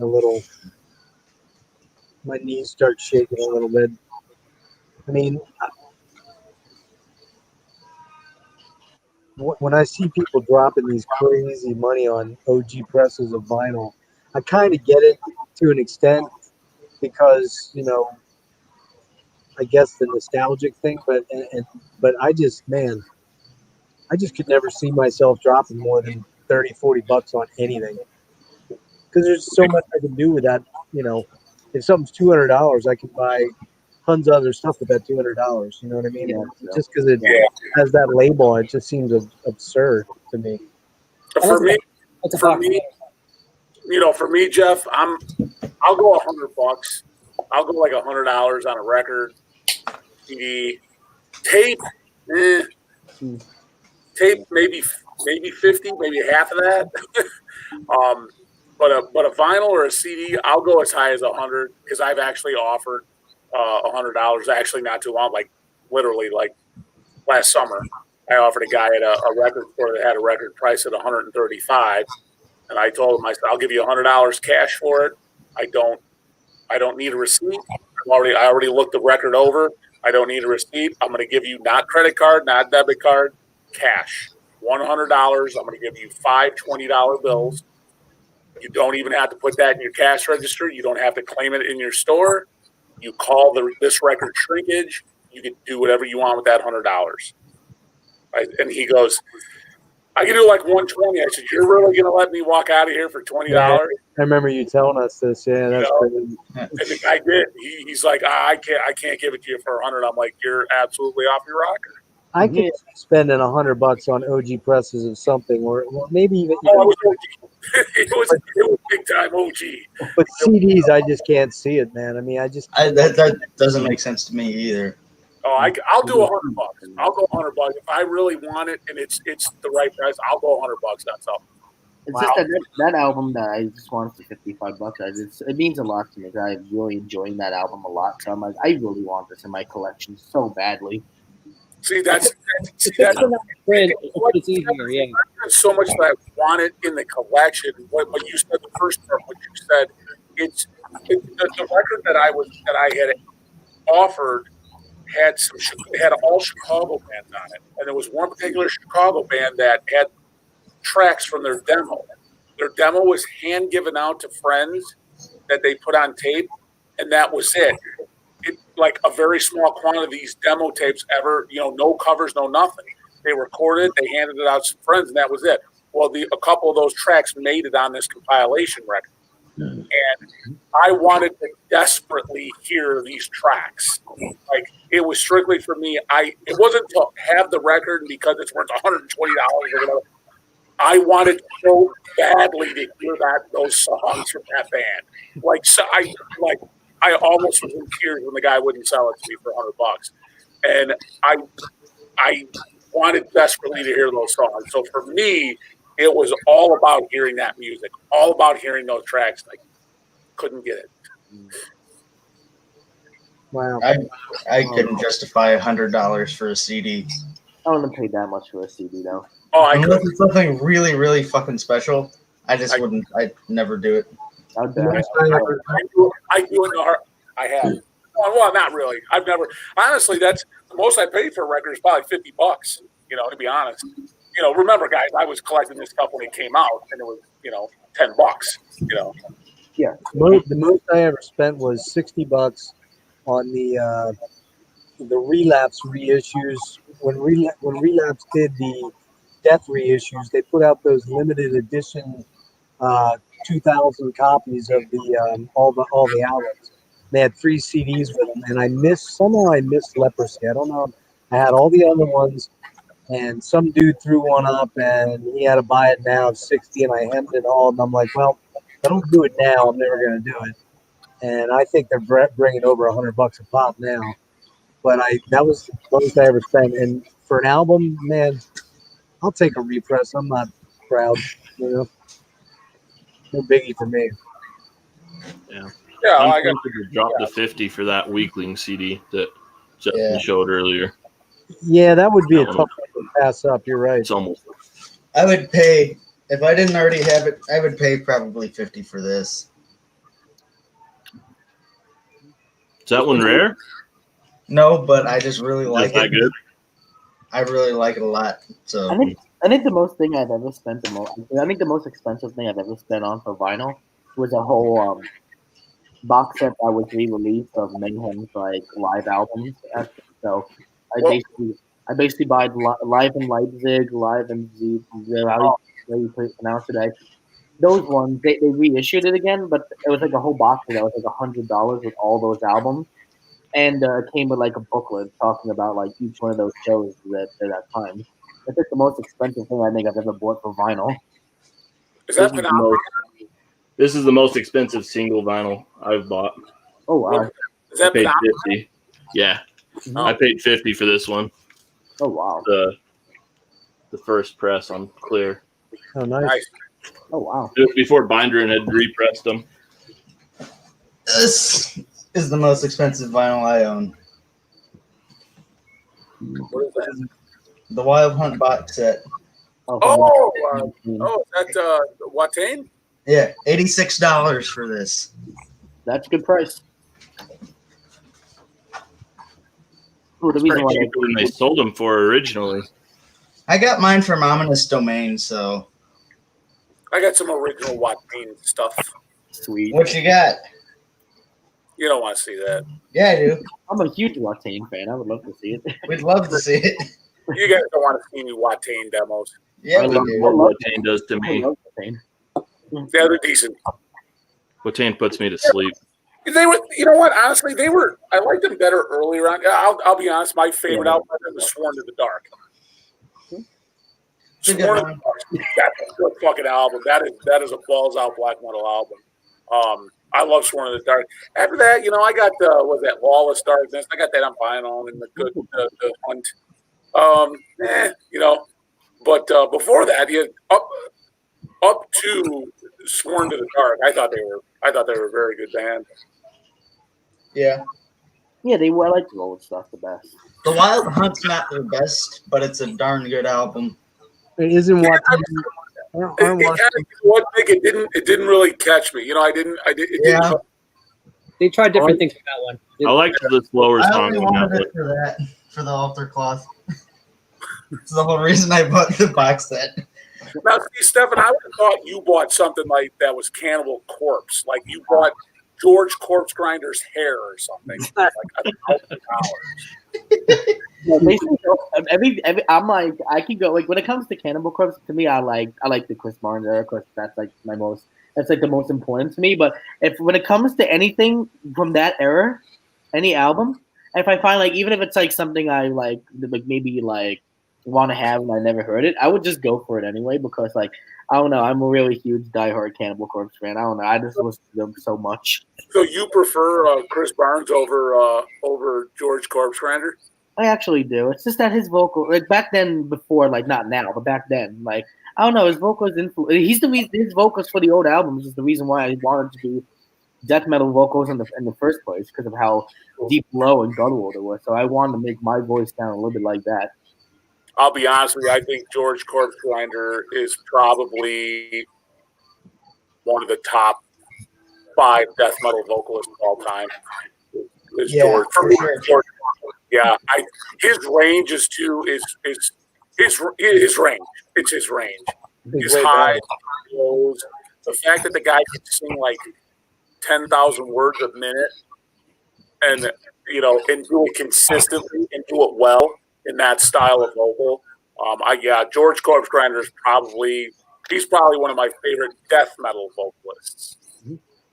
Yeah. Hey, Stefan, how much would you pay for one of Chris Barnes' dirty, nasty dreads? Well, to be honest with you, I wouldn't want any of that at all. I wouldn't want it either. Attaboy, Stefan. Attaboy. He's like, I don't want his hair. He's looking at the albums he's in. I just want the albums in. I don't want anything like that. That's too over the top. You can hang one of those from your rear view mirror, man? That's good. That's good stuff. Sorry, what do you say, dude? He said, I don't want any of that. Oh, that was good. Actually, sorry, Ken. Can you say it again? I kind of lost this for a second. I can tell you this much. If you did get one of those dreads, you get a contact high for about 3 weeks. Well, I I know for a fact that he smokes a lot of weed, so that's true. Oh fuck, that dude lives on weed, man. Does. Lives on weed. I don't He's very big much. on everything. Well, aren't you a big weed smoker, Rick? I heard you were a big weed smoker. Me? That's what I heard. I listen to some stoner stuff, but I don't know. Not that I'm good. Prince Barnes. I'm only kidding you. I just said that. I had the medical card for a year to help me with the pain thing, and it didn't really help very much. Man, I haven't had any since October. Chris Barnes would be going through death withdrawal if he was me. Nah, I didn't do much for me, unfortunately. I thought they should rename the band 6 Foot Dreads. 6 foot dreads. 6 foot More dread. appropriate. That- 6 feet under. 6 feet under sucks, man. I don't like them at all. Yeah, that shit's not good. You know what? The first album, you guys, Haunted was a good album. I like Haunted, but I bought that in '96 when it came out, so I'm making attachment to it. I You know love what? that album. My wife and I were dating at the time, and we lived probably 15 miles or so from one another. So on Saturday nights, because I worked during, we both worked. So Saturdays were usually like every Saturday, obviously we'd go out, dinner, whatever, and hang out, watch a movie, whatever. And we obviously, at the time, she was living with her parents, and I was renting a house about 15 miles away in a different city from her. And I remember that particular album, 6 Feet Under's first album, Haunted. There was a metal radio show on Saturday nights at midnight. From midnight to 2 a.m., they would play all metal. And I remember it was about 1 in the morning or so. We were at my house. We watched the movie, everything, had dinner, watched the movie, and then I was taking her home. I took her home, and I told her, I said, hey, when you get in the house and you get to your bedroom, I said, turn on your stereo and listen to this radio station. I'm going to dedicate it. I'm going to send a song to you. And I called the radio station and said, hey, play Haunted, from 6 Feet Under Haunted. There was a song called Remains of You. Oh, yeah. Play that from Ken to Stephanie. And they actually play it. This one goes out to Stephanie from Ken. It's 6 Feet Under Remains of You. God damn, and you are one hell of a I don't think she taped it. I think she should have put a tape in and taped it, but she didn't. But yeah, that was when we were dating. I dedicated her 6 Feet Under song, Remains of You. Nice. Because nothing says I love you like a death metal track. You took the words right out of my mouth. Nothing says I want to be with you more than Remains of You by 6 Feet Under. Most guys, Once Alan West left the band, it wasn't quite. I wasn't feeling it anymore. Yeah, they went a different direction, but moments. Maximum Carnage had its moments. I have that on CD. It had its moments, but they just. I think Chris was going just in a different direction with his vocal and it really started on Warpath, and then from there you can tell. I think Alan West go to Gale? Yeah, Alan he West, had a streak of bad luck. And if you can see the new album cover, what's that? the new 6 Feet Under album cover. Oh yeah, that one. I seen that one. I saw the new picture for that one. What'd you think of it? Somehow, like, I remember probably. Let me see. You mean the Nightmares of the Decomposed? Yeah. Like, to me, somehow it gave me a little bit of Butcher the Birth vibes with the heads and everything. Did you guys see it? See what? Yeah. I'm looking now. 6 Feet Under. Yeah, they come. That's like the most album. It looks like an art class project. It does. It's hot garbage. It kind of gave me Butcher the Birth vibes. It's awful. I don't know how he went so far wrong with 6 Feet Under. Yeah, it's fucking awful. I looked at it like, are they kidding me? Like this. It's some of the worst shit I've ever heard. It looks like Well, I haven't heard the music. I just based on the cover, I'm like, are you kidding me? It's like, Yeah, no, I was the cover turned me off enough to like not even try to listen to a track.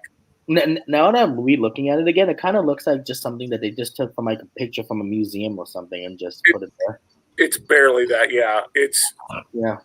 I don't understand, but I'm not supposed to. So They actually basically they put like a small 49-second clip of what like of him in the studio, and let's just say the vocals. Then let me just tell you that right now. the vocal what? The vocals for for that little preview of the song he put out. Let's just say it's still not good. No. I was The like, only 6 Feet Under I've ever heard was his cover of TNT. oh yeah, That was enough for me to never listen again. oh boy, yeah, the Graveyard Classics.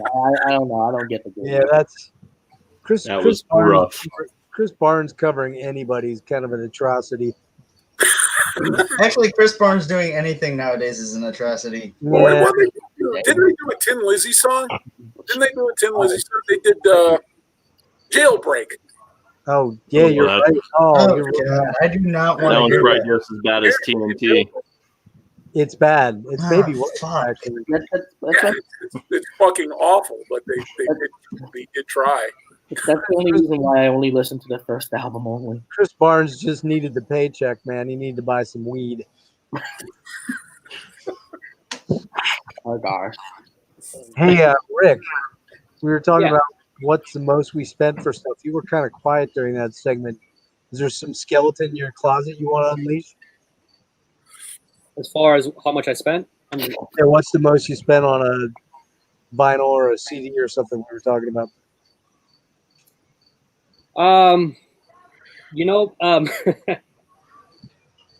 actually, I bought something this year that actually went up to over $100, just like that. But it's not a metal album per se. Do you know a band called Mephistophelies? They're like a it's like a stoner doom rock band Never heard of it. based out of South America. Their shit always sells out like immediately. Right. I picked that up. Sure enough, man, that thing's going on Discogs for over $100-something. What'd you buy it for? I got it at the whatever it was going for, 30. Oh, the retail. Yeah, whatever the regular price was, but it's one of those black farm. But you never went crazy and dropped 100 bills on something or 200 bills on something? No, that is one thing I won't do. Yeah. I just can't buy it. We're all not in that crazy zone. I mean, I'm trying to think like, what was the one that the guy from Australia was saying? The most recent OG press went for $2,000. It wasn't Dissection. It was Ken. You remember that? I thought it was Dissection, Storm of the Light Bane. Well, that was one of them, but there was another one that went for over $2,000, and it was not. It was Dark Medieval Times. Oh yeah, And it went for like 2,035 or 2,135. Who the fuck would drop that kind of money? Even if you had that kind of money, why would you do that? I just don't get that. Yeah, I wouldn't. I have that record, but I wouldn't pay that much for it. I didn't pay that much for it. Oh yeah, right. I just wonder what crazy. I mean, who has? You know what I did just post recently on social media? I was in a really South American death metal mood about a week ago, and I put on a couple records by a band out of Colombia called Parabellum. Okay. And apparently they're a very cult band, and was their records were some of the first death metal to come out of Colombia back in 1987, 1988. And it's very primitive death metal. When I have the vinyl, I wish I could tell you guys how I got them or how I acquired, where I bought them. I don't remember. I've had them in my collection for many, many, many years. And apparently those records are over $2,000 each. Jesus. Yeah, I had no idea until somebody said something to me, and then I'm like, what? And they're like, that's, like $2,000 a piece. And I'm like, no, and they're like, oh yeah. So I looked at it, and then they sent me a link to Discogs. I'm like, you're gonna be fucking kidding me. I can tell you straight up, man, I'd be selling them in a heartbeat. Just because if it was not something that I hardly ever listened to, you know what I mean? Yeah. Hey, Justin wants back in. I'll jump off if he. Nah, you know what? Why don't you stay, Ken? I'm going to split. Sure. Yeah, because I've been in the whole time, man. You stepped out for quite a while. I'll duck out. Maybe I'll pop back in later if you guys are still going. All right, Jeff. All right. All right. Good seeing you, Jeff. How do I get out of here? Good to meet you, Jeff. Justin will do it. Same here. All right. I didn't mean to cut him off. I think I cut him off when he was saying his goodbyes. No, all good. All right. Hey, talking about albums you spent the most money for, I don't know if I actually want to admit how much I spent for it. Oh boy, that must mean a lot. 550. Less than that, but not much. I spent a lot of money on a bootleg repress of Dawn of the Black Hearts. Oh, So much more than the original copy cost. oh no! It was a regrettable choice, especially considering I found out the dude had like 5 other copies that sold for maybe a tenth of what I bought it for afterwards. But sometimes you make those decisions. Is that the Mayhem one? That's the Mayhem one? Yeah, the famous one with Dead when he's committed suicide. Oh, yeah, I have that. Yeah, I have that on. I have an original of that. I have something else. What was the one? I have some other Mayhem. What's it? Tribute to the Black Emperors. Yes. I have that one. And that one, I think, doesn't that have the... This is the only Mayhem I need. That's a question. That's a good album.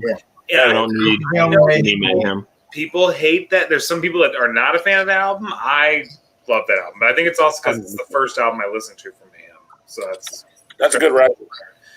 But yeah, Tribute to the Black Emperors. I think that has the Morbid demo and also it's not Pure Fucking Armageddon. It's like the studio recorded version of some of the Death Crush stuff, but not the ones that ended up being Death Crush. It's something. Stefan, you have the original album? No, I don't have the original album. I bought it off of Hell's Headbangers. Oh, okay. I wish I did, but no, I actually You don't. have that, Justin? The Tribute to the Black Emperors? No, I'm always on search for it. And then there's lots of unofficial represses of it. Mm-hmm. When I can catch one on why I want it, because I love the old like photos they have of that and stuff. Oh, just the original one goes for a lot though. Well, I have an original from Land of the Rising Sun, 94, 95. I do have the original, but it's not allowed to be sold on Discogs. Oh, because it's even back then, even though it was technically like official, it wasn't official. Right. Yeah, I have the original, but actually,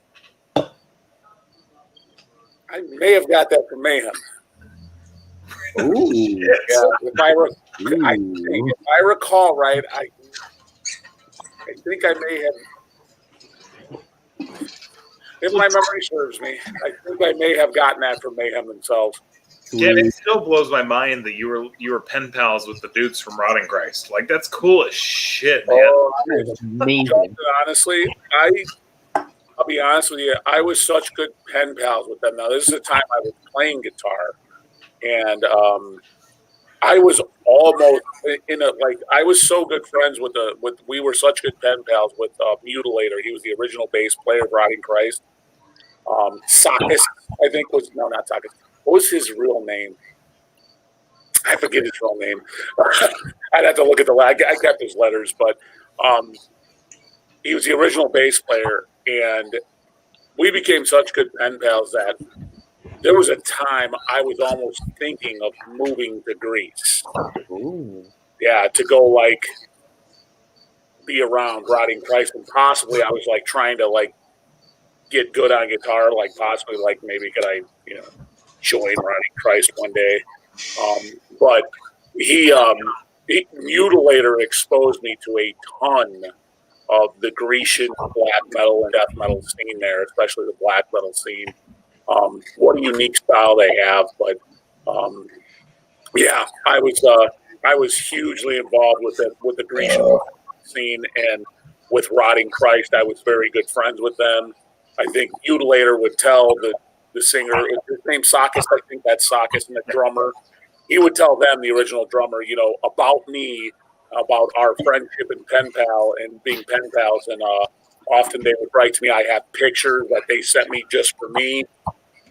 Things like that, yeah. So I can't show them, unfortunately, but stuff like that, yeah. It was what a great bunch of people over there. I've heard they're like super good dudes, just like genuine, really good guys, just nice. Like, you know what it was? You know what drew me to them the most? They believed in what they were doing. They were now again. I'm a man of science. I'm not a man of faith. But at that time, I did believe that there was possibly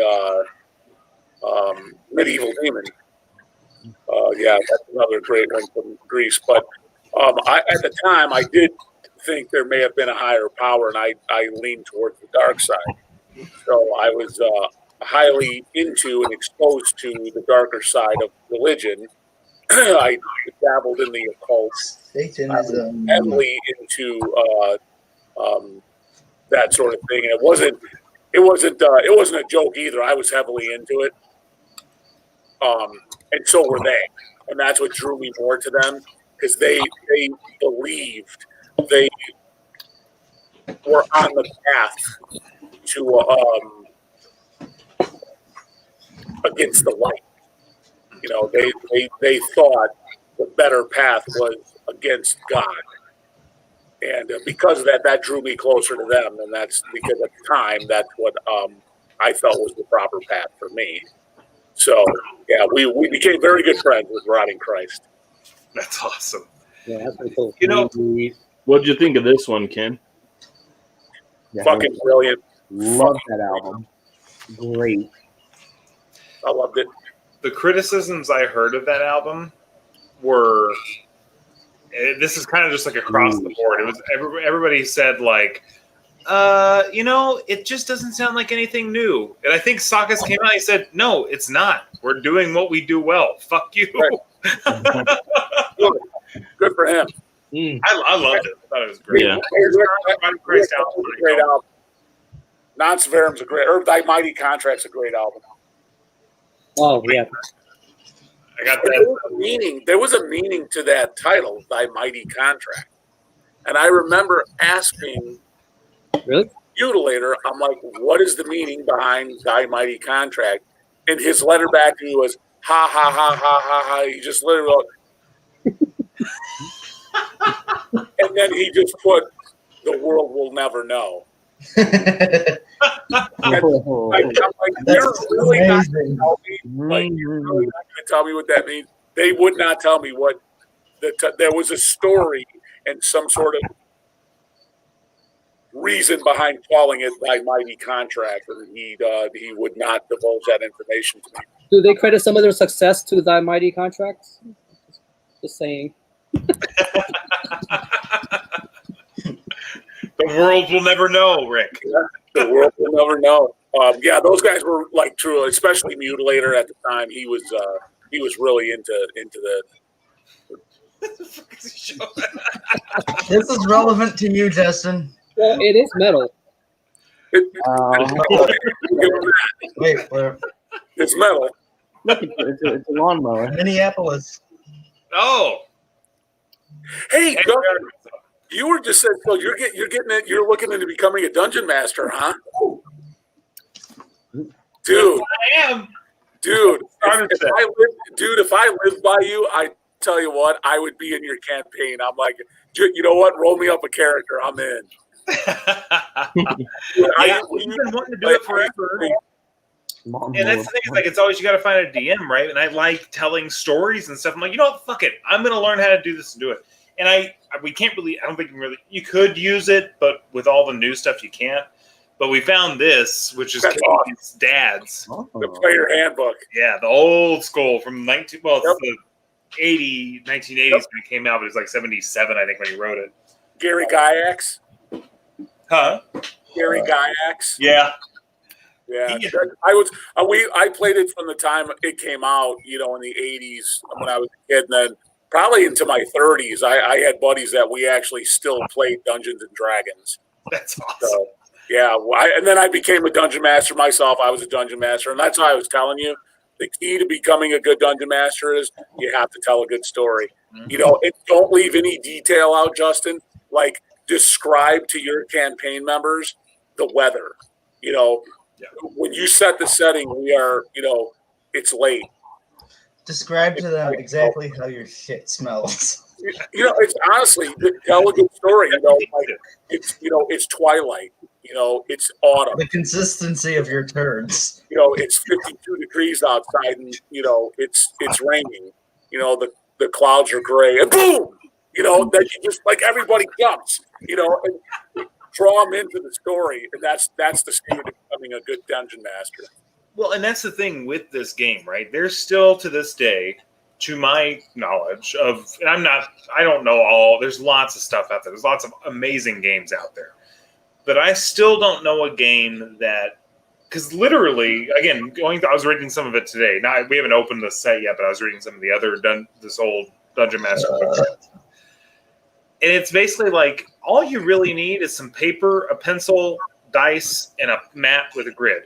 And the entire thing is just like it's in your head, and it's imagination. Yeah, that's what's lacking, I think, nowadays. Everything is just in front of you. Back then, you had to conjure up all this shit. That's it. That's it, Justin. You said it. You need paper, pencil, dice, and an imagination. Yeah. And a map. I don't have any of those. There are two things we can attribute almost every single modern fantasy anything to: music, drugs, art, anything. J.R.R. Tolkien and Dungeons and Dragons.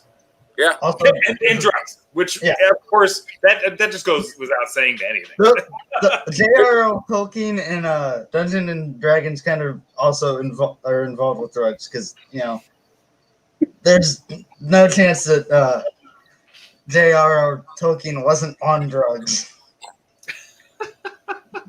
Well, I don't think he was. But he might have been. He probably was. J.R.R. Tolkien wrote the Lord of the Rings based on World War II. Yeah. I mean, the orcs were. Was it World War I or World War II? What's that? Was it World War I or World War II? World War II. Okay. World War II. Yeah, the orcs. The orcs were technically the Germans. That's how he wrote it. That was his interpretation of World War II. While we're talking about Lord of the Rings, so the movies were fine. I liked the movies; they were fun. There's things they glossed over. The single best representation of Lord of the Rings outside of the books is this right here, 1980 BBC radio version. Now, this is the my grandpa has that. He has the 8-track version. Yeah, it's the cassettes. It is amazing. It's hold on. What it's cassette? It's what cassettes you can play like book on cassette? Yeah. So it's like it has all 3 books. It's the live BBC radio adaptation of it. Holy shit! So it's all actors and stuff. You can get this for like $10 on eBay. Like they're all over the place. How much is it? Like $10-15 on eBay.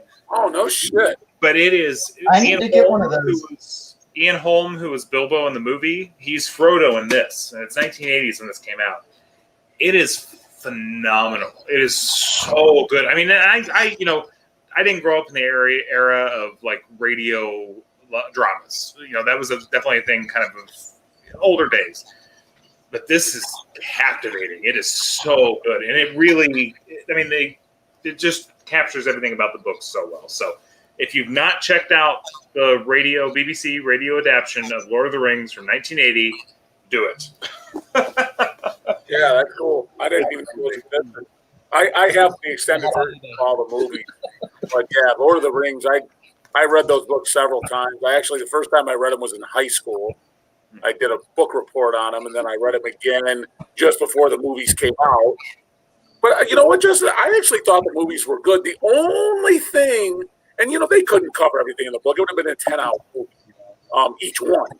But the only thing I thought they should have put in a little more detail was, remember in it was the Battle at Helm's Deep. Or no, it was Return of the King, when Aragorn came with the ghosts on the ship. Yeah. Yep. And they helped defeat, they helped win the battle. Cool scene. Well, they didn't really tell you how all of a sudden Aragorn got there with the ships, with these men. Yeah. They didn't really tell you that. In the book, if you recall, there was a major battle with the Corsairs, which was an evil race of man. Yeah. They left. They didn't even I said, don't play the whole battle because that would have taken another hour. Right. If you just show a snippet of it, they completely dismiss it. Well, and that was there was two scenes that were a problem for me, and that was one of them. And it's because in the movie, okay, he convinces this army of ghosts, right, to come with him. In the movie, they show up, take out these few orcs, and then they're gone. You're like, what's that about? Exactly. There's a huge situation that happens prior to all that. Exactly. It was with the battle with the Corsairs. Yeah. And the other one was when Frodo is riding from the ring race. Because in the movie, it's what's her name? The elf. She has him. He's been stabbed, and she's riding from the ring race and turns, and then the water washes all the ring race away. What are their names? It's not ring race. It's the Nazgul guys. Oh, the Nazgul. Yeah. So when they're running from them, and then they get across the river, and then the river sweeps them away. In the book, and in this too, Frodo's doing that by himself. He's writhing in pain, and he is on the horse running from the Nazgul. In the movie, he's basically passed out, and it's what the hell is her name? The guy from Aerosmith's daughter. Liv Tyler. Thank you, Liv Tyler. It's her elf character. She has him on the horse. Which one was that? Was that the Two Towers? It's the first one. It's the first one. Oh, it's Fellowship. Fellowship of the Ring. Yeah, Fellowship of the Ring. Okay. And because part of it too, I think in the movies it's a massive undertaking to make movies out of this book. You just can't get every detail, you just can't. So I'm not knocking it. But there's some things that were a little bit lost, and because of that, because I feel like in the movie, Frodo is made a little bit weaker than he is in the books. Because in the books, he is under. I mean, it's such a character because he's this little guy, this little hobbit, right, who comes from this very soft place, and he is traumatized and beaten and just tore down and perseveres through all of it. And in the movie, I felt like you didn't get that from the movie? I did, but I felt like in the movie it was a little more heavy-handed, and I think it's just because they can't get all the nuances from a book, right? And the purpose of this is saying, I feel like this radio adaptation did get those nuances. That's cool. They had a lot more time. They had a lot more time they could. I mean, this is 13 hours, I think. It's really long. I'm sure they have to do a TV show or something. The true hero was Samuel. Was Samwise. Samwise was the hero. If it was not for him, Frodo didn't make it. Absolutely. And it's him at the end. The real hero of fucking Middle Earth. I'm telling you. He's the one to write a book about Samwise Gamgee. He was the real hero of Middle Earth. Absolutely. Well, he's the one, and again, I don't fault the movie for not including this. He just couldn't. But he's the one in the books when they go back to the Hobbiton, or the Hobbiton, whatever. I'm terrible since I've read this. But when they go back, it's on fire. Like, it's been torn down. It's like a fascist country. And Samwise is the one who goes in and fucking takes care of shit, man. Yeah, he was the real hero of fucking Middle Earth. If it was not for him, Frodo does not get that ring. He does not get the ring to Mount Doom. Yeah, No. he would have gave in. Yeah. Justin, we got to play Dungeons and Dragons. Oh, we have to play. We can Skype it or something. We got to make it. There's a band that went kind of nerdy with that. You heard of that? Jeff says, Little band. Oh, hell Little yeah. band called Summoning. Hell yeah. Oh yeah, Summoning?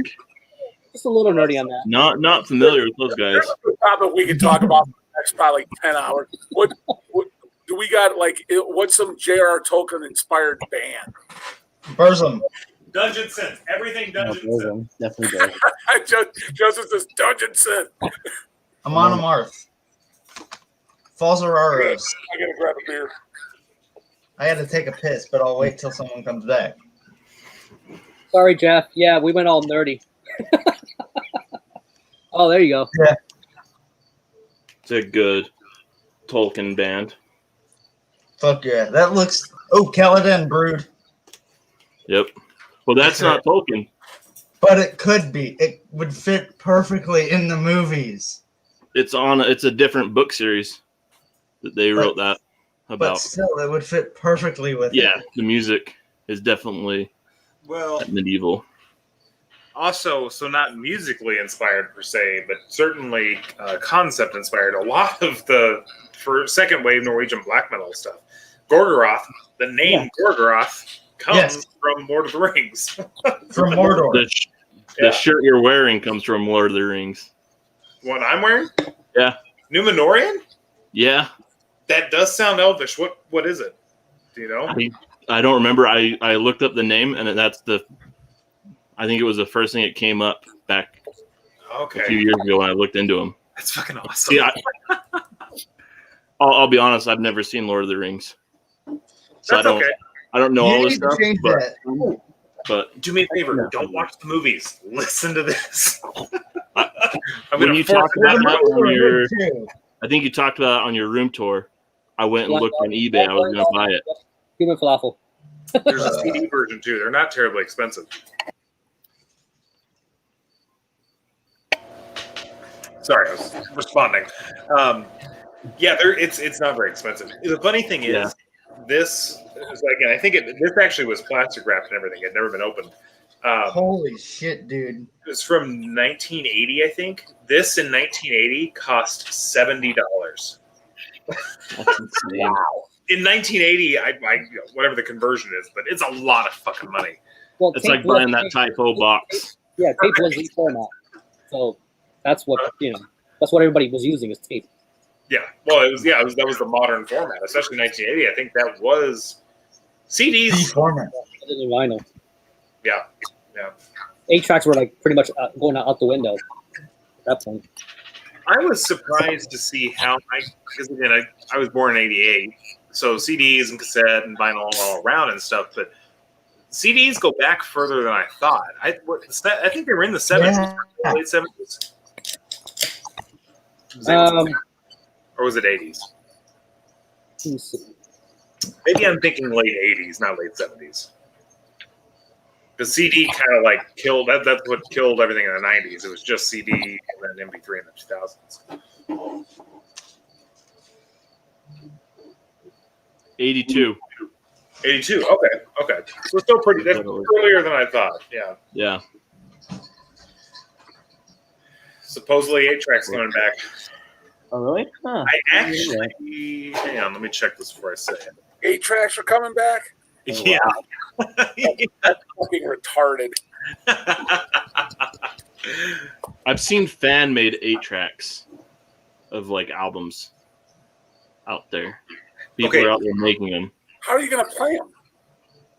Right?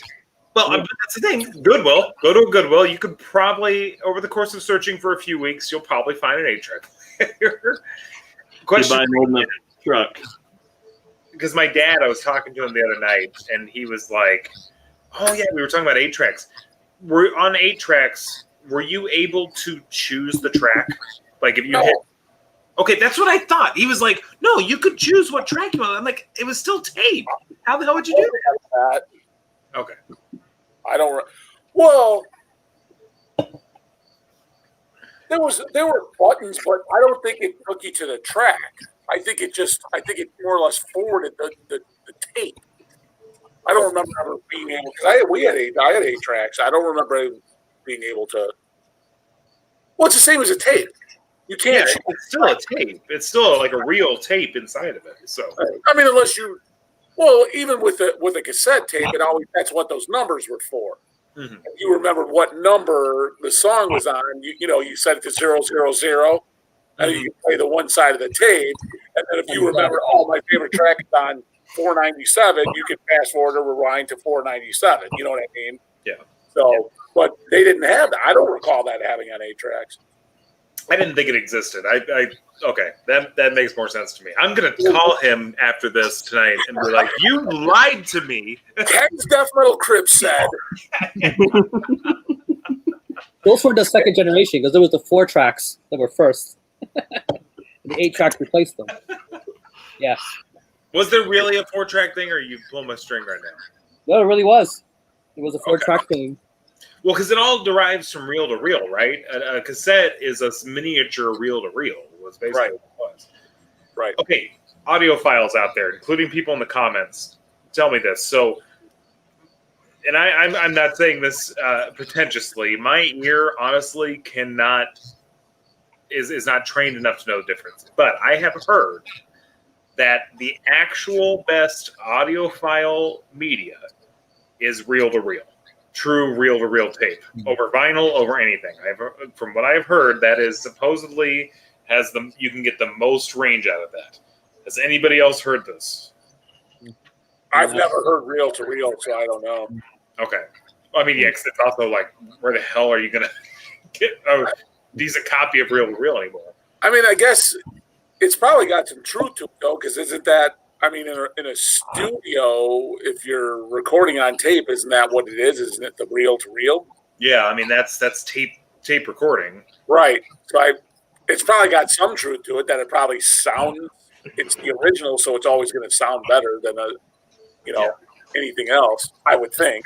I don't know. That's just, that's going analog to analog. Because there are people who complain about, like with vinyl, like when you go from a digital source to vinyl, people tend to complain about that rather than going from a, analog source to vinyl. And that's another thing I always say. I've had this conversation before too. And I have no scientific proof to back this statement up. I always think black vinyl sounds better than colored vinyl. I'm sorry, looking at the comments. Say that one more time.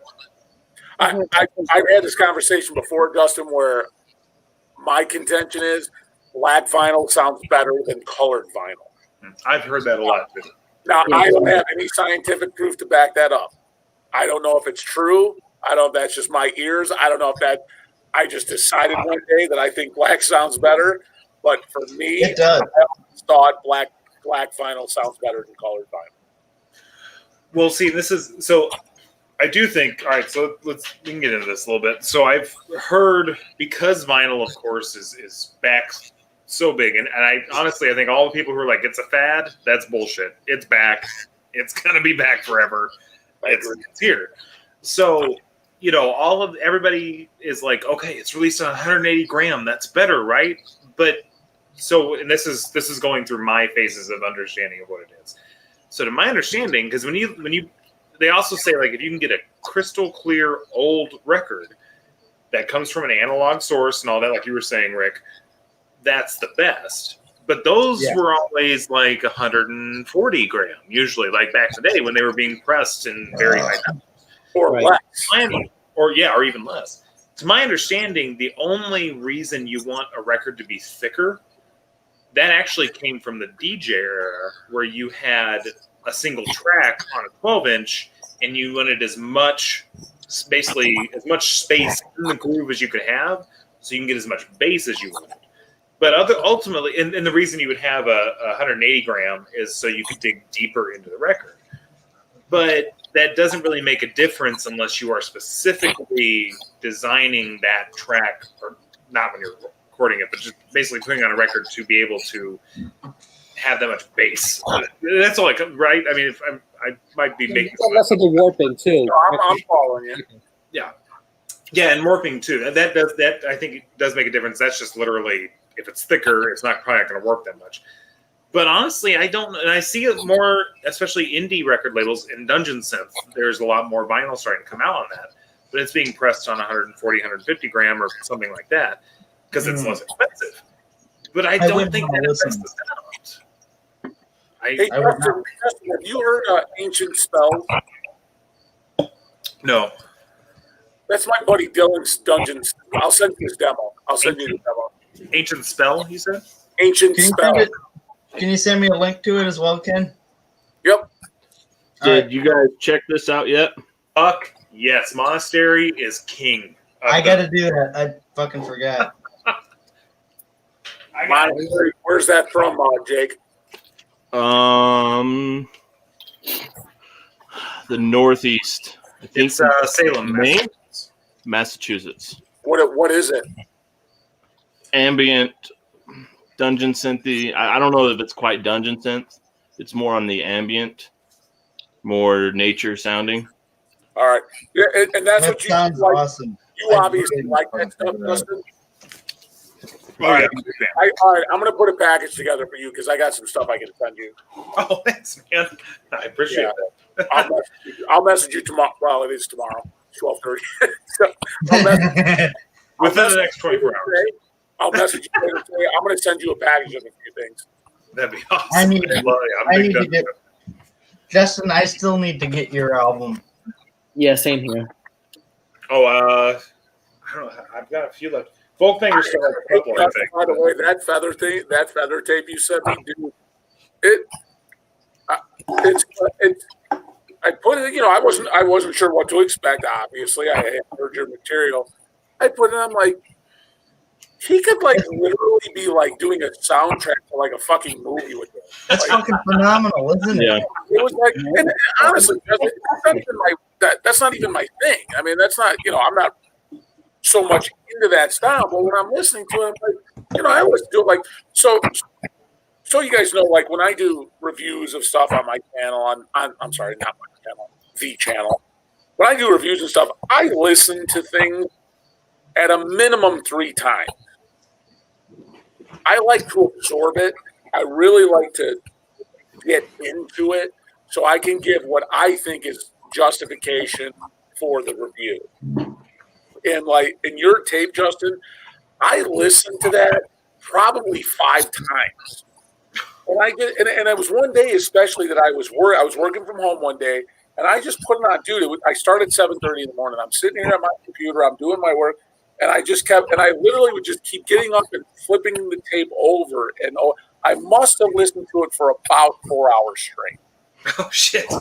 and I'm like, it's mesmerizing. It draws you in. I definitely got absorbed. You know, the music absorbed me. And I thought he could actually be. He could you should be in California doing this for like movie producers. Like you should be sending this like this could be on a fucking soundtrack. I'm like, why is this not on like some kind of a soundtrack for a movie or something? This is movie quality fucking music, you know. And I'm like, this is insane. And I literally. Justin, I think I listened to it for like 4 hours straight. Like that tape back. I just kept flipping it. But again, that's my personality. That's what I do, especially when I get something new. I listen to it deeply. Some things, if they don't hook me, it might only take a couple of 2 to 3 times, and I'm like, okay, I'm not hooked. But that hooked me. And the thing is, Justin, bravo. That's not even my genre. You know, it's still I got hooked. So bravo. Very good. Excellent stuff. You're making me blush, Ken. There was some, I ordered that. Nick still has the award for that. It came in some pretty packaging. I was like, I hope there's some substance to this. And sure enough, there was. You know, definitely justified the packaging. Appreciate that. Well, and the thing is too, like, and this is what I've taken away from Dungeon Synth and with my album. It's not it's not something that's necessarily an active listen. It is absolutely. The influence For me, of it is. thinking that was like Dark Crystal, the Dune soundtrack, things like that. It is a Passive. passive. Yes, thank you. It's something that's meant to. You can actively listen to it if you want to. I'm not saying that it's not that, but it's certainly not like. There's no lyrics for one. That changes a lot. It's atmospheric with that. But that means a lot to me, Ken. A lot to me. So I really appreciate that. Dude, it's awesome. It was awesome. It's so fucking good. I couldn't believe. I'm like, wow. Like, so as I put stuff like that out, this is what it's like to be fucking talented. And Ken, talent. What you're saying, what you do is the same thing I do. That's why I also like the unnatural stuff. And I'm not just saying this so that, like trading compliments. Okay, that's not what this is. This is genuine. Right. The unnatural stuff is fucking awesome, and I'm going to be making a video about that too. But because and this is something I've been watching Ben Smasher's videos a lot of. He's really good about having descriptive words about what he talks about.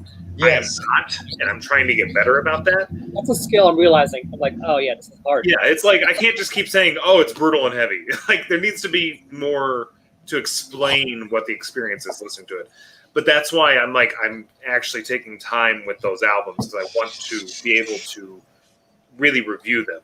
But dude, holy shit, they're fucking awesome. So Ken, it's so good. Well, it's like I was saying, it's something more CDs up for sale.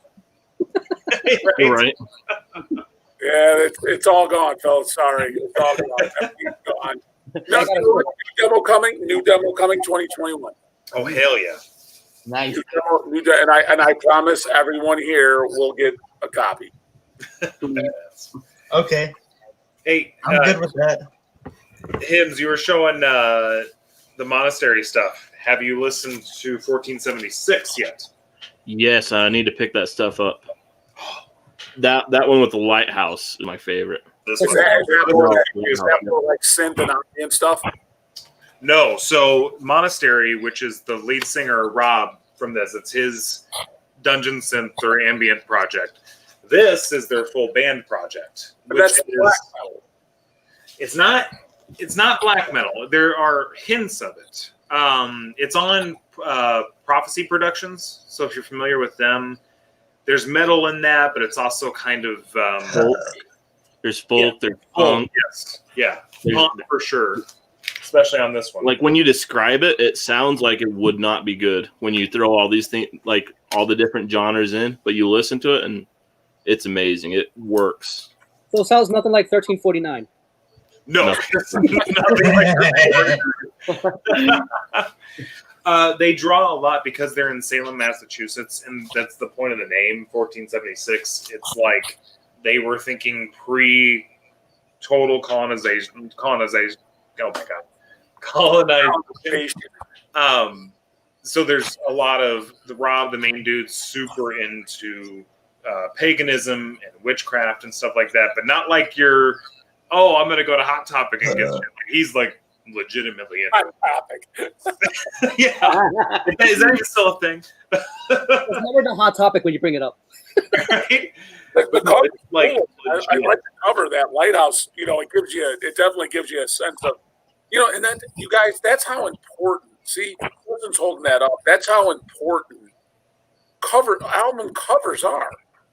You can, you guys talking about it. I know nothing about that album or band or record or anything, but you guys talking about it, and then I see that album cover. That starts to draw you in. To be, there's two phases for me for buying a record. First, you have my interest. Then you have my attention. So, an album cover is going to get my interest. I put the record on, and it connects to me. It now has my attention. So those are the phases for me of a record, and it starts with. That's why lots of times that's why I always in my videos. I haven't done as many as some of you fellas, but in my videos I show the covers. I show the album covers. I show the covers of the CD or whatever. I will always show the covers because for me, it starts visually. It starts with the cover. That's going to get my interest, and then the music is going to get my attention. So, and then you become absorbed. Then you become, entranced. You become engulfed. You become enamored. If it's good, if it strikes a chord. That's why I like atmospheric stuff, is because it has the ability to do that. It does. You can just put the shit on and let it just wash over you. It's a very spiritual experience. You know what? And that's well said, Nick, especially from a young fellow like you. But well, that's very inspiring to hear. But any music has that ability. For me, it's death metal. Yeah. For me, it's stuff like this. Oh, geez, And stuff like this. This album is awesome. I am loving the dungeon synth I'm seeing. I need dungeon synth in my cover right collection. there. Yeah, That is a good cover. I don't have any dungeons at all. But no, what Ken's saying is absolutely right. And this is what's so fucking awesome about the fact that physical media is coming back. We're way past it coming back. It's way back. It's definitely back. But the 2000s with the MP3 era, I mean, it's awesome that happened because now I can go into a record store and if an album cover intrigues me, I'll pop it up on Spotify, hear a few seconds of it. Yep, that's enough. That's all I need. I totally agree with you, Justin. Actually, I gotta say something. Wait, when you said things are coming back, I never thought that I'd be walking around my neighborhood actually listening to a cassette on a Walkman. I still got to get a Walkman. What's that? This is the Ancient Spells. I'm going to send this to you, Justin. Oh hell yeah! I'm smitten with that. It's on Tour de Garde out of Canada. I don't think I've heard of them. Oh yeah, that label, they do a lot of synth stuff. They mostly do black metal, don't they? Yes. But yeah, this is good dungeon. So I'll send you. I'm gonna put it aside. I have some other CDs. I'm gonna send you CDRs. I'm gonna send you some stuff. That'd be awesome. He's been with that. Hey, also that Cult Leader. Cult Leader is fucking awesome. And that cover, that's awesome. Yeah, that's sick art right there. I think Stefan just wants to see gore metal right about now. I need to see all the atmospheric shit you guys have. Here's something for Stefan. I love that album. I was just listening to that today while I was cutting grass. Stefan just wants to see a gutted carcass or something. Oh, hey, okay. I'm gonna give you all a taste of something here, okay? When I first heard Cult Leader, that song Mongrel. Yes, I love Dying Fetus. There you go. I love Dying Fetus. The Blood Box. Ooh, the Blood Box. The name of my channel. Oh, the Blood Box is right there. I don't have my father box. Drum roll, please. If any children are watching, hide their eyes now. Now, I say this. You all have seen this before. You know what. I mean, this is not going to be like a new thing you're saying. Oh boy, the Blood Box is the cover your eyes, Nick. Album cover. I'm 18, dude. So I'm good. To this day. Yeah, I just caught that, Jacob.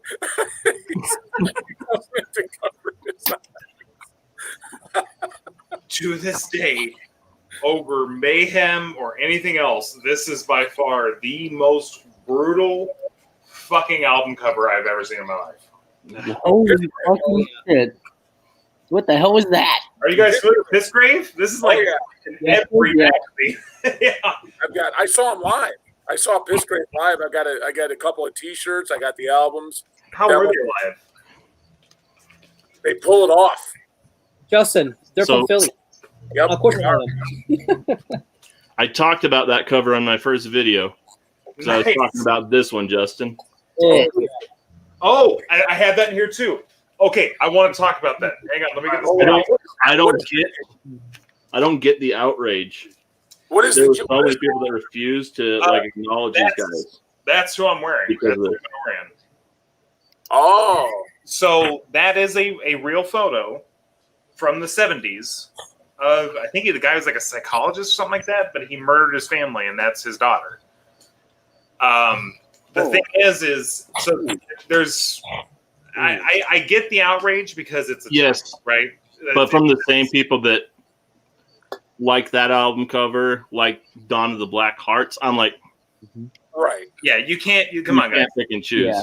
Plus, their reasoning behind having that as a cover, it's not. They weren't throwing it. It wasn't shock value.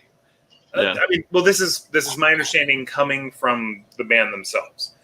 Because what I read, and you obviously feel free to tell me if I'm incorrect or if you've heard other things, but Numenorian is. I really love that band. They are by far one of the more emotional modern black metal bands ever. I mean, there's times where, especially on the second album they came out, or that album puts me in tears. Dude, when he's like screaming, it's just so emotional. The last song or the title track, the second to last song, crushes me every time. It's just it's. I mean, I cry when I hear that album. How do you spell that? How do you spell that band name? It's NUM. I don't think it's silencer. ENOREAN as in Nancy. Numenorian. It's kind of like the same experience I had when I first listened to Silencer. Canada? Are they Canada? I'm actually not sure where they're from. Yeah, they're from Canada. Oh, that album is called Calgary, Home. I think. Yeah, Home. It's called Home. Home. So the reason they used that cover is they said the closest to, as a fully developed person, the closest you will ever get to being a child again is right before you die. That is the closest you will ever get to childhood again. So that's why that imagery, of course, very shocking and all that, but it's not shock value. It's involved in their music. When you read the lyrics and everything, it makes sense. Yeah, you know what? I'm looking them up here, you guys, and I see the album cover of Home, and I see it, and it does, at first glance, it does send a bit of a chill up your spine. That cover. But I think that, like Justin was saying, the reasoning is that because that child died so young, she never truly knew like pain, like in suffering. And that's a lot of what the album is about. I don't know. Wow. Putting it, they say it much more eloquently. Yes. Wow. I'm butchering what they were saying. Interviews on it, but I love this, you guys. This is great. This shit does that. It invokes the same emotions. This is awesome because I think I said that. I don't know if you guys watched my last video that I talked about the Glorious Dead and the box Marty sent me, Eve. I talked about it. I've never been properly exposed to the atmospheric or post-black metal genre. I've never been really exposed to it. I never really dabbled in that. I've never got my feet wet in that type of style of music. I'll be honest with you, my taste of black metal was lo-fi, screeching vocal, 90s sounding black metal. That's what I grew up with, and that's what I always wanted my black metal to sound like. So as the newer generation came up with post-black metal and atmospheric black metal, I didn't really, I was kind of one of these dumb old school guys that said, black metal's supposed to sound like this, and my bad. Because as I'm getting exposed to it, thankfully from buying labels like Buying Room Recordings, I was missing out. There are some great fucking bands, some very talented fucking bands. And something like this, again, the cover has my interest. I'm going to order that fucking record if I can find it. And if the music is as good as you guys say it is, then it's going to get my attention. Trust me, it is one. I have a question. Have any of you heard this? No. what? Orphans of Dusk? Nope. Revenant? Stefan was so I didn't know the piece of peanut. it was 1 nanosecond. No, So this came in a Metalhead box a long time ago. Oh, This is on Hypnotic Dirge. Oh, I do like Ignite Dirge. That's a good one. And the best way to describe it is epic doom. It's Oh yeah, totally not me. super atmospheric and super fucking good. I recommend it 110%. you said it's Doom. Yeah. Then it's hot trash. No, that's what I thought. I didn't used to like Doom. This album did it for me. If you like anything atmospheric, this album is fucking awesome. Not all Doom is the same, though. You know, like It probably doesn't touch this album. Not all Doom is evoking. Hey Jacob, how's the Adore album by that band? That one, I think, at first, I didn't think it was as good as Home, but now I think it's better. I think it's my favorite one. It's not as... It's still black metal. It's still post-black, but they get a lot more progressive-y with it. There's some other influences, and I wouldn't say progressive. They have... Would you suggest I start with Home? I start with Home first, then? Yeah. Maybe even the demo. Oh, Yeah. really? I mean, the demo, which is pretty easy to find. I mean, you can get it, I think, on Bandcamp. They got picked up. They had that. Was it 2 tracks? Yeah, 2-track demo, and Yeah. Season of Mist picked them up from that. Let Me In, which was a movie. Let Me In. Oh yeah, I don't think it's related to that, but Let the Right One In is a great fucking movie. No, there was a movie. I thought the movie was Let Me In. But That's the American version. The There's Swedish 2 versions, yeah. version is Let the Right One In. There's a remake. And then Follow the Sun. And Follow the Sun, there's Follow the Sun support. Follow the Sun. So just if you don't, I'm a little drunk, so I'm really talking a lot and jumping in a lot. So I don't do that when I'm drunk, by the way. Okay, Mr. Host. But I think You're good. bouncing off what you were saying, Ken. So to kind of put in perspective, I think how the post black metal or the modern atmospheric black metal scene, why it is what it is, and why it's appealing to a lot of us who are, I'd say, like 30 years old. So in the 90s, right? And this is something I forget. In the 90s, religion was, and correct me if I'm wrong, a much more prominent, I feel like, on a daily basis of being enforced on our lives than it is now. Black metal was the antithesis to forced religion on your life. And it was, especially coming from the Midwest, like, it was shoved down my throat every day. And that was what black metal was like. Anything that's anti that, anything that's anti-forced, even in Finland and Sweden and stuff, when it's like that's in their just their culture. Sorry, I'm babbling on about that, but it was anti-establishment. It was. I mean, you had the Satanic Panic back then too. I forget about that. Like, people were literally getting arrested, being accused of being Satanists. When it's like, now we're like, well, who fuck me a Satanist? We don't give a shit. Like, that's kind of silly if you are, you know what I mean? But people were literally being arrested for that shit back then. Yep. So that was the big anti-movement.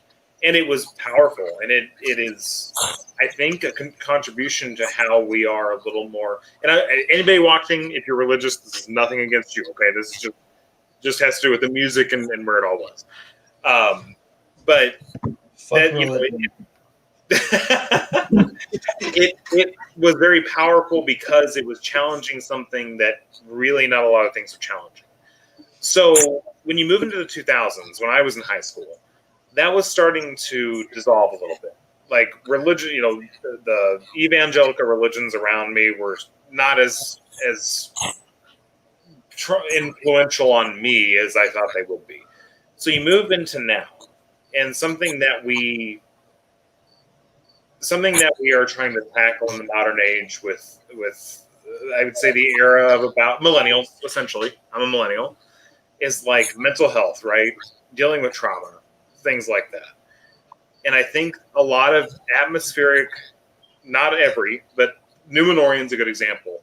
They are really dealing with really hard mental issues that we are all facing. Yeah. And really dark stuff that no one, like, we're still scared to say, like, I'm not saying me, I'm just saying this is what they're saying, like, I might kill myself, and I don't know how to handle that. And those are things still being dealt with in black metal in the 90s, too. I mean, obviously Mayhem is a prime example of how that shit can go bad. But they're starting to pull back those curtains, and they're starting to deal with that and talk about it. And my God, vocally sing about it. You can hear it in his voice when he's singing. That's cool. That's he's cool. on the verge of tears. See, so you guys need to talk about something like that on your channels. Well, that's a good point. That is probably something that's worth talking about. It was a very. It's easier to talk about right now. Dude, Have you guys heard of the movie? talking just what you just said? That's like that should be a video on your fucking It channel. was very, very well put.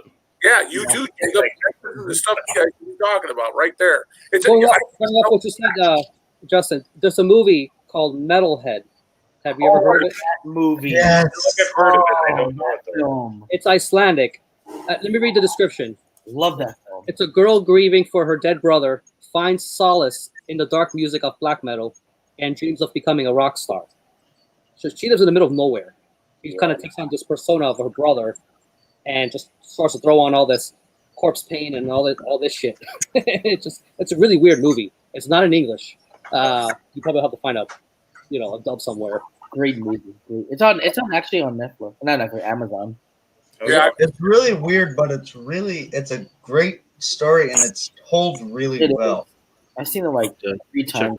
I've seen it 80 to 90 times. Actually, I have a copy of it on my flash drive somewhere. I've seen this picture. Okay. yeah, I've seen it. I've watched it like 3 times because the first time I didn't get it. I'll be honest. I'm like, what God's green earth did I just waste 2 hours on? then I watched it a second time. Okay, and then a third time, I'm like, I got it. But no, seriously, man, Justin, I saw your passion just come out about that band. You like to be wearing your shirt. You wouldn't be wearing shirts and supporting them if you didn't like them.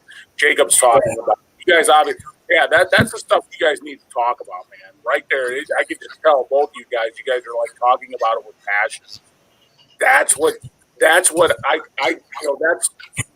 like YouTube channels about. People that do YouTube channels, is when their passion for what they're talking about comes out. And that's Yeah. Yeah. I like it. That's why I watch people like Ben and Marty.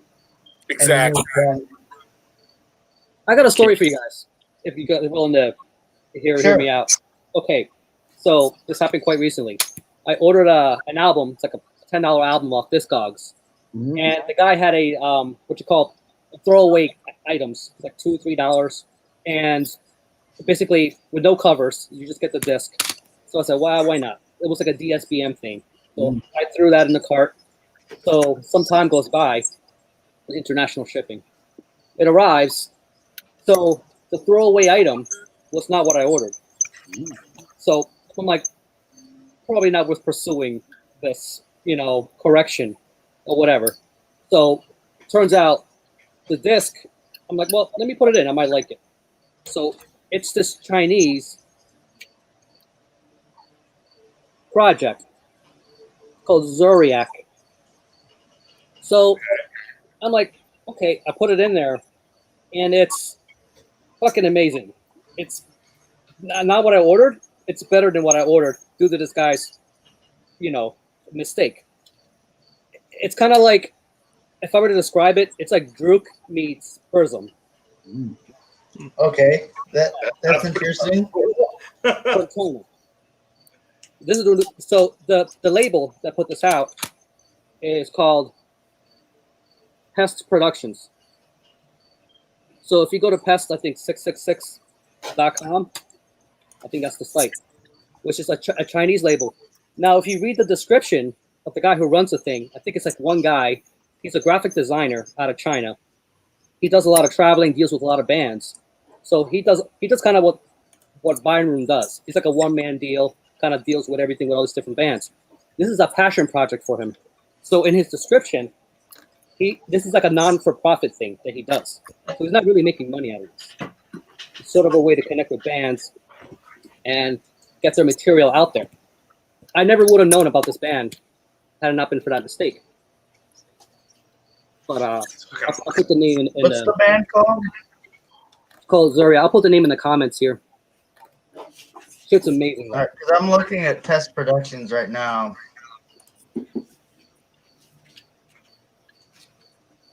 Okay. Oh, Human Flop was still here, huh? Wow. And the album's called After Images of Autumn. How many Should we people do are that? watching? Huh? 8. How many people are watching? 8? I've got a few. I've got a But few. I'm tests one out of them because I've also got a YouTube thing open. So Yeah, check out that album. But never would have known about it. I've got a few releases from that label. I think they do a lot of the post black stuff. Good But shit. I can't think of anything what the albums I have are. I'd pull one out, but They're on Season of Mist currently. I'm gonna grab a beer, guys. I'll be back in a sec. All right. Is anybody in the stream? Is there anybody like backstage or anything? No. no. I don't, probably. I was just saying, if somebody wants in, because Jeff said something about jumping back in. I can jump off if he wants back in. Doesn't seem like All right. Go grab a beer, Ken. I'll grab a beer. So they're on Season of Mist. Huh? They're on Season of Mist. They have them. Yeah, they're on Season of Mist now. Oh, I had no idea. You know something? Because I didn't get the cover or anything. So I was thinking I like this so much. I was thinking of reordering it with the proper cover and everything. Which one is that? After Is it Image of after Image of Autumn? Yeah. Okay. I'm looking right now. Okay. I wasn't expecting to be this blown away. I was like, this shit's good. It has a really cool cover. Well, they put out I'm some looking at it on Hairclaw. Metal Archives. That's a good band. Brannenkind is a good one.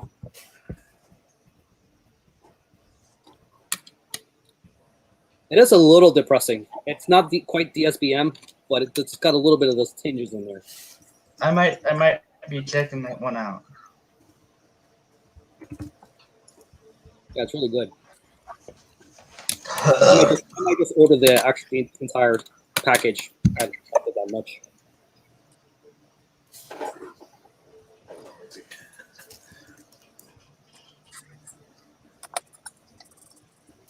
They've got some good releases on this label. Yeah, I think I might have bumped into them once or twice, but I never quite explored them. And I was looking at the guy's sort of biography, and he's like, "Don't expect to get your shit right away. It might take like 3 months." Yeah. 3 months. Something like that. Yeah, Jeez. it's just him, and he's got to deal with the Chinese, whatever the postal services and all that stuff. And then we got the whole. The postage nowadays between the U.S. and Europe and everywhere else is just so fucked up. it's outrageous. Yeah, that's why I couldn't offer shirts to people outside the U.S. It's like, they'd be paying literally $50 for a fucking T-shirt. I'm like, I don't want anybody to pay that for a fucking T-shirt. No, Like that's, not all. honestly, I took a couple of the shirts off the website just, because a couple of people are like, oh, I'll pay. I'm like, are you serious? Like, you're really going to pay, $20, $30, $40 for the shit, $15 shirt? They want it. So I'm like, it's up to you, man. I mean, you really want to pay it. I mean, I guess I'll send it to you, but I just hate, charging anybody something like that. It's like, it's, retard. But if you want it, I mean, I guess you can have it,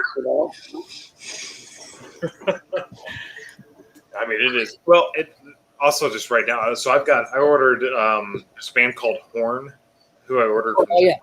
Okay, yeah. Yeah. I pre-ordered their album back when it came out. And Is it in this band? it's not that one, no. Okay. But It's a format. but I've been messaging with the guys because I'm like, hey, I'm just checking in. Like, this is not any rush because you're in Germany. Like, I know shit's crazy. They're like, Dude, we have no idea. Like, we've got your record here. I was like, okay, you know what? Even if it's next year, that's totally cool. Just as long as you've got a copy sitting there for me, that's fine. Because I guess like Germany's completely shut down all shipping to the U.S. Like they're just not even shipping. Yeah, I'm still waiting for shit. Yeah, I put in an order with shit. Now I can't remember the name, but it was on the Binderoon compilation they did. Uprising. I put in an order with them, and it's not going to ship forever. They're from Germany. I ordered the Dying Light, like the tape. You know, yeah, I'm still waiting for that. This got here from Finland in like 2 weeks. What's that, Jake? That's Jacob, I'm sorry. Is it okay I call you Jake? Yeah. Okay. It's a Leia. Do you know Swallow the Sun? Are you familiar with them at all? No, I saw that. I saw something about Swallow the Sun as I was looking up the other band that you guys were talking about. This was the main guy of Swallow the Suns. His girlfriend or partner, she passed away, and he compiled all of her work into this. Oh my god! She was behind a band, Trees of Eternity. They did that together. Okay. Got an amazing album. She was on a lot of the. That's right there. She was on a lot of the Swallow the Sun stuff. So what is it? That atmospheric black metal, or is it? This one is more of an acoustic, just singer songwriter, but like it's atmospheric, but it's not like poppy. It's atmospheric, folky, that kind of thing. Gotcha. It's really good. He's got like the best voice. Yeah, she's an amazing voice. You guys are all showing some really cool stuff, and I haven't showed anything. You guys want to do it? That's your job, Ken. What the fuck? You got some Marduk? Oh, I got more. We have What do you got cool from them? Hey Ken, can I ask you a question? No. Yeah, I'm kidding. Go ahead. No, I wanted to ask you this. I don't know if you own this magazine, but do you own the original Kerrang magazine with Varg and Emperor on it? So, correct. I'll be honest with you. At one point, I probably did because I grew up, in the early '80s collecting Kerrang. But at the time, I was collecting them. I would get the magazine, and I didn't keep them. So, not until probably the very late '80s to early '90s did I get into fanzines, and I probably concentrated more on fanzines, and then of course Metal Maniacs. So I didn't keep every single magazine that I purchased, and at the time I did purchase that magazine, but of course back then you don't think that that's ever going to be something you want to keep. So it's a magazine, right? Right. Subsequently, after some years, I decided I was going to start keeping stuff, and some things I didn't keep anyway. But I decided I was going to keep stuff like this. It's a good point. It's a really good point. You keep all your decibel issues. I told you, Nick wins. Nick wins the award for making me blush. That is. I'll write you another letter. I'm actually in the process of doing that myself as well. I'll send you a picture. When I saw you said you'd frame that, I couldn't believe it. I'm like, are you shit? I thought you were kind of jagging me at first. No, dude, it means a lot to me that someone would take the time to write a letter. You know what, Nick? It means more to me that you say that.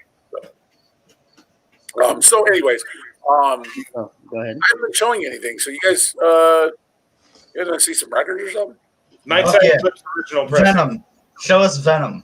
Well, I want to see some. I want to see some black metal and death metal. Here's 50 records. Go get them, Ken. Go. Let's do this. Let me pick a letter in the alphabet. Now, do you want to see records? There you go. I. Oh shit, that's cool. That's cool. Pretty good art. You guys want to see records, CDs, or tapes? All three. I don't care. Taste. Anything you got is amazing. Yeah, of course, absolutely. There's no doubt about that. I Between Two Worlds on Viking. CD. Okay, that's still good. That's still good. Yeah, sure. That's a good heavy metal album. I fucking love that album. I love it too. I like everything he does. I like Yeah. I like You the like- more I like off. Do you like the solo stuff? All right, you guys converge. Pick a letter out of the alphabet, and I will pull as many records out of that alphabet as I can. T. I liked I, personally. I. Say I. Hi. Yeah. I. I'm going to take as many records out of this section I as I can. All right. All right. Don't drop Your any. time. I'm gonna have a smoke real quick. I'll be Oh, right no, back. wait. Half of it's gonna be Iron Maiden, isn't it? Oh yeah, no Iron Maiden. All right, I'll make sure it's not me. No, All right. bring the maiden. All right, No, I'll be right fuck that. We've all seen that shit. back. We just got so much material. Fuck Iron Maiden. Just bring Seventh Son of a Seventh Son then. The best one. No, Somewhere in Time. Seventh Son was the first one I listened to, so that's the one I'm most attached to. That one Somewhere in Time was my first one. straight front to back. It's just a great album. Somewhere I mean, in Time, not that all of them aren't, but that was a good era. Just between that period. I I like got Somewhere in Time for the artwork. I was just gonna say it's my computer wallpaper. Like but it's like 3D. You can actually wear 3D glasses and it'll just kind of pop out at you. Oh, that's badass. My computer artwork is the Lord Weird Slow Fig. Oh yeah. They actually made a pop figure of Eddie. Wow. they have like 4 different ones. I would go ahead and Like the first. And I don't want any of them. It came out with like the set. Which is We got cool. the same one. buy myself a I pop think it's the figure same one, right? now. Peace of mind. Yeah. Peace of mind. Yep. Holy crap! Look at all those records. Huh. I have entirely too many records. Is Internal Bleeding in there? No, No. Stephen has you to buy can never have too many records, Ken. Internal Bleeding is a great Oh, movie. yes, you can. Yes, you can. No, specifically you. You can never have too many records. Listen, actually, I have too many records. If you have a crypt for it, you're good. You know, I need one of those. An actual crypt. That would be cool. One of you guys, one day I got to retire from all this. So one of you guys got to take the flame, man. I'd do it. One day, like everything, guys. I mean, there's a beginning and there's an end to everything, right? Mm-hmm. So, Yeah. one day there will be no more crypt. There will be no more Ken's Death Metal Crypt. One day I'm going to delete the channel and all of its contents therein. One day that all of this will fade into obscurity as I retire. And I will be extremely depressed and probably hurt myself. Don't say that. Find it inspiring, Nick. Find it inspiring, and you take that flame. You take the next chapter. I am currently trying to take apart one of these because this thing's a piece of shit and needs to be fixed. I'll throw on Left Hand Path for you, Ken. And have There a you good go. Yeah, just with somebody, one drink of of you beer. Grecian I'll guys. throw on something you hate and not do anything. Some candle mass. I was literally listening to Left Hand Path this week. I I'll listen to throw Left Hand Path like fucking weekly. That's Devin did on his Maze of Torment. Devin did on his channel like his top death metal albums. Yeah. And he's like, Ken, you do it. I want to see yours. And I told him I would. That's another video I got to do. But honestly, Entombed, Left Hand Path would probably be the #1 death metal album. That's probably my favorite death metal album of all time. Entombed, Left Hand Path. I mean, that album just what it did for Swedish death metal and then the world of death metal. It can't be often imitated, never duplicated. I've got a surprise in an upcoming video I want to do about a Swedish death metal band that doesn't sound like Entombed that came out with a release around the time Left Hand Path came out. Ken would know. Authorized the source of dominion. I'm not ready to reveal it yet, though. Is it Merciless? Hmm? Is it Merciless? That's death almost thrash. It's going to be good. I'm trying to think of I know a little Swedish death. I know a lot of Swedish death metal bands. Got a screwdriver. This band doesn't sound like a Swedish death metal band, but they're from Sweden. But it came out around the time Left Hand Path did. I don't know why I can't talk tonight. What's the first letter? They were from Few Sweden. beers too many, Rick. Maybe authorized the source of dominion. My fifth bottle now or something? I don't know. You're talking about Swedish? Mhm. Is it ABBA? Yeah. Abba. Wasn't that Upcoming video. Dancing Dancing Queen. Yeah. No, I'm trying to balance my videos between death metal. I don't want to do too much of one genre because I don't. It's obvious. Synth pop crypt. That's all I It's all synth pop. That needs to be a thing. Hey, Ken, what happened with We're not at, so- the vinyls? I'm sorry, what's that, Stefan? Oh, no, you're going to show us some of those cool vinyls. Yeah, I'm going to wait for Justin to come back. All right, sure. Go right ahead. I'm gonna wait for Justin. Well, he's taking his time. Let's talk about him behind his back. Nah, come on. Let's not. He's a terrible guy. I think Justin is an awful person. He smells like piss. His hair is too long. I've never been around him to smell. But, Me neither. Justin is Justin's what's that? He's Oh, great. How do you feel about this one, Ken? I love that album. that album is awesome. I That love that album. rules. It's a return to form. It totally Turns out they didn't need ABBA. They're better without him. You guys inspire me. I wouldn't say they're better without him, but you guys inspire me. That's inspiring to hear Nick say that and Jacob showing it. You younger guys that you guys you get it. And I love that because you guys are getting the essence of the music. You guys are Nick just said it's back to form, it's back to their old form, and Jacob showed it because he knew there was going to be a reaction to that record. That's what I mean. Like, a few years from now, old Uncle Ken's, I'm going to retire, guys. I'm not going to, obviously I'm not going to do this forever. One day I'm going to, you guys are going to see me on a video that says,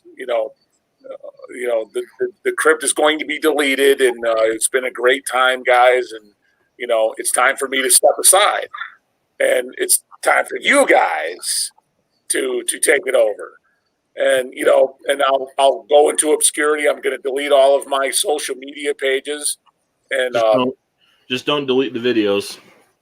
I will. Or It will don't happen. delete the demos. Nah, it's going to all be deleted. The entire channel and all of its contents will be Well, deleted. No, I will 50 be. years is a long time, though. We still got time. It's a few. I'm still here. No, it's not going to happen tomorrow. But you know what I'm saying, and you guys. That's what I'm saying. You guys inspire me that death metal is going to be carried on, because one day I'm going to retire, and I'm gonna go on my boat, and I'm never going to be seen again. And that's my dream, is one day that I'm gonna jump on my boat fishing, and I'm never going to be seen again. That reminds me of that Eagles song, "Outlaw Man." The chorus is the life on the road is the life of an outlaw man. What you just said reminded me of that. Yeah, it's profound. That Immortal album you were showing, I got the full length, but I like the Northern Can God song so much. I got the single too. I got it on vinyl, dude. I got that on vinyl, Yeah. Jake. That fucking album rules, dude. I hate that. I got the vinyl and the cassette because I kind of Great album. what kind of guy I am. Fuck yeah, Honestly, I kind of hate that they redid Mighty Raven Dark, but that's just me. Yeah, that's badass, dude. That's you got the cassette too, hot take. It's like the album wasn't enough. I'm gonna get this on fucking cassette too, man. Yeah, it's a anybody got the Demon As? No. I haven't even opened it yet. Yeah, my tape isn't open either. I wouldn't open that. Oh, that's the other guy from Immortal. Yeah. He kind of took the mantle on this, without a bath on the new one, and he was like injured for like a long time. He had carpal tunnel. That's what it was. Ben talks about it in his Immortal video. This Ken has a massive handful of records. Heavy breathing ensues.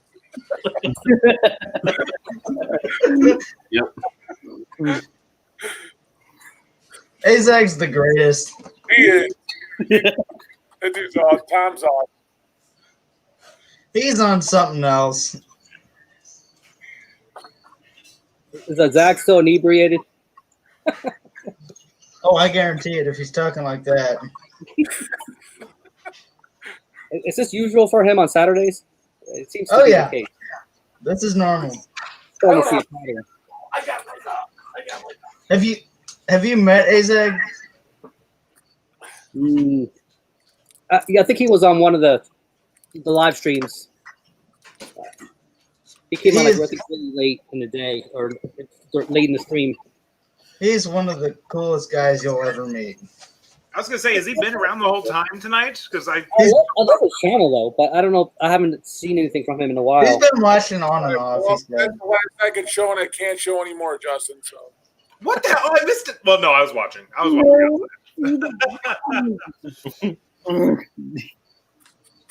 right, Azog, we love you. That dude's awesome. Tommy's awesome. Yeah. Oh yeah, no doubt. All right, so what do you guys want to see? You guys wanted to see, somebody said I. Well, this is just stuff I picked out. I don't know what, bleeding. Grabbed eyes.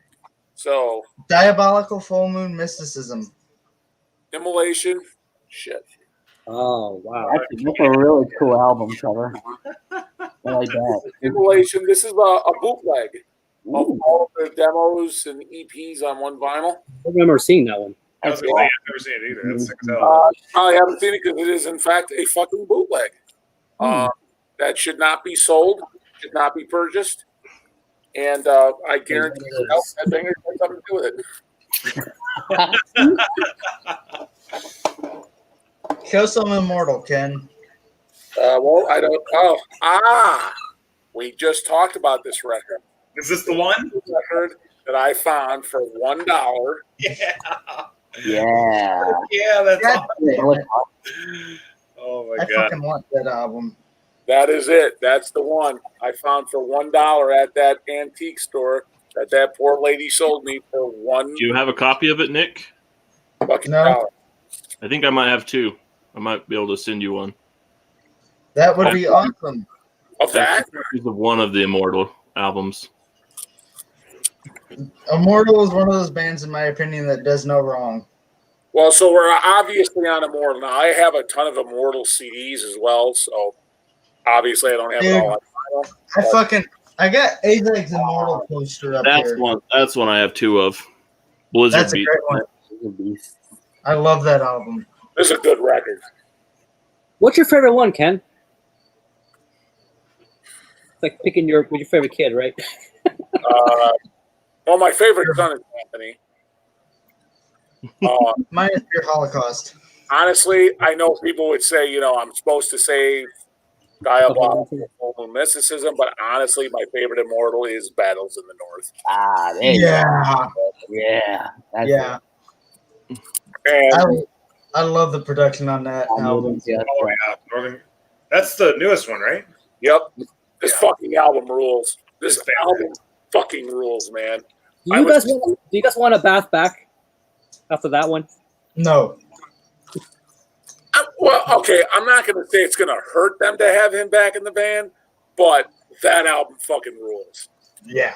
I'm one of the few that'll One? say the Heart of Winter is my favorite. So Heart I of Winter wouldn't. record. That's probably my second. Yeah. Well, no, my I love second that album. favorite is. I know you guys probably be like, Sons of Northern Darkness. I like that I one love too. that album. Dude, Hey, that that album album is as old as I am. Is that the one with what's his name? Tyrants? That song is so fucking good. He has I a video. know. It's just a video of him playing Dude. that. They're doing like a little tutorial on it. I saw Abbott open for Obituary this past year. He went into Tyrants. The whole place went fucking nuts. That's a great song.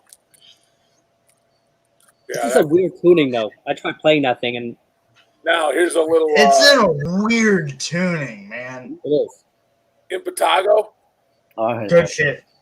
Their first album, Ultimo Mondo Cannibali.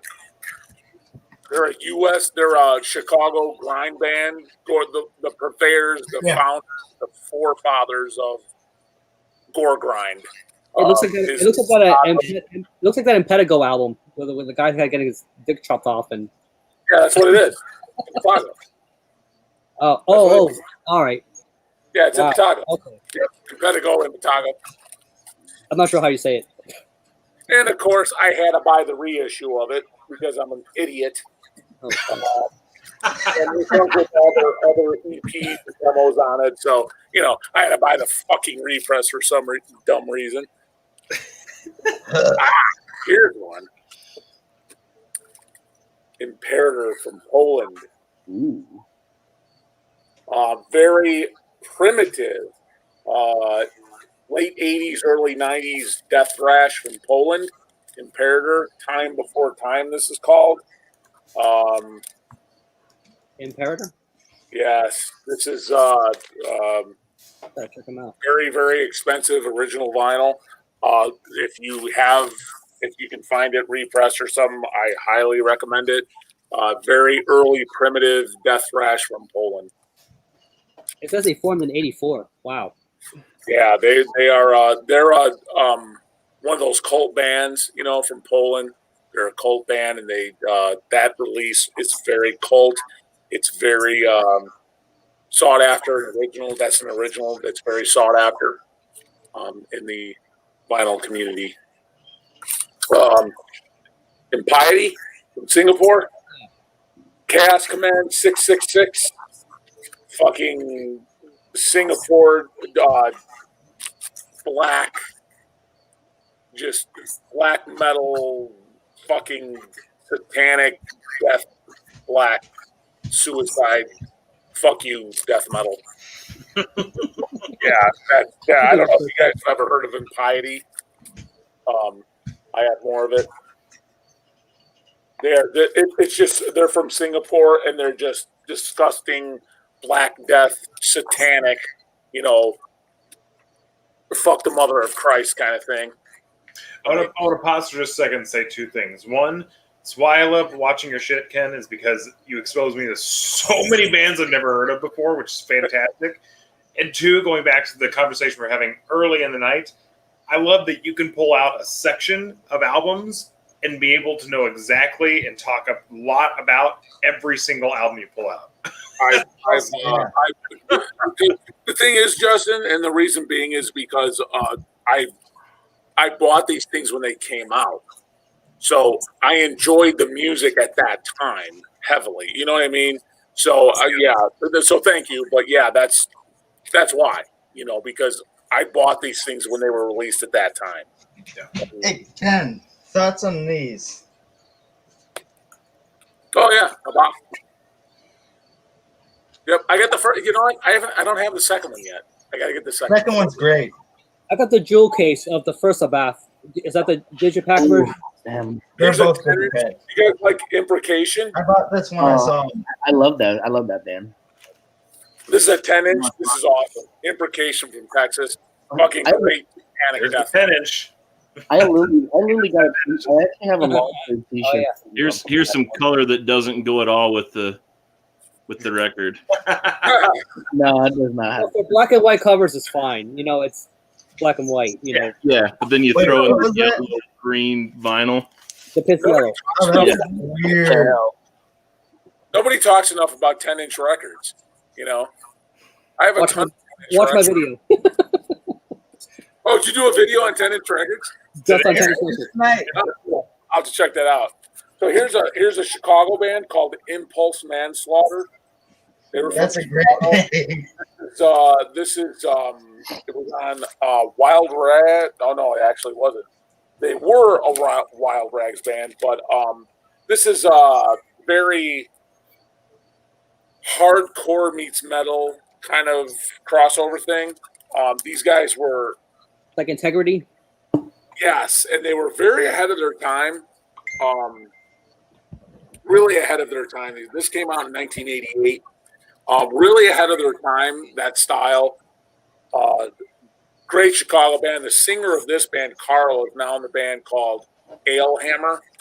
They're a crust punk band. INC, thrash.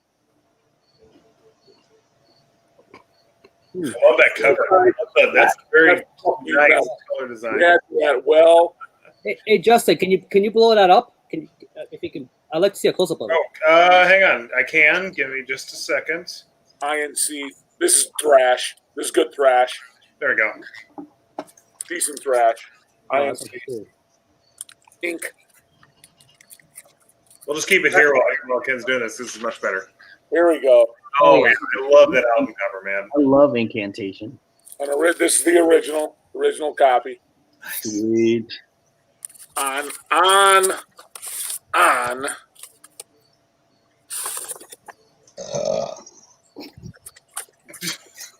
Original press. Oh, heck yeah. Wow. Hey, when did that come out? Was that 91? were 92. okay? In the 80s and 90s, were colored vinyl that big of a? I mean, I just doesn't seem like you don't see them that much. So it kind of is a rare thing, right? Nah, it wasn't a big deal. You know, up to that, you know, I mean, there was always colored vinyl. I mean, colored vinyl goes back quite a ways, but nobody, I mean, it wasn't like you had to have the colored vinyl back then. It's definitely a bigger thing nowadays, but no. Jeff. More of the Incantate. This is a bootleg live show.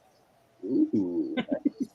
Yep, from 1993 when they played in New Jersey with the original lineup. I'm guessing Hell's Headbangers. Will not find that on Discogs. It's not supposed to be sold, nor is it official. But it is a very good sounding live show. There's more Incantation, Vanquished in Vengeance. Ooh. Let's cover. Got that. As a matter of fact, I think it is autographed by the band. Sweet. So that, all right, one more small stack here of eyes. Still have the Incantation, Dirges of Elysium. Looks like the same artist that does the Hate Eternal stuff. There you go. Hate Eternal. That's a good band. More Incantation. This is Upon the Throne of the Apocalypse. Sweet. Love the name too. It's a great name for an album. More Incantation. I have a ton of Incantation CDs. Here we go. Here's a band called Incriminated. This is good. It's death metal, kind of like Hellhammer meets Winter. Slowish death metal. That sounds awesome. Yeah, that sounds badass. Yeah, somewhat satanic. Good stuff from Incriminated. You can find their stuff relatively affordable. Here's another Incriminated record. I love their layouts. Kings of Misery. They're it's like I said, it's very Hellhammerish, winter-ish kind of sound. Here, I wish Alan Coulson was watching because this is Incubus. Oh yeah, Incubus. I heard about that. The real Incubus. Not the Incubus you might be thinking of, Kevin. This is a different Incubus, and this is out in wave of British heavy metal, and this is their album called "To the Devil, a Daughter." very satanic new wave of British heavy metal. Nice. Good stuff. That is a very good album. This one of my favorites from the 90s. Incubus from New Orleans, Serpent Temptation original vinyl on Brutal Records. This is the original Incubus from New Orleans, USA. Death thrash to the core. Very, very early death thrash. These guys mixed a great mixture of thrash metal with death. Wonderful fucking band. They were originally called Opprobrium. They changed their name to Incubus. Eventually, they got signed. This is their second album called Beyond the Unknown. Highly sought after vinyl record. Nuclear Blast, I believe. Yep, Nuclear Blast Records. Incubus. Great death thrash. If you guys ever see a repress or something like that, pick it up for sure. They don't use that name anymore, right? This brings back memories. A band called Infamous Symphony. I fucking love that cover. It's so awesome. Look at all the crystals. Right? It's the crystals that does it for me. I have no idea. But really good, like, thrash, a little bit of crossover, a little bit of heavy metal. They were on Wild Rags. They were kind of very thrashy with a little bit of hardcore crossover. Really good band. Highly sought after by the thrash community. I like how they left the noose in the back. Infected. This is called Dark Century. I believe this goes for pretty decent price.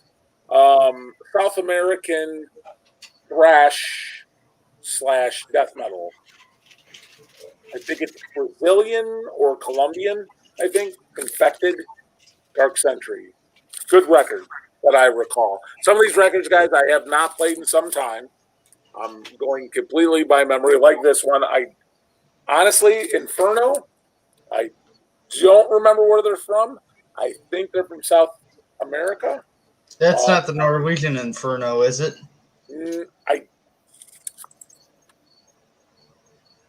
It's on Fair Play Productions out of Germany. So Okay, then no, that's not. I'd say I don't think so. But you are familiar with that band, right? Oh, Inferno! Yes. Inferno, yeah. Utter Hell, Downtown Hades. Yep. That shit's awesome. Now, this is a repress. I have the original CD of this, but I had to have it on vinyl when they repressed it, so I bought it. Infester from the U.S., Washington. You guys know this? I'm not familiar with that one. Yeah, never read it. To the Depths in Degradation.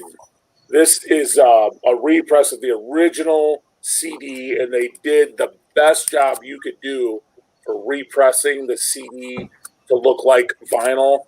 If you guys can find this repress, I don't know if you can because the repress was limited. They sold out immediately. Luckily, I was able to get my hands on a copy of the repress, although I do have the original CD. Wonderful. You will find their 7-inch on Ken's Death Metal Crypt. You will find the 7-inch. Wonderful fucking death metal. Can't say enough about that. Now, here's one. All you guys should know. Heavy metal to the core from Canada. Infernal Majesty. Oh, yeah. This is balls out to the core. Heavy fucking metal from Canada. And Except the back looks like a photo booth. yeah, it's amazing. This is, for any metalhead, this is the epitome of heavy metal. Every metalhead should have Infernal Majesties, None Shall Defy. Absolutely. Beyond a shadow of a doubt. Here's one, Infernal War. The drumming on that Infester is off the chain. Yeah, it's the whole record's off the chain. That Tom's right. That's Explosive Action. I'm sorry. The whole album's just insane. But next one, black metal, Infernal War from Poland. This is NS black metal. So if you don't like the NS part of it, don't get it because it is definitely NS black metal. Brutal black metal from Poland. When I say brutal, it's almost like, honestly, you can almost call it like brutal gore metal, but it's black metal because they're so brutal in their approach. Insanity from California. You guys remember Insanity? Early fucking death metal. Very, very early death metal. These are their demos, Death After Death. These are their demos on vinyl. If you have an original demo, I will kill you for it because I don't. This is their demos on vinyl. They also press this on CD. I have it on CD as well because I had to have the vinyl because it's vinyl and a weirdo. Insulter, primitive Brazilian death thrash metal. Some of the earliest death metal that was ever to come out of that country. As you can see by the cover, these guys were full-on fucking metal. This is very noisy, very primitive, very lo-fi death metal, South American death metal. If you like that style, you're going to love Insulter. If you like it noisy, lo-fi, and primitive. Insurrection, I have absolutely fucking no idea what this is. Somebody could look it up. I don't remember what this is. I don't recall how I got it or where I got it or what it is. So Insurrection, yeah. I'm guessing it's metal. No That's a first, Ken. That's a first. Yeah, it's a first. Absolutely no fucking idea. Completely fucking clueless. You went in a game of spades or something? No, here's one. Stefan's gonna like this one. Stefan's been bored up until now. Stefan has been bored up until now, and then he's gonna see this. This is internal suffering from Colombia. Yeah. I thought I'd get that reaction.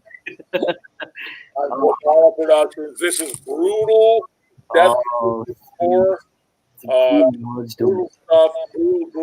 Brutal death metal. These guys did it right though, and they were one of the first bands that, like, especially from South America, to like play this kind of style. There we go. To play this kind of style. You know, they were purveyors of that style. With the satisfaction. Interesting. Thrash metal. I remember this being thrash metal. Decent. I don't remember much more about it, as I recall. One of these records I haven't played in a long time. Thrash metal. If my memory serves me right. Into Darkness.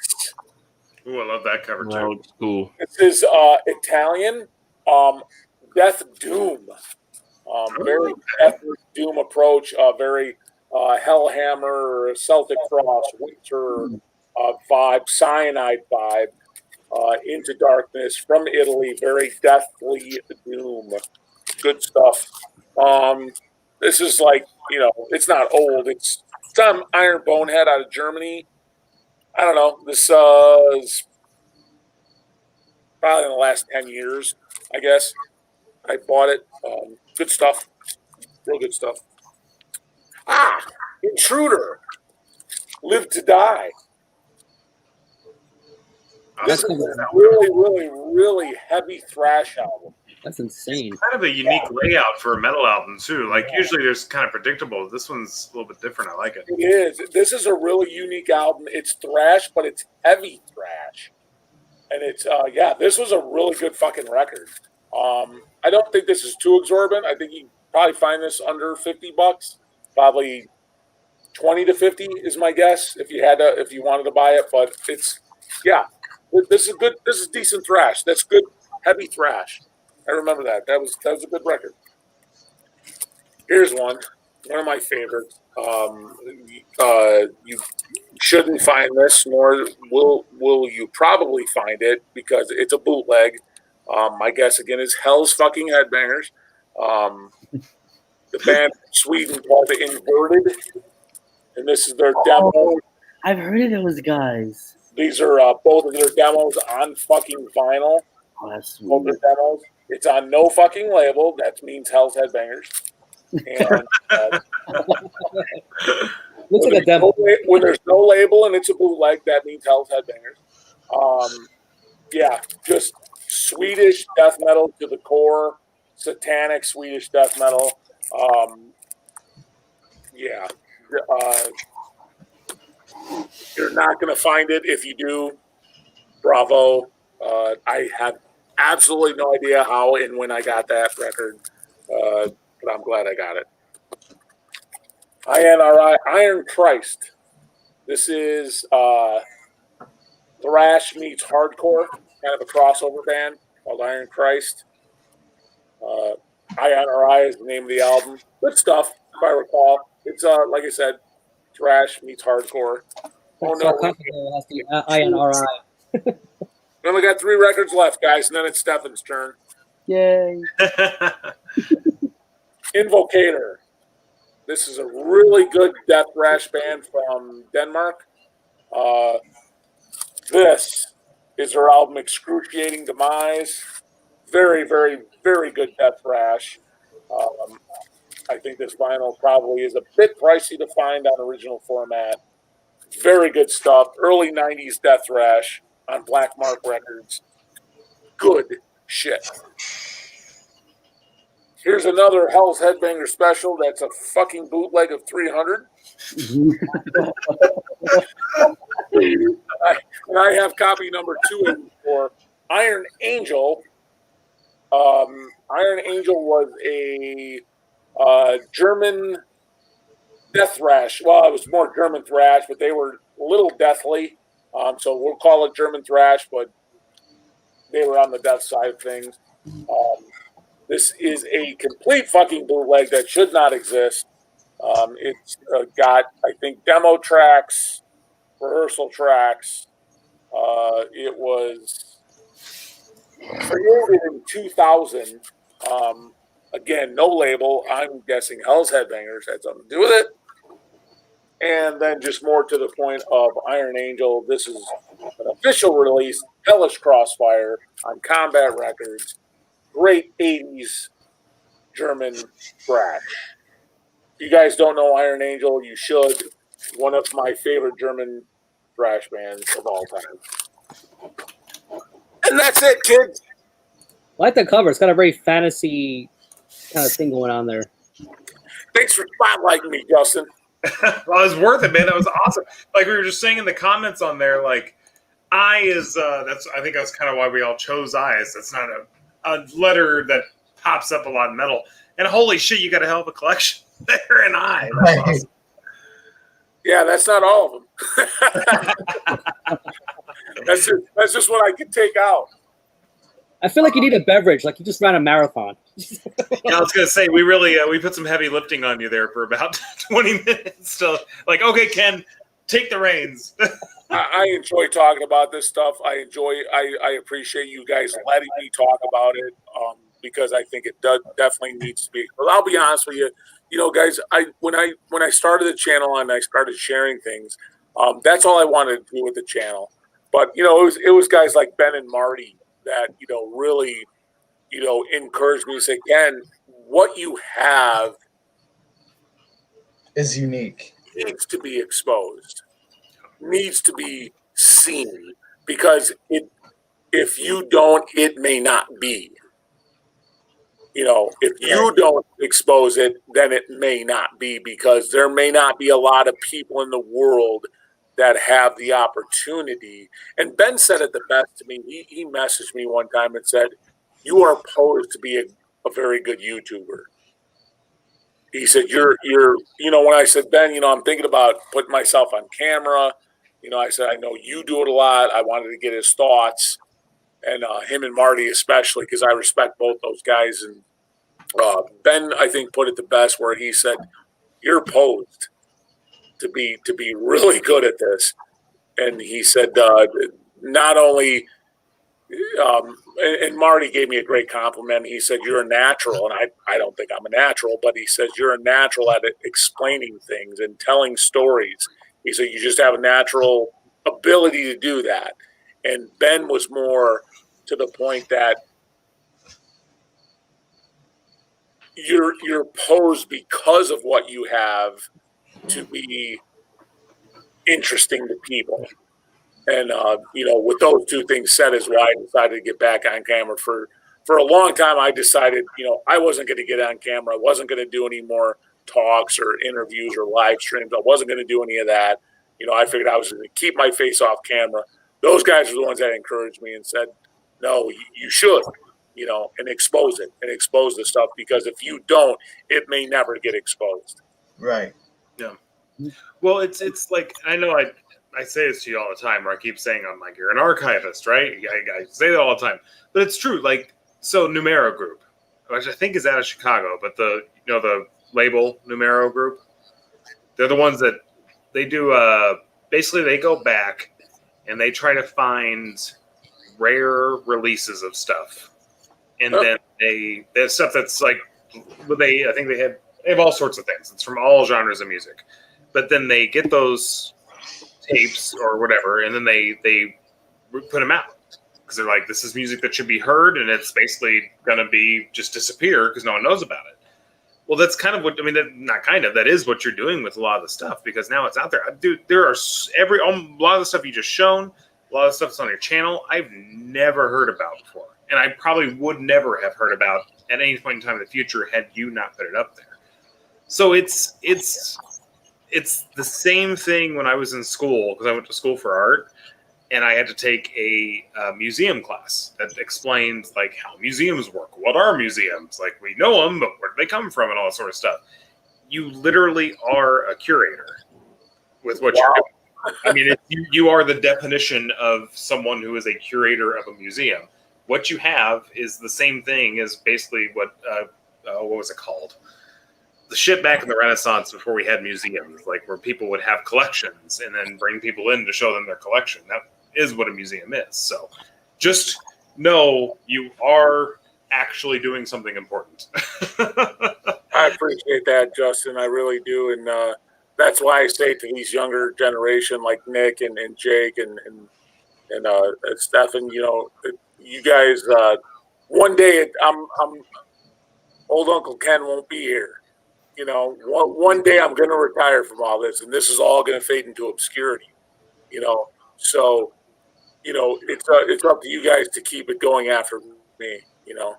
And the fact that Nick says the things he says about like I said, you just inspired me, Nick, when you had mentioned something about Immortal going back to their roots. And I'm like, wow, for a kid his age to say Immortal went back to diabolical full moon mysticism. That that gives me hope for the death metal and black metal genre, that it's going to carry on even when old Uncle Ken and the crypt fades into it. Because one day, like I said, I'm going to jump on my boat, and you'll never see me again. One day it'll happen. It's not gonna happen tomorrow, but one day it's gonna. Are you gonna do the Bilbo Baggins thing and just hop on the boat? We'll never see you again.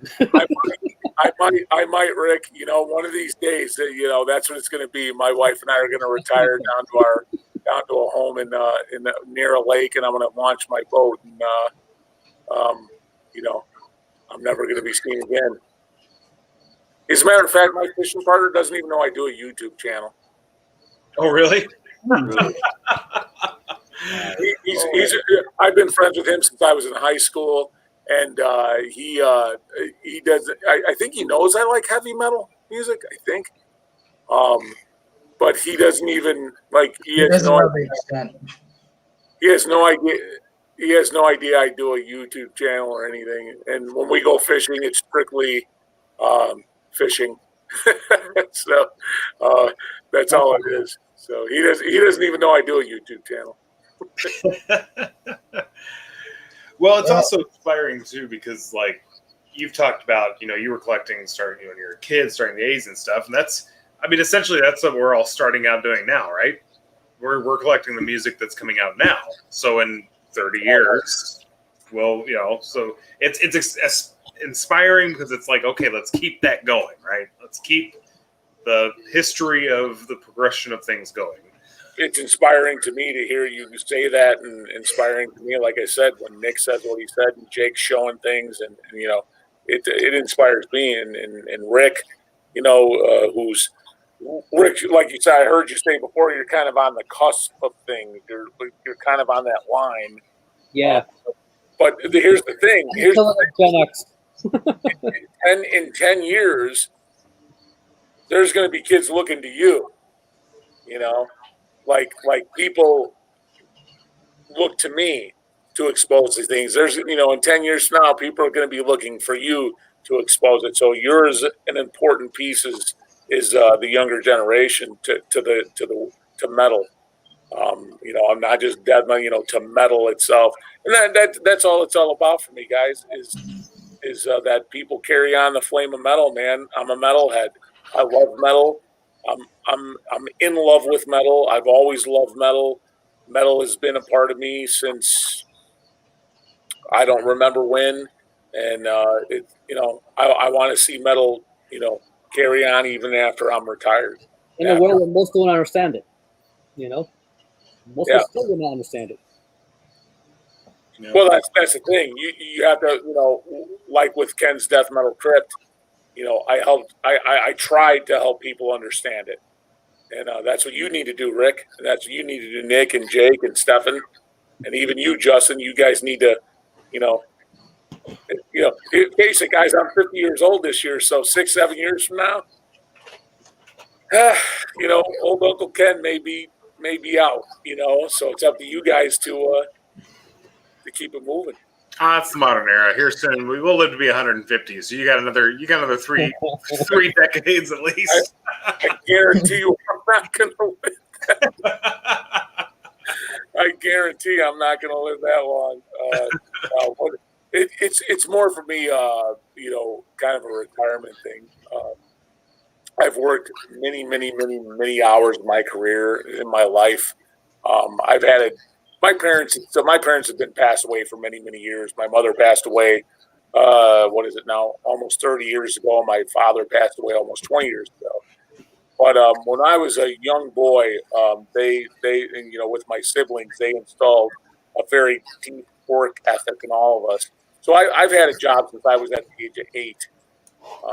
We had jobs, whether it was passing paper, shoveling snow, cutting grass for neighborhood people, doing all sorts of things. My father did not let us breathe without working if we were able. So because of that, as soon as they tell me I can retire, I'm retired because I've been working a long time of my life. So as soon as I can, retire, my wife and I are going to make some plans to do that, and we have already. And it's not long. It's not long. So. Well, good. I mean, everyone, good for you, man. That's awesome. Yeah. Thank you. We're looking forward to a different life. It honestly, it's our son is probably the biggest factor in all that. Is that we just want to make sure once he's on a path to college and things like that, and once we know what he's going to do and where he's going to be, my wife and I are probably going to make some life-changing decisions to our careers and to our lives, and we're going to probably hold hands and fade off into the sunset somewhere. That's the way to do it. Let's go live life. Life. I gotta go. Got a long day tomorrow. We're doing some hiking and shit. If Azag wants in, he can have my spot. Had a lot of fun this week. Look forward to doing it again next week. Yeah, man. It's good seeing you. Good to see you. Thanks for hanging out, man. See y'all. Take care, Nick. You good? Yeah, but yeah. So, anyways, today, my wife and I had like a date day. We were like, it was the first time her and I were like actually like spend time with me and her. we went shopping. We spent a god load of money today. We bought a new bedroom set. I don't know why we didn't need one, but That's fun though. yeah, I don't know. She wanted a new bed. She said she wanted new bedroom stuff. I think anything was wrong with the stuff we had. But, we only spent like $4,000 on that, and then we where else did we go? We went to a lighting store. We bought some new lights, and we went what else? Oh, we went to Kirkland's. Oh yeah. Of course. I bought this. I got this at Kirkland's. They had their Halloween stuff out, and I thought this was kind of cool looking. Oh, fuck yeah. That's awesome. Yeah. It was like $10. It was like $10. It's ceramic. It's like $10. So I bought this. That's awesome. That's really awesome. I love that one. We bought some stuff, Yeah, my wife and I just have like a nice like husband. The thing is, you guys, we've been mom and dad for so long that we forgot how to be husband and wife. Because we've been mom and dad for so long, and sometimes it's just my wife and I just have to go out and hold hands and go to walk around the store, So that's kind of what we did today. It was nice. It was actually nice that my wife and I we connected on a totally different level today, and it was like, yeah. So without our son, no offense to our son, we love our son obviously, but no offense to him, but we didn't have him jumping on our backs about something, How old's your son again? He's 15, going to be 16 in December. Okay. So, yeah, he's a sophomore in high school. He plays basketball. He's an avid basketball player. He's actually very good at it. He made a national travel team this past spring. We were going to travel all over the country to play basketball tournaments with his team, and then COVID hit. So he was deprived of having college scouts witness his basketball play. So we're hoping this fall with his school team is another successful year, and then next spring he will have his opportunity to make another national team that scouts will be able to see him play. So we're hoping he gets some sort of college interest with his basketball and academics, and that he continues to play in college. That's his passion, That's what he does. I didn't play one day of fucking basketball. So I have no idea where he gets it from, because I didn't play one fucking day of basketball. It's funny you say that, because me and Katie have, me and Katie have been together for about on our 12th year. And we've talked about kids and is that something we want to do or whatever. We're like, I swear, but we both know if we have a fucking kid, they're going to be like a jock or something, which will be like, okay, we will support anything they do, but we're going to be like what our parents were, where I'm like, I like metal, and they'd be like, no, take Christ. It'll be the reverse. Well, that's what They'll be bringing you home a Book of Mormon. Yeah. Hey, Justin, were your parents like the artist type at all? My parents? Yeah. Yeah, actually they are. I it's the joke. My dad's a musician and my mom was in theater a lot, so they're both very involved in all that. So, but Katie's parents were hardcore religious, Bible Belt, all that sort of stuff. So my parents worked. They did a lot of work. Yeah. They were hard workers, and that's pretty much not much religion, not much art, none of that. It was just strictly it was work, a lot of work. Yeah. What's up, Jeff? Hey, Jeff. Can't sleep. Me and my girlfriend's We're boy. still here. Me and my girlfriend's boy is almost a spitting image of her. He's just like her and everything. Of course, he's only 10 right now, so he's still, growing into himself. So he's probably just copying a lot. But yeah. Is he athletic? What's that? Is he athletic? He's very clumsy. I'll be honest. Ken, how old's your son? He hasn't done a lot of sports. We're gonna refill. See, and, you know what? I only did a couple of sports, but the sports I did, I was pretty decent. I played baseball, did that well, and I was then I got into when I got into high school, I got into wrestling. So I was I got into wrestling, and then when I really enjoyed wrestling, so I really started training with that. And then I got into a little bit of jiu-jitsu, Brazilian jiu-jitsu, and I got into boxing, Golden Glove boxing when I was younger.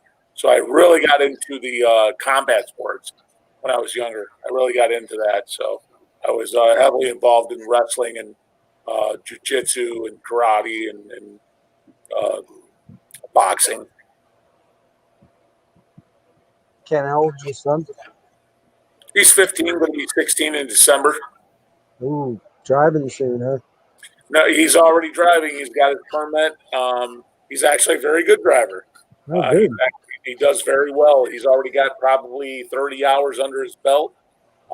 Yeah, he's got his permit. We've been taking him all over. He drives any chance he gets. He drives us. They'll drive me crazy. Yeah, no, he's pretty soon. I think in March he'll have his driver's license. He's going to get my wife's old car that she has now, and my wife's getting a new. I think she wants a Mercedes, some kind of Mercedes SUV. So Nice. she's going to get that, and he's going to get her old car, and The fun begins. yeah, yep. You know, it's one of those things, Jeff. You know, he's not going to remember going anywhere, and we're never going to forget where he goes. You know, he thinks, I got my license now, I can just take off. True, but to a certain extent, but we're going to be like worried sick the first few times he probably goes out on his own in the car to pick up his friends. We're going to I'm going to be worried sick. Aren't there different rules though now for kids that age? They're not allowed to be like driving after a certain hour of the night, and Yeah, there's all sorts of rules, like 9 o'clock. it's not like when we were 16 and the minute you got in the car you could just go. Dude, yeah, right. I mean, so you're right. There are tons of like curfews and regulations. Yeah. Dude, back in the 80s, you know, Jeff.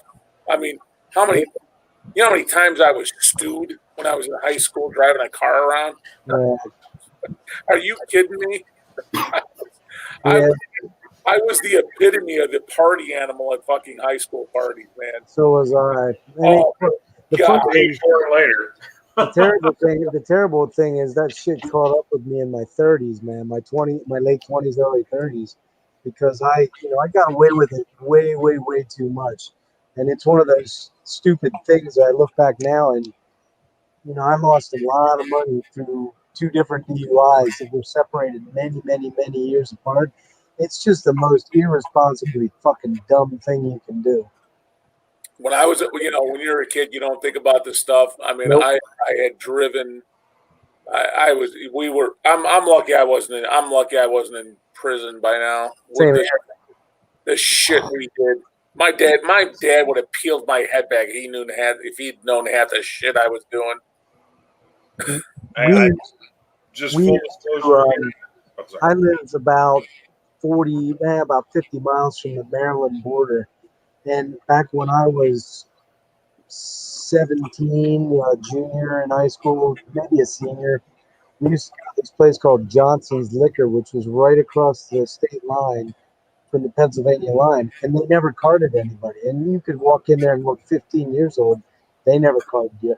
Now, back then, I'm pretty certain that the drinking age in PA it was 21, but I think it was 18 in Maryland. But we used to go down there, dude, and load up on fucking, Mad Dog 2020 and Boone's Farm, Boone's fucking all that shit, Boone's Hill or whatever the hell that shit was. Oh yeah.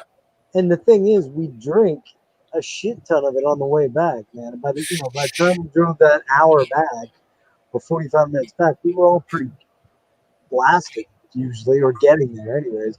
I got very lucky. It all caught me much later. It was much more probably much more costly actually. So anybody out there watching, probably nobody's watching, but it ain't worth it, man. It's dumb. Hey, full disclosure, I'm with you. Years ago, but I've got a DWI under my belt. I mean, oh yeah, it was 22, I think, and I was just, I mean, I'll say this is a cautionary tale, okay? There were times, this was back in my younger years, there were so many times I was driving in no condition to drive at all. Absolutely shouldn't. The time I got caught was the time I blew .094 over .08. Just like a half a beer over. I got caught the one time that it wasn't like a felony. So I lucked out, and then of course after that I'm like, what the fuck am I doing? Holy shit. You just kind of reevaluate your life sometimes after you get in trouble. But yeah. The second time I got nailed, I was over 2. That's I was a fucking danger on the road, man. A clear and present danger. And I probably, them stopping me saved somebody's life that night, including mine, probably. So just fucking dumb, man. Very, very dumb. And very costly. I probably dropped 10 grand on legal fees and court fees and all that shit over my 2 DUIs. Just fucking terrible. Yeah. Also, something they don't tell you. They always tell you, oh, yeah, it sucks to go to jail. But they don't tell you is you have to stay there. Even if you're not booked in like in a cell, they don't let you leave until you are legally sober, which is the next day. So you literally just sleep on the concrete ground in the drunk tank. Like you're just if you want to sleep, that's fine. Or you can just sit in the little shitty plastic chairs. Like, and all that's like, I mean, I'm not complaining about it. I fucked up. Like, I shouldn't have been doing that in the first place. But yeah, there's lots of shitty things that go along with it. It's not. Probably feel like shaking your hung the next day and everything. Yeah. Just don't drink and drive. I had to do 2 weeks in jail for my second one, and that was very, very eye opening and very terrifying. It probably affected my marriage. It probably ruined my marriage, and I was sober 14 years after that. So has anybody else here other than Jeff been in jail? Zach just left a comment. I mean, that's pretty serious. He went to a Japanese prison. Ooh, shit. The fuck? Dang. 2002? For what? DUI. I mean, of course, you always hear different stories, but I've heard Japanese prisons are rough. Has anybody else been in jail? Just so you realize, I had work release. I went at night, slept there, and I got to go to work during the day. And that was enough to wake me the fuck up, man, because I never want to go back and do that again. I stayed in a barracks. It was almost like a Marine barracks. It was like 200 guys in this gigantic room, and you're laying in there and it's fucking freezing, and it's all you hear is guys burping and farting all night long, and you're just like, God, man, I don't ever want to come back here. And there were 2 or 3 people in there that I met that had like 3 and 4 DUIs. They were on their second or third stint in there, and I was like, man, what the fuck is wrong with you? Doing this once, you think you'd wake up and never want to come back here again. And what was really scary and ironic about that was, all the DUI guys kind of hung out because there was the lower level drug charge guys that hung out in their little angle, and then there was the not like wife abuse or that kind of shit like that. There were those type of people, domestics and stuff like that. So we all kind of hung out with the group that we came in there with. And what stunned me was that I was in there with like 6 or 7 guys, and at least 50% of them kept talking about it. They couldn't wait to get out and get their first beer again. It was like, wow, okay. It was very eye-opening. Ever been in jail? No comment. What was that? What did you say? I said, have I ever been in jail? Have you? No comment. And that'll be it. That's a yes. For this episode of Kent's Death Metal Crypt. Until next time, and as always, keep it death metal. So is this like Sesame Street, where like the new letter of the week? The number of the day. Ken got arrested stealing death metal albums out of his local LP shop. Well, let's put it this way, Jeff. I've sat in the back of a couple of police cars. Yeah. Well, Paddy wagons. No. No paddy wagon, Paddy wagon. but police cars. yeah, I've been in the back of a couple too. Not just because Oh, I've been in the back of a couple. 2 times I was in there more for disorderly than anything else because I got a big fucking mouth. Well, you know what's funny? The worst I was ever drunk when driving a vehicle. I was probably about your age. You said, Justin, 21, 22. I think it was about 21, 22. Driving home, just off my rocker drunk. Just had no business even being in the car. I was at a friend's house. We're drinking all day, drinking all night. Just, had no business even driving home. And he told me, why don't you just stay here? I had to be to work at 7 o'clock the next morning. And he said, just you can wear some of my clothes. We were about the same size. We'll wear some of my clothes. Nah, I'll be all right. I don't live far from you, man. It's 15, 20-minute drive. I'll be all right, I can handle it. Shit. Been there, done that. Got in my car, driving as straight as a board. I'm driving. I'm literally about a mile away from home. About a mile away from home, I'm at a stoplight. And as soon as I cross over the intersection, it gets green, and I go over the intersection, Illinois State Trooper behind me with his cherries on. Fuck. So I pull over, gets out of his car. He shines his flashlight right in my face, real bright flashlight. He says, "Can I see your license and insurance?" And I said, "Yeah." So, I give him my license and insurance. He looks at it for a minute. He just shining a flashlight right in my face. I can't even see. He's shining it so bright in my face. I'm just kind of doing this, like, dude, what are you doing? And he's like, "You been drinking tonight, Ken?" I said, "I've had a couple beers." And he says, he shines it again in my face. He goes, "You're hammered, aren't you, Ken?" And I just said, "I've had a couple beers." That's all I said. I just kept saying, "I had a couple beers."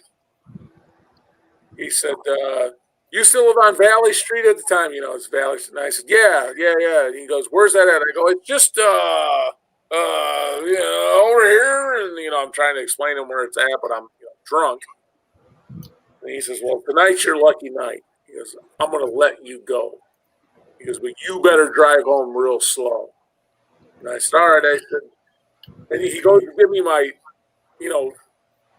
driver's license, and then he pulls it back. He goes, "Hey, you want to know why I pulled you over?" Because the whole time I never asked the fucking guy. Never once asked him, "Why'd you pull me over?" Duh. I said, "Oh, yeah, why'd you pull me over?" He goes, "Because it's 12:30 at night and you're driving without your lights on." Oh shit. So of course, I turned my fucking lights on. I've done that. That's not fun. And then he said, "You better be real careful going home." And he gives me my driver's license. And I said, "Hey, what's your name, man?" He goes, "Don't worry about it. I'll remember you." I said, "Well, I was going to say, if I saw you out, I'd buy you a fucking beer." He goes, "Get the fuck out of here." He let you go? He let me go. Wow. Yeah, and then that's Justin. You were saying something about you like reevaluate things.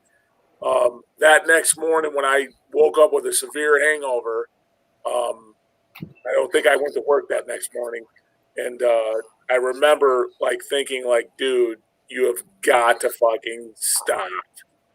And that's when it was so for the next literally 2 months, I was drinking if I go out with friends, I was drinking near beers, those non-alcoholic beers, and I was the designated driver. And I'm like, "You guys don't want to get in trouble, I'll drive." I was driving, drinking fucking club soda and Miller Sharp. That was the Miller's non-alcoholic beer at the time was Miller Sharp. And yeah, that was it, man. That reminds me of my dad, because back in his same thing when he was in his 20s, which would have been the 80s. He was with his buddy and had a very similar situation to you where they were driving out. It was middle of nowhere, whatever, and it's middle of the night. They were hammered. And there go the lights behind him. My dad's like, oh, shit. Oh, no. He like just scared shitless. He looks over at my buddy. He's like, what are we going to do? He's like, well, you want top or bottom bunk? That's all he told him. Top or bottom. The cop let him go. He pulled him over, and they kept their composure. Like, okay, of course, I think that, especially in like more rural areas, but back in the 80s, it was more lax. It was more lax. Yeah, it was. The whole mad Mothers Against Drunk Driving started in the mid 80s, and that's when it got more intense. But I don't know. I never seemed to luck out like that. In fact, my second DUI, I was coming home from Baltimore. I'd gone down to see a band, and I was fucking drinking mezcal or something like that. Never should have been in a car. In fact, I went to friends of mine. They had a hotel room, and I went back to their hotel room, and they actually took my keys, and we all kind of chilled, and then the lights went out, and I'm thinking, shit, I got to get home. My wife is going to kill me. And that was always that was always the bad thing. When I went away from my wife and was doing stuff that I knew I probably shouldn't have been doing, I had this mega guilt complex thing going on. So I'm like, I got to get home. And I thought, it was a good hour and a half after we left the venue. And I was still drunk, but I didn't think I was like drunk, but I was drunk. And somehow in the dark, I fucking found my keys. I have no idea, because this was pre-cell phone days, so I have no idea. I must have saw where they put them and pretended like I wasn't watching or something. I got them, snuck out of the hotel room, got in my car. I literally drove all the way from Baltimore, which I'm about an hour and 20 minutes away from Baltimore, hour and 15 minutes, and I got literally about 8 minutes from my house. And I came into a section where they were doing road construction in the middle of the night. This is like 2:30, 3 o'clock in the morning. And I got in line with the traffic, and they were only going about 25 miles an hour, but the guy in front of me, I was following way too close. Like, I was like right on top of him because I was fucked up, and I was trying to kind of gauge my whole, situation on him. And that's when I got pulled over. I just knew right away. I'm like, I'm done, man. I mean, when he got me out and did the tests and everything, I'm like, look, dude, just take me in for a blood test, and we'll just call it even. And I actually, after that happened, I went down to the state police barracks, and I found that cop and thanked him for getting me off the road that night. But I was literally only less than 10 minutes away from being home. But it's such an irresponsible, dumb thing to do. It really is, because so many people lose their lives, and usually it's the people that aren't drinking that end up dying in car accidents, and fucking stupid. Stupid. And that's also something it's a lot easier nowadays to get home without driving, because that was the thing back in Missouri. Back home, you go downtown, they didn't have cabs. It wasn't a big enough city. There was no cabs. Uber, you could call Uber, wait 2 hours, right? But, there was no buses. You had to get home somehow. So you had to have someone who wasn't drinking, which no one ever did. Right, exactly. But now with Uber, and I mean, even my same town I'm talking about, they have Uber. Yep. So, Yeah, but we didn't have that stuff, back in 2002. Yeah, that's the same. And I mean, the last thing in the world I was going to do was call my wife up and say, hey, will you drive down to Baltimore and come get me so I don't have to, The bad thing is I had a place to stay. I had a roof over my head. It was just a impetuous, impatient, stupid thing, It's just really, really bad news, man. Bad news. The 80s was all the PSA era. Everything was, it kind of created all this. Say no to drugs, all that. I remember. I was the elementary school kid during those years, so I remember. They drilled that shit in my head. Yeah, we never. I mean, MAD kind of came around it might have been the late 70s. I can't recall exactly. It definitely was in the 80s, but it was after I was out of school. And I know, when now kids seem to have a better sensibility. They said that, and like Justin said, there's Uber, there's other alternatives. You have cell phones, you can call somebody. But 20, 25 years ago, it still doesn't make it right, though. No matter what, you can't, I mean, I can't ever rationalize what I did. I'm just very fortunate because the second time I got into a car accident, that's really what ended up kind of ruining everything. So it's like I could have killed somebody. I'm lucky I never did. It's just fucking stupidity. And it wasn't like I was an 18, 19, 20-year-old kid. I was in my early 30s. So the problem is I got away with it too much, too often. And then I didn't. So, oh well. Yeah. Just imagine how big my collection would be if I hadn't had to pay those lawyers all that money. Oh yeah, that was the same here. Boy, it's expensive. Oh. I think the last one cost me about $6,500. Wow. I had 3 weeks of community service I had to do, and then I had to do that 2 weeks in jail. And Jesus, even when you go into jail, you got to pay. I don't know, it was like $2,600 or something like that. You don't go in there for free. You have to pay well, I don't know if this is everywhere, but I had on my, because I got a bill from the police department. Oh wow! I don't think it was it wasn't directly a bill to me, but it was intertwined with my lawyer bills and stuff. But there was on that list, I paid for the cops, part of the cops' wage or overtime or something like that was on there. All the booking fees were on there. Of course, just court fees and stuff, which just gets tagged on all of it too. And yeah, I got off pretty easy because it was the first offense, but I had something like 300 hours of community service or something like that. Wow, really? Yeah, I mean it was like almost a year worth of community service. That's a shitload of community service. Man. Yeah, wow. It sucked. I went to a fucking DAV and would just sit in the back and sort through stuff and just be like, oh, there's a CD I want. Can I buy this for 50 cents? Cool. So I just went through all the shit. Well, I had to have the interlock put on my car too, which meant I had to blow to get the car to start. And that was I think that was like $88 a month, and then there was like a $900 install. In fact, that second one probably cost me close to $10,000, man, which is just fucking insane. Oh, I forgot about insurance too. I had to do the insurance and shit. My insurance tripled or quadrupled. I mean, it was like, I was down at a pretty low rate, probably like $300 a year, and it went up to like $3,000. It was just ridiculously expensive. It wasn't worth any of it. Let's put it that way. I only spent one night in jail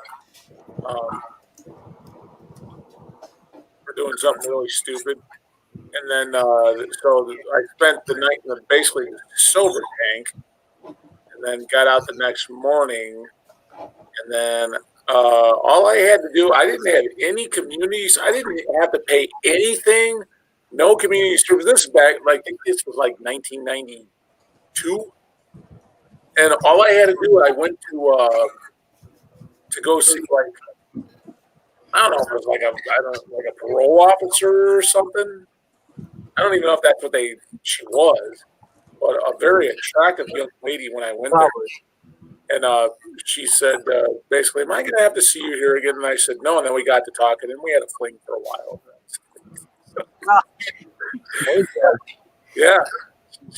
I'll tell you, the worst part of my situation was that I had to attend a victim impact seminar, and it was of all the terrible ironies, a family from Pittsburgh came in. It was a mother and father, and their son was a state police officer that literally got run over by a woman who had a child in her car, was fucking blanked out drunk from painkillers and vodka or something. Like she blew like a 3-point. She was legally almost dead from the amount of alcohol was there. She hit his car, which was a little sports car, in like a Yukon or something like that, and totally fucking ran him over, and he died on the scene. And man, to watch those parents talk about their son, sounded like this kid was like the world's greatest kid. You know, he went to Iraq, and then when he came home, he became a cop, and you just sit there and watch that. And what was really disgusting about that thing was I was in there with about 60 other people listening to these people just dying up there, talking about losing their son. And I would say half or more of the people in there were they were sleeping. They were literally sitting there, you know, people with their heads down, crashed out. And you're like, what the fuck is wrong with you people, man? I mean, I literally went up to those parents, hugged them both, and almost started crying. I was like, if that was me, I could never live with that. I could never live with that trauma in my head that I did that. You know what? There's worse things than getting arrested. So, my good friend Scott Gale from the band Cyanide. I don't know if you guys know Cyanide. He's like a brother to me. We've known each other for many, many, many years, and he's a drinker like I am. And so one year, he was working at this many years ago. And he was working at a place, and some of the coworkers wanted to go to a Chicago Bears game. They invited him to the Chicago Bears game on this Sunday afternoon. So they told Scott, well, let's meet at, the Soldier Field at, 9 o'clock in the morning. We're going to tailgate. We're going to drink and blah, blah, blah. So Scott showed up when he was supposed to in the morning. I guess they had bottles of hard liquor that they started with and beer. And basically, Scott was pretty much drunk before he even walked into the stadium to watch the Bears game. He said the last thing he remembers, he went to the bathroom. He had to take a piss. He went to the bathroom when he was in line, and that's all he remembers. What happened to Scott was he passed out. Oh, no. While in line to go to the bathroom. So then people, of course, called 911. The ambulance came and picked him up, took him to the nearest Chicago hospital. Scott woke up several hours later with a catheter in his backside, where he was strapped down to a bed, a hospital bed. He was strapped down with a catheter installed. And they told him the catheter, when he woke up, of course, he freaked out. And the people, nurses and whatnot, told him to calm down. And they said that the reason for this was they strapped him down because they know he would react violently. Once he calmed down, they said the reason the catheter was there was because they had to basically give him a blood transfusion and had to recycle his system, because an alcoholic comatose is a 4.0 blood alcohol content. Shit. He was at a 3.9. You can die from that, man. So he is my absolute fucking drinking hero. Because to be a 3.9, I said, fuck yes. Man, that's dangerous. Oh, that's beyond dangerous. I mean, I've heard of people that have gotten up to 4.4 and lived, but that's pretty rare, man. I mean, 4.0 is an alcoholic comatose. Right. But I've heard of people that have had higher than that have survived, but it's rare. He was at a 3. When they brought him in, they took his blood alcohol. He was a 3.9. Well, he's lucky that he passed out there at the stadium like that, because if he'd have gone home somehow and passed out in bed, he probably would have died. Probably. Damn. All right, so all this drinking talk. You guys want to see any more records? Yeah. What do we got? Yes. We took it to a dark place, didn't we? Stefan's like, Stefan, you scare me. Stefan's like, yeah. Okay, I want to see. Stefan gets all excited. Any other requests first while I'm thinking? I want to see. I like the element of surprise. You want to pick a letter? Pick a letter. C. Okay. Ken, I want to see your ABBA collection. I know you have one. I know you do somewhere. You're gonna be waiting a long time, Jeff. Well, if you want, I can burn you CDRs of my full box set. I know I'm you good. want. I'm good.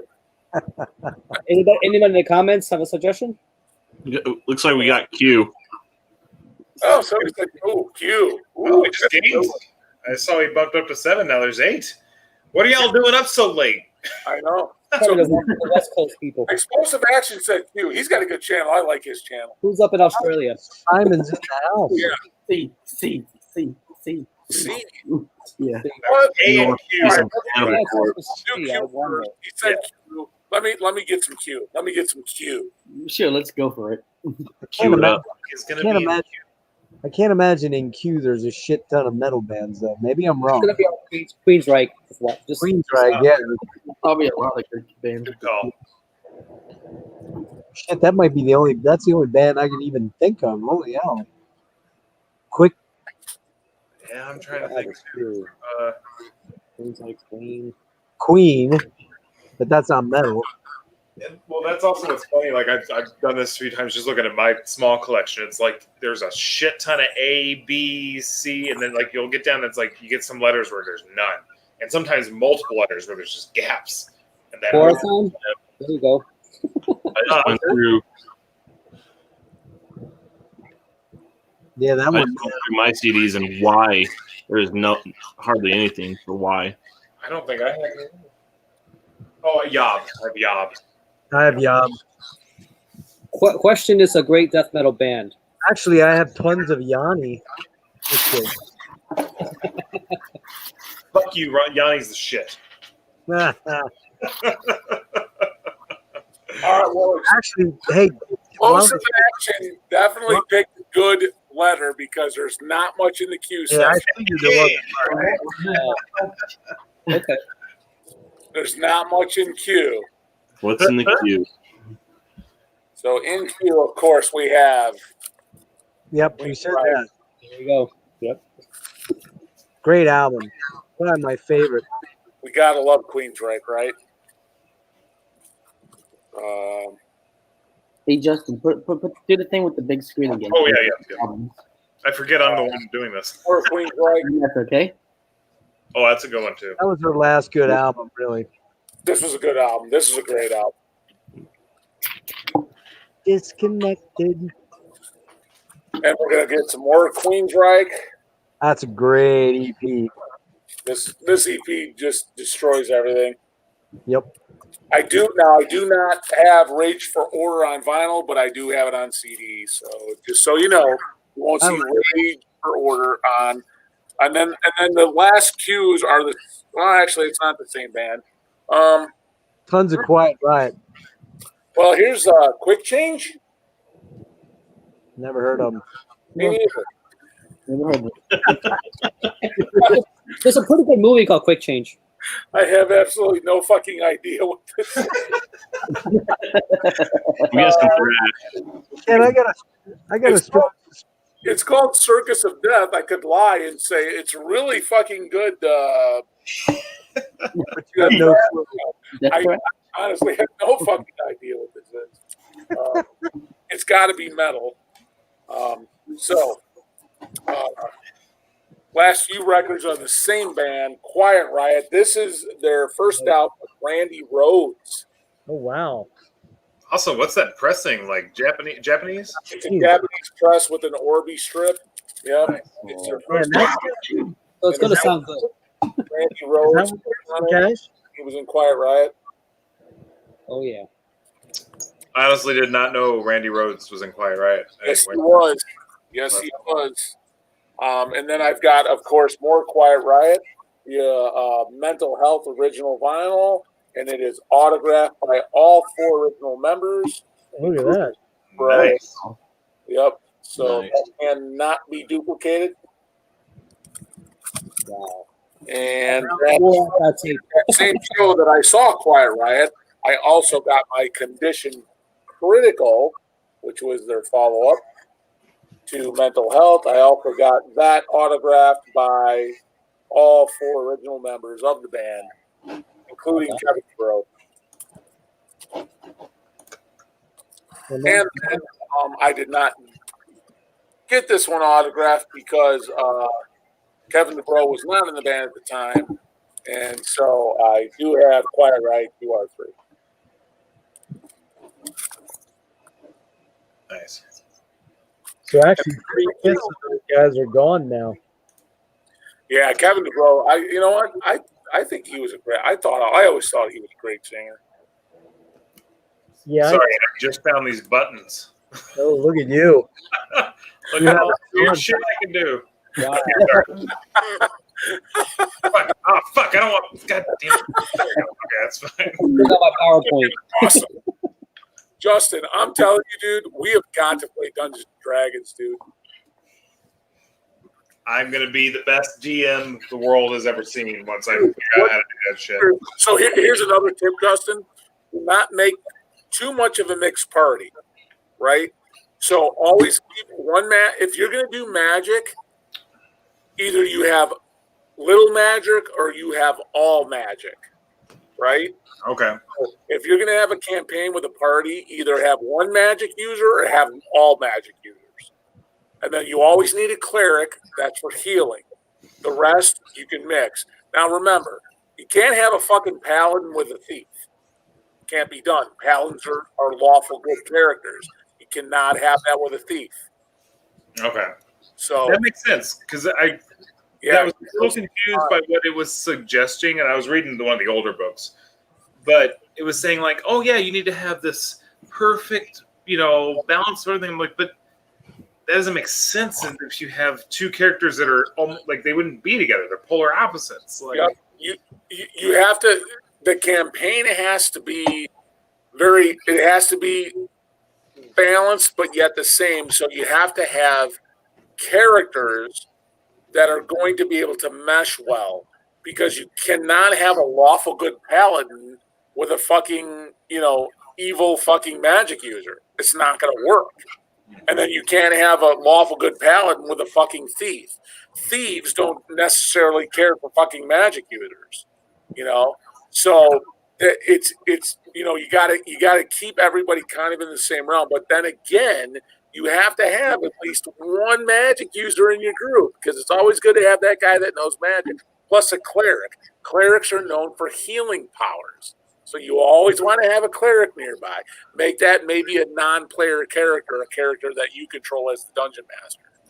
Okay, so that's the question I have. So as DM, can you still have a player character that you're controlling in there? Yes, they're called non-player characters. Oh, okay. Yeah, Okay. absolutely. I know you're kind of in control of like all of the things you come across and stuff too, but And the thing is, you just don't want to overpower the group with your characters. Here's what you want to do with those characters. When they're in serious trouble is when you want to use those characters. Okay. Right? And to get them out, because you don't want to end the campaign. You don't want to kill everybody and end the campaign, right? You want to use those characters when there is no other choice to use those characters and their abilities. So, you always want to have a non-player character that you control who is probably much more leveled than any of the other player characters, but keep him at bay from them. And when he's really needed is when you invoke that character. Okay, that makes sense. Because I was thinking that too. Like, I mean, if everyone fucking dies, the game's over. What's the exactly? That's what you want to do. The non-player characters are to help the player characters reach their goals. Okay. Man, So something I was. Oh, sorry. Go ahead. Well, the last thing I really would have pegged you for is a D&D nerd, Ken. Oh, absolutely, I am. I am 100%. Justin, I could see it. No offense, Justin. You have it's not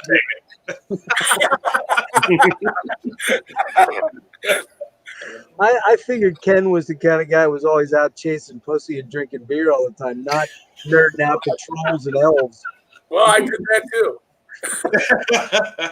Boba Fett with the Sith Lord, it's just like, so there's those little details you got to work out. Yeah, In high school, I had to battle my guys. That's what I had to deal with in high school. Yeah. That's I Like, the battle. so here's Ken in a nutshell. If it was brown or clear and came in a bottle, I'd drink it. If you could pop it, shoot it, smoke it, I've done it. So that's me in a nutshell. Damn, 80s metalhead. I love it. that's a mic drop right there, if ever. Hey, But it's the truth. It's the truth. I did probably more drug experimentation when I was in high school than most people do in a lifetime. I always have an NPC as a DM and that. There you go. I was heavily into drug experimentation when I was in high school, so I was really into. Let's see if I take this with this. Wow. What kind of effect I have on all of us here. The only stuff I I've was done. heavily into drug experimentation back then. So, Yeah, It's going to be the only an stuff I did Instagram was coming from Ken. It's What's going to be an Instagram post, and we're going to see this Hesher photo of Ken, flashback 80s or something. So You get surprised. nowadays, that's the only thing I ever messed with was pot, and I wasn't really a big pothead. But then in the '80s, like cocaine really got pretty big, and I dabbled a tiny little bit, basically like 2 weekends. And I spent so much fucking money that I was like, well, that was the dumbest waste of money ever. I'm never doing that again. Jeff, in the '80s, that was. If you were around in the '80s, you did cocaine. Oh, it was the thing, yeah. But That like I never tripped, man. I knew a lot of people that tripped. I was way too fucking scared to ever mess with You that. know what though? is that coked out Ken right there? That might be. It does look like coked out Ken. But you know what, Jeff? Back, it was a different time, man. It was a different time, but we were able to experiment without having too much repercussion. So Well, I mean, back then, though, the biggest pill thing was probably Quaaludes and Molly's, like doing speed. dude, And You could get Quaaludes at the gas station, couldn't you? What's that? You could basically get Quaaludes or speed at the gas station, couldn't you? In that In the '80s? Not I've that done barbiturates, Quaaludes, Robin eggs, Yellow Jackets, Sleeping Beauties, 45s. I've done them all. they Yeah. fireworks or I pills. popped them, I shot them, I swallowed them, I've done them all. the thing that became more vogue later on, like that was not around at all when I was that age, was heroin, man. Like I didn't know anybody that messed around with heroin, and I never would have fucked with that shit ever. But Are you kidding me? We smoked it, we shot it, we did it, we sniffed it, we snorted it, we swallowed it, we drank it. damn, Ken, you were out of my league. Oh yeah, we did all that stuff, dude. It was for the taking. It was there. It was for the take. It was on the coffee table. We just never saw that shit around here, man. Oh, we saw it. We saw it. Again, guys, I'm from the Chicago suburbs. Chicago, it was around. It was there, and Sounds like you were hanging out with Motley Crue. Oh, I was hanging out with everybody, anybody, and everybody, and if the whole thing about metal when they say it was sex, drugs, and rock and roll. Yep, it was sex, drugs, and rock and roll. And that's what it was, and I don't know if that's what it is today because I don't do it today, but that's what it was back then. So we partook. You're lucky you got out of it, man. 'Cause that takes a lot of people down and ruins them. Oh, it could have taken me down a terrible rabbit hole, Jeff. It could have taken me down severely. At points in my life, I thought it was going to, and I was able to persevere, get out of it. I was able to, lift myself out of that. Like, literally, you're stuck in a wheelchair, and I was able to lift out of it and, make something better out of it. And I did. Cool, man. That's cool. That's where all these lines come from, guys. This isn't AIDS. This is drug abuse. Mm. This is don't do drugs, kids. Don't do drugs. Yeah, they're not good for you. It's only going to lead you to a fucking YouTube channel. And We're on. Records or something, you know, it'll just make it. it's only going to lead you to a YouTube channel and completely fucking selling fucking T-shirts. A YouTube channel and 5 million. $40 shipping. Hey, Ken, quick question. Off subject for a little bit, but not that I expect you know. Are you familiar with this band at all? Pistolero? No. Okay. I wasn't sure. It's a buddy I worked with in Chicago. They were in the early 2000s. They were like kind of a rockabilly punk band in Chicago. So just in Illinois, I don't know if you happen to come across them. So. No, sir. Not enough metal in that, Justin. No, he's not. He's more of a punk dude than a metal dude. But yeah, I was just curious. Are they like LA Guns? Yeah, a little bit. It's a Pistolero. I like LA Guns. I have LA Guns. That I have. Original pressings? Oh, Oh, yeah. of course you do. FN Guns. FN Guns. I liked a lot of the LA hair bands, but LA Guns never did much for me. Oh, I like that. I liked LA Guns. I thought they were good. There were so many. Do you remember Warrior? Oh yeah, Warrior. Oh, yeah. Fighting Through the Earth? Yep, I got that record. Yep. Dude, I had the CD. I found it for like $1 in a cutout bin, man. That's a great album, man. That's a good record. Yeah, it is. That's Perry McCarty. He ended up singing with Steve Stevens on the Atomic Playboys album. Oh yeah. You remember that? Yep. He had a hell of a voice, man. Just before the Billy Idol stuff, or after? Yeah. Well, no. Actually, no. When Billy Idol, after, I don't know, maybe the third or fourth album from Billy Idol, Charmed Life, I think Steve Stevens kind of went out on his own, and he did an album called The Atomic Playboys. Steve Stevens and the Atomic Playboys. It's actually a ripping album, man. Steve Stevens is a hell of a guitar player. Yeah, he is. I'm sorry. I got to show that Stefan's getting bored. Uh-oh. Ooh, Vomit Remnants. Yeah, I've listened to them. Which one's that?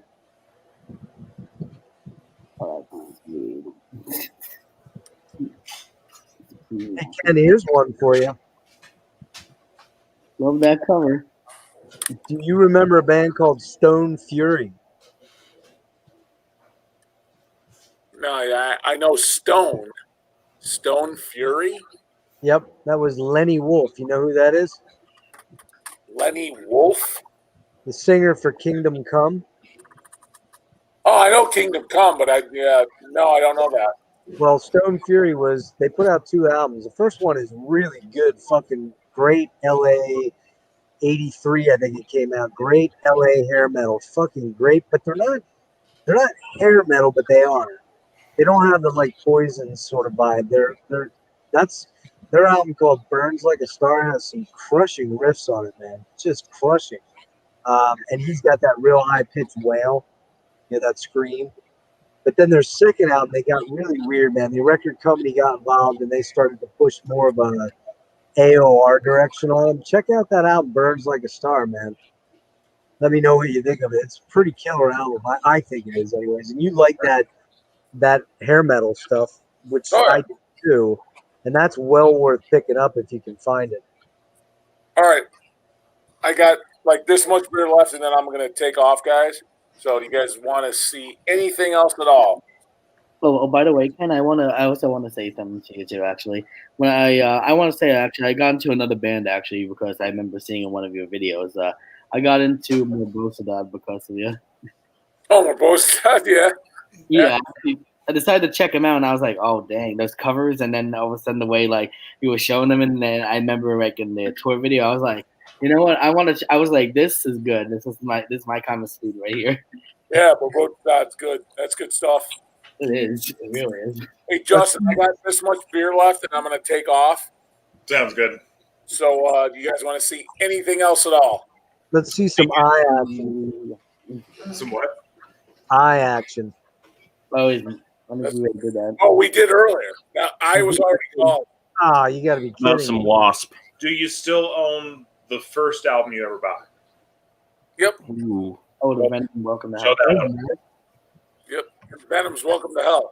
Oh, that's right. You've said that before. Well, Yeah. show it still. What's that? I said, well, you don't have to show it. I think we've seen that one before. Yeah. Yeah. Jacob said Wasp. I know you got Wasp. You got some Wasp? Wasp? You have some Wasp. Do we have Wasp? Who, Yeah, we got Wasp. they're obscure, right? Who are they? Little Little known band. neo-folk group, I think. I think In the so. 90s. Weird. Some of their shit's fantastic, and some of it's kind of eh. Crimson Idol and the Headless Children are both pretty rippers.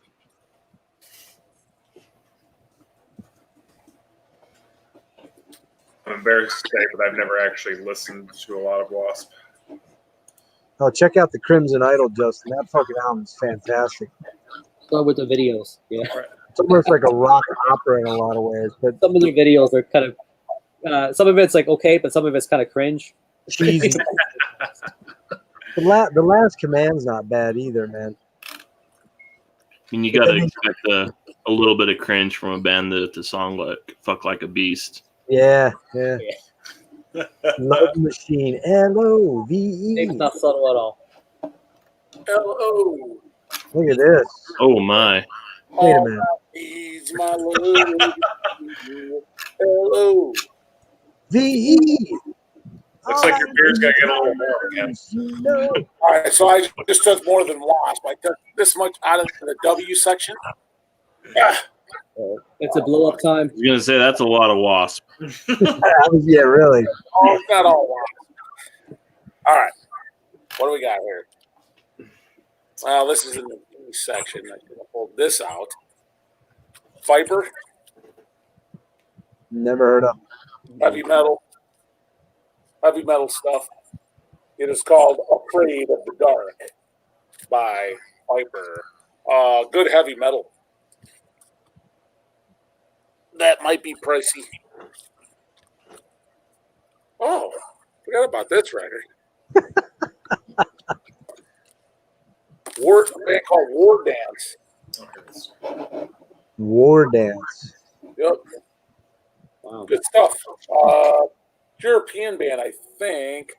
And it's good like thrash metal. Thrash heavy metal. War Dance. Good stuff, if I recall. You guys like the band Warfare? New wave of British heavy metal. This is Don't something know. like Alan would fucking kick my ass over this. Warfare. New wave. It's like Morbid Angel with a little more punk rock feel, or not Morbid Angel. Are you fucking kidding me? It's like a Motorhead. Motorhead. Morbid Angel and new album don't exactly go Not together. Motorhead, I misspoke. Total Death EP. It's Motorhead meets more punk rock kind of vibe. New wave of British heavy metal. Alan would love to talk about fucking Warfare. This band is just so balls out fucking new wave of British heavy metal meets like fucking Motorhead. If you like Motorhead and new wave of British heavy metal, I like that fifth she's got going there. you have to like fucking Warfare. This is pure filth. This is their pure filth fucking EP. This band fucking destroys, man. I see they didn't spend a lot on the album covers, did they? No, but they didn't have to because the fucking album was just incredible. It reminded me of the Anthrax Fistful of Metal. Just like, Oh yeah, I got it. I've heard of them. Orgasm. You guys know Orgasm thrash metal? Mm-hmm. I've Orgasm. heard them. Here's another like new wave of British heavy metal band called Warhead. Warheads on foreheads. Speedway. Alan would love this. Alan, see, any guy that has a fucking Tiger shirt on like that, He's like a that ripper. asshole, you know it's like fucking new wave of British heavy metal. That's So, right. Alan would love to see that. Okay, now here's a band. Here's a band that we all have to know and we love. Yep. Fucking Doro. Burning the Witches. Look at Doro. Look how hot she is there. Doro the babe. I would fucking marry Doro tomorrow. She's so fucking hot. Even now, she was so. You guys got to remember, I was like a teenager with her posters in my bedroom, and like she was so fucking hot back then. Look at her, like. Yeah, she still doesn't look too bad for her age. No, she doesn't at all. I think she's about 60 now. Yeah, this is the Hellbound album. She does guest vocals on that Amon Amarth album we were talking about earlier. Oh, really? Yeah. She's hotter than shit. And, oh, damn, she does still look good. Holy shit. True Steele, Warlock. I love Warlock. Progress is an old record label by me, or an old record store by me. Oh, wow. Stickers. And they're no longer there, but loved that place, grew up there, spent most of my teenage years buying records there. Here's another Warlock. I love Warlock, so you're going to see a lot of Warlock records. You guys know this album. If you don't, that's the one I'm familiar with. Dude, this album fucking rules. All we are, all we are, we are all we need. This fucking album rules. It's balls out fucking metal with Doro singing it. And power metal. Just insane. So, remember earlier, guys, I was talking about Warlord with that VHS video I found? Yeah. This is the album. Oh, nice. Cannons of Destruction have begun. So, I got to show you if you... oh, fuck. You know what? I got it with the VHS. If you bought this album inside of it, I have it with the VHS. You had the little slip that was you could have ordered the VHS with this album, and I put it with the album instead of with the VHS instead of the record. Is that a US band or Euro band? No, it's a US band. Warlord's US. They were the epitome of heavy metal back then, and I ended up getting the VHS of this many years later. Oh my God. Another Warlord. The Kingdom Come. Warlord. US heavy metal. Can't go wrong with fucking Warlord. If you don't know Warlord, you should. Here's Rising Out of the Ashes by Warlord. One of their later albums. Again, US heavy metal. If you don't know Warlord, you should. They're from LA, but they're not quite the hair metal band like everybody else was doing. They're not hair metal. They're balls out heavy metal. This is Deliver Us, one of their fucking best records ever. I also have this on picture disc. Some of the Warlord records you will not be able to find for very cheap prices. They go for a little bit higher money. This is a song out here called Deliver Us. Deliver us from all the evil. That's a great song, great band, great album. Here's one of their last records called The Holy Empire that I had to get on double vinyl because I am a fucking Warlord nerd. So I had to fucking get it because it's fucking Warlord. So, I think this is new wave British heavy metal. So Alan would probably like to see this. War Machine. Unknown Soldier. Bit of a pricey record. Definitely not something you can find for under $20. It's going to be more than that. Think this is new wave of British heavy metal, if I recall. Warminster. Out of the Ashes. That's cool. This is heavy metal to the core. Again, probably not affordable per se. Those outfits. $50 probably get you this record. Warminster, good heavy metal if I recall. Vibe there too. I have absolutely no idea what this is. Warning. Huh. Band called Warning. Nope. Don't recall. And apparently I like it because I have another fucking Warning album. So I'm guessing it's heavy metal. Yeah. Warning. The cheesy artwork gives it away. I have no fucking idea. One of those bands that just doesn't recall Ken fucking. I like how they made the A into a flying V. And here's another. Okay, the W's are going to be a hard fucking letter for Ken because here's another one. Absolutely no idea. Band called Warp Drive. It's called Gimme Gimme. No, They're kind of like glam metal or something. They're Yeah. very pretty. They're very pretty chicks. Yeah. Yeah. It may have this may be heavy metal of some sort, and it probably struck me at the time. So of course I bought it. Probably sat in my bedroom, thought I was one of the band members, and played air guitar. There you go. This next band you guys need to know if you don't. Warrant from Germany. This is First Strike. this is not Cherry Pie Warrant. I was just gonna say she's my cherry pie. This is not the Cherry Pie Warrant. This is the Germany Warrant that plays speed, thrash metal to the core, speed metal to the core, like early fucking Megadeth. This is another EP. These are not cheap records. The Enforcer. This is Warrant. Yeah, this looks pretty sick. German fucking thrash metal. Not cheap. You won't find those for. Oh, here's one. I think you might have asked me about this one, Jeff. Warrior. The fuck? Now, if you notice, up here's the. If you notice that stamp, it says it's That's for the one. Yep. promotional. Yep. Yeah, this is so these were sent to radio stations, so they could play the EPs and stuff on the radio stations. So the Almost. promotional copies were for radio stations only. Nice. Yeah, heavy metal. Is that the full album? It is. Yes, it is an actual full album, and this was supposed to be, for promotional people only.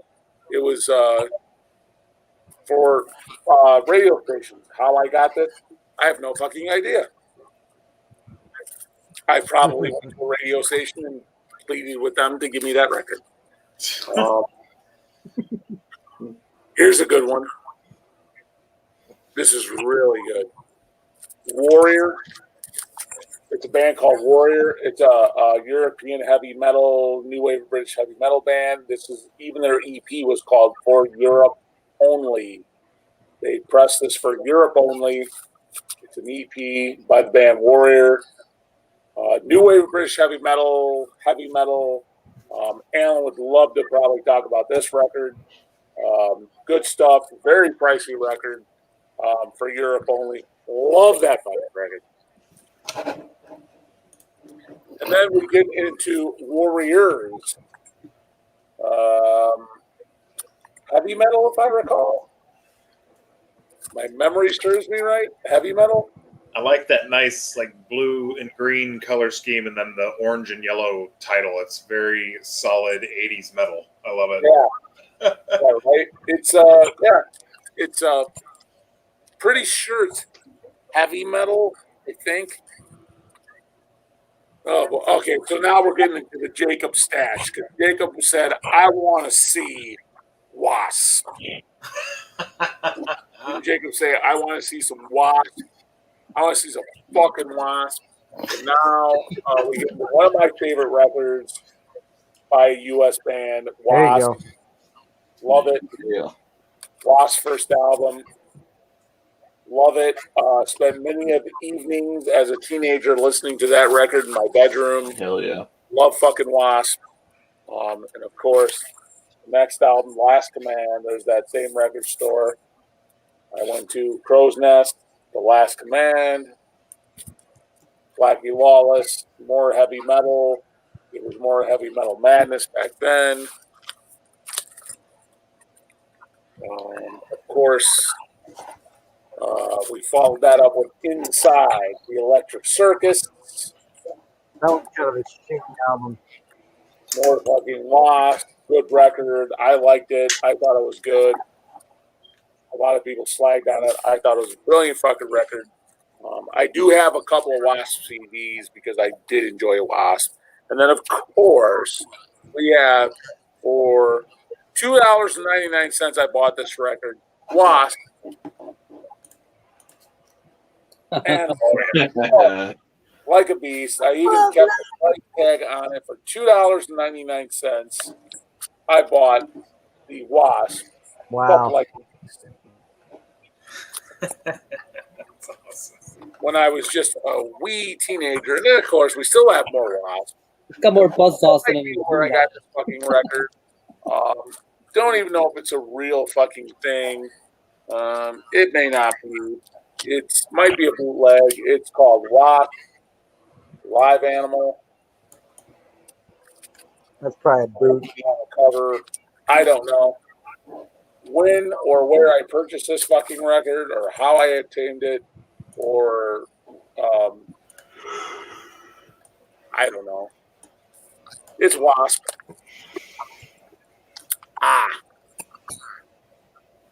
Denmark. A band from Denmark called Wasted. Halloween, the night of. Look at that cover.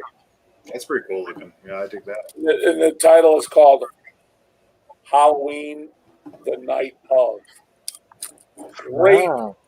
Great Danish fucking heavy metal. Story behind this record, I had the original press of this. My friend Scott from Cyanide, who was also huge into heavy metal and new wave British heavy metal, took my original copy from my house.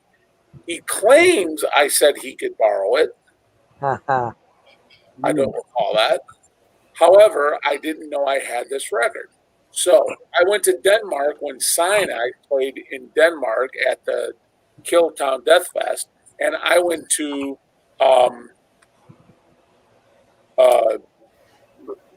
the guy from Merciful Fate, the guitarist of Merciful Fate. I went to his record store. Denner. Michael Denner. I went to his record store, and Michael Denner was working that day. And I talked to him and took a picture with Michael fucking Denner. And I spent about $100 buying records in his record store. And in the records, I saw this. It's a repress that he actually repressed. He actually repressed this. Oh, no kidding. And I was so excited to see it. So I bought it. And then when I took it back to the hotel room, I told Scott, look what I got. And he says, you bought that? And I said, yeah. And he said, I have your original copy. I'm like, what? And he says, you have an original copy. I took it from your house. I'm like, when the fuck did you do that? He goes, a long time ago. And I said, well, you can keep the original copy because this one I bought from Michael Denner himself.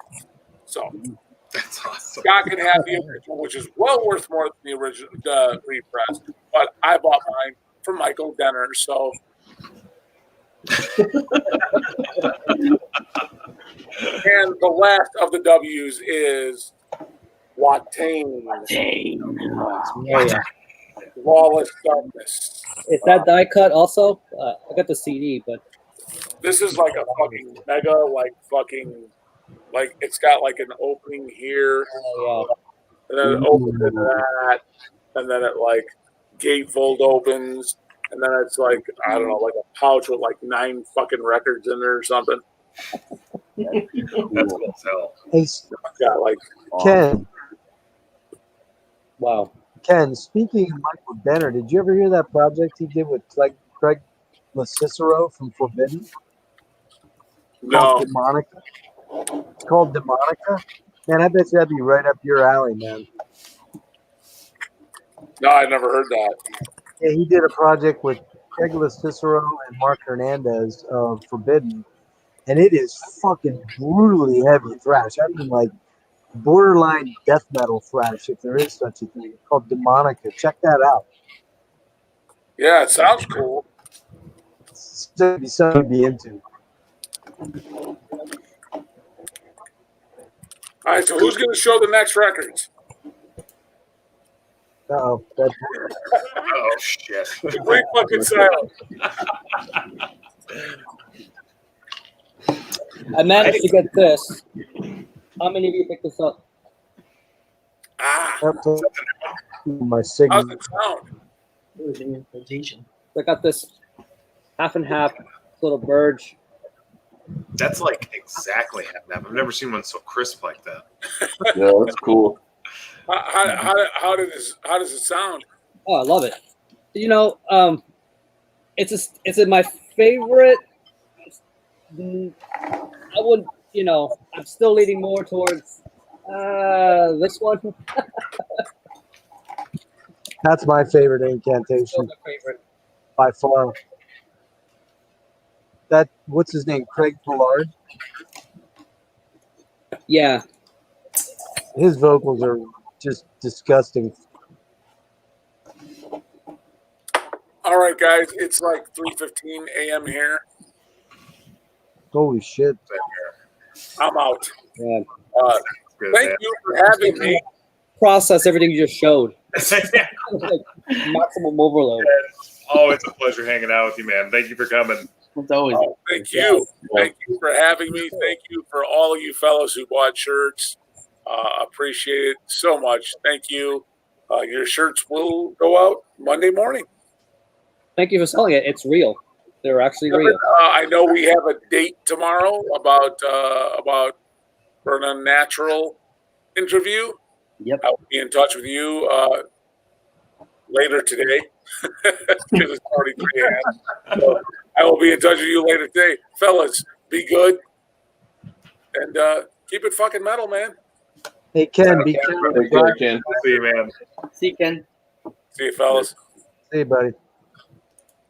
Oh, whoops. Sorry. Backstage. Jeez, Justin, you really don't like me now, don't you? I just consider you a D&D nerd. Fuck out.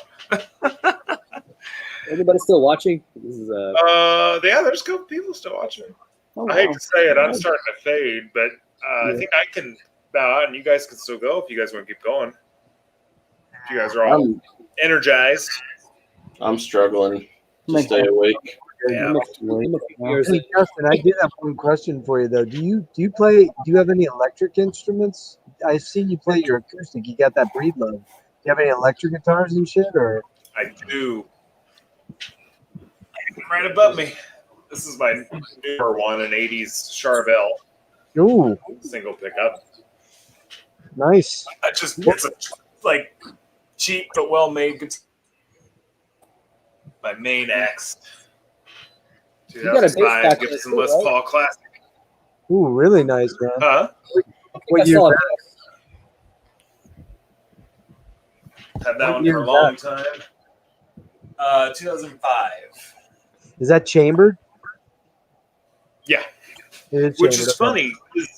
It's the classic, right? Les Paul Classic, Right. but it's chambered, which was not something they did to classic Les Pauls. Yeah, they And usually also, Yeah. did that with the customs and the classic or the traditional. mhm. And then it came. I forget which pickups I have in them now. They're not super hot, but they came with 500 Ts in them, which are for Gibson pickup were some of the hottest pickups you can have. So it was just ironic that they were classic. Doesn't have PAFs in it. No. Wow. The 500 Ts that came in originally, and I have I can't remember what I put in. Where I put it in, I put it in like 12 years ago. So What kind of amp do you use? What kind of amp do you use? I actually don't have an amp currently. Because I do everything on the computer. I had at one point in time I had a JCM 900. My favorite amp I've ever had was a Sovtech Midge 50. Fucking loved that thing. I also had a JCM 2000, Mesa Boogie, something 50 watt amp from Mesa. I worked at a music store back in the late 2000s, so I had just fucking gear everywhere. But over the years, I'm just like, I'm not playing out. Everything I do is I was going to say you don't play electrically out anywhere. no. Okay. You leave a spot for your full stack, you know, like in the corner there. So cool. Yeah. Well, my band that I played back in Missouri, that Scott Snow, who's the guitar player, that dude had a fucking crank full stack, but like up with 4 cabinets, and he had so much equipment, but he bought one of those Axe effects as soon as they came out, so it always just show because he just ran it straight into the soundboard. He didn't actually use anything on stage. Well, the modeling is getting so close now to. I mean, I still am a tube amp purist, but the modeling's so damn close, and they're so easy to transport around. It's almost crazy to lug, you know, 100-pound head around and a 120-pound 412 cabinet around. It's so much bullshit just for one gig. Right. You know, if you're just doing 1 gig a week or something, it's different if you're, you know, a major touring band. But the modeling amps the Kempers and the Axe effects are so damn close. Plus, you have all the built-in effects. You don't have to take a shit ton of stuff with you. You know. For sure. They're Well, not- the thing is too is I didn't realize like when he got the Axe effects, he found out because he loved those crank cabinets and stuff. But he had some crank head, but he could actually mic those cabinets and sample Make your them. own. Yeah, and then he could just sample it and recreate it, and then he's got the sound of his actual amp in the digital format. Yeah, you got your profile. You just stick it in there. Nowadays, you can get virtually any profile of any major player out there. You either pay for it or a lot of them give them away for free. You know. Mm-hmm. Yeah, the technology is pretty wild at this point. It is. And it's amazing how good it's getting. It's the same thing with the art world. Like, digital art used to just be so obviously digital, but now it's gotten so clean, and you can make a pencil drawing digitally, and it looks exactly like you were using graphite. Like, it's almost impossible to tell without actually having it in front of you. Wow. It's the same thing with music. Like I use Logic just because I've had Macs for years, and I'm just used to it. So that's just what I use. But Use one of these. Huh? Digital tablet. Yeah, the one I've got there. Got one of the Wacom jobbies. Yeah, they're starting to build them with the little touch pads now, so you can kind of zoom in and out as you. Yeah, it has like a touch wheel, but I'd rather have one like you have. What do you use that for, Rick? You just plug it into your computer. You can do illustrations. Oh, for artwork. I got you. Yeah, doing comic books or whatever. Do you do some work like that? I do some illustration when I'm a graphic designer. Oh, nice. You know, you probably see my little funny thumbnails in my videos. Oh yeah, I've seen those. Okay, yeah, that's awesome. You know, Cool. I try to do something interesting every time. I may parody some album here and there every once in a while. If you guys have any requests, let me know. Rick, when are you going to start doing your YouTube parody channel of all the different YouTube personalities? That'd be funny. That would be funny. I don't know if my humor comes across that well. It's already been done though. Wyatt X Him did all those. Remember? Have you seen those? Oh yeah. You know, he's hit or miss for me. You know, That was one time he was actually funny. The only time. Some of those, yeah. Because some His of them are newer pretty shit. dead on. Yeah, some of them are dead on. No question. Yeah. You know, I've actually not. I think I subscribed to him, but I've never really watched much of his stuff. Is he just kind of a dick, or what's his thing? No. He's an edgelord. Yeah. Yeah, I mean he knows. I mean he knows his shit. I mean He when it does. comes He knows a lot. When he actually talks about the music, he knows what he's talking about. But it's these like attempted comedy videos he's been doing lately. The political ones. He got a little old, and then he was making fun of all the streamers and the old men, the Gen Xer streamers and stuff, and it just wasn't really that funny when he did that one. It was kind of like, okay, we get it. You know, you're pissed off because some of these older cats own a lot of nice vinyl and can buy a lot of nice vinyl because they've got jobs and they've done, and you're a young 22-year-old guy, you'll get there one day. He's got a lot of nice stuff. Seems to, anyway. And I think there was a little bit of some bad blood between him and Ben Smasher.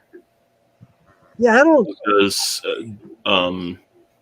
Deathspell Omega back when they were. Well, yeah, it started over the whole black metal thing, which, I can't get on board with that whole NSBM thing. It's just stupid to me. I don't get it. I don't understand why. He keeps saying you separate the art from the music, and I can't separate stuff like Argo Slant. All their stuff is super hateful, and okay, so they have some good riffs, but there's tons of bands that have good riffs that don't talk about slavery like it was a good thing. You know what I mean? It just isn't my thing. I own hundreds of albums. I don't need to own those albums from a piece of shit person. Exactly. Like DSO. I didn't realize DSO were, Miko Aspo he's a real fucking shitty human being, man. Yeah. And yet I like DSO.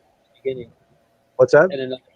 I didn't know that in the beginning either. And I was looking at yourself and I was just like, once I started learning a little more about it, it's like, it's like to do some Disma, I'm like, I won't support their shit anymore. I won't buy it. Why bother? There's a lot of dissonant French bands and other bands out there that do their trip just as good or better in some cases, So, I don't like seek out to see if bands are, shitty, but if I know a band is shitty, then I don't go out and buy their stuff. That's just kind of my Right. I own like 2 DSO albums, but I wouldn't buy anything anymore. That was years and years and years ago that I bought that shit. So, but Wyatt's kind of an edgelord. He does know a lot about metal. For a kid his age, he knows a lot about metal, and he does have some good taste in some stuff that he's into. But he just and you're right, Jacob. Those parodies of the YouTubers were actually pretty fucking funny. Yeah. And if you know a lot of the YouTubers, he nails most of them pretty dead on, and they're really, really cute.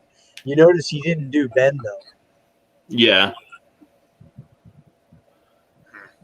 So did they work together at one point in time? Not that we need to talk about gossipy stuff, but I'm just curious. Did they work together at no. Ben made a response video to something. The deal. It was about DSO. Wyatt was trying to make a video saying, separate the art from the music, and I think Ben made a response. And I could be talking out of my ass. No, you're right. You're exactly right. But that's what from the outside looking in. I think Wyatt was saying, get over it, you bunch of pussies. Quit being cancel culture. Quit being pussified about stuff. Just because I like the music doesn't mean I subscribe to the message. Okay, I get that. I can see that point to an extent. But if you're buying their material, you are tacitly lending support to them. They're actually getting money from you.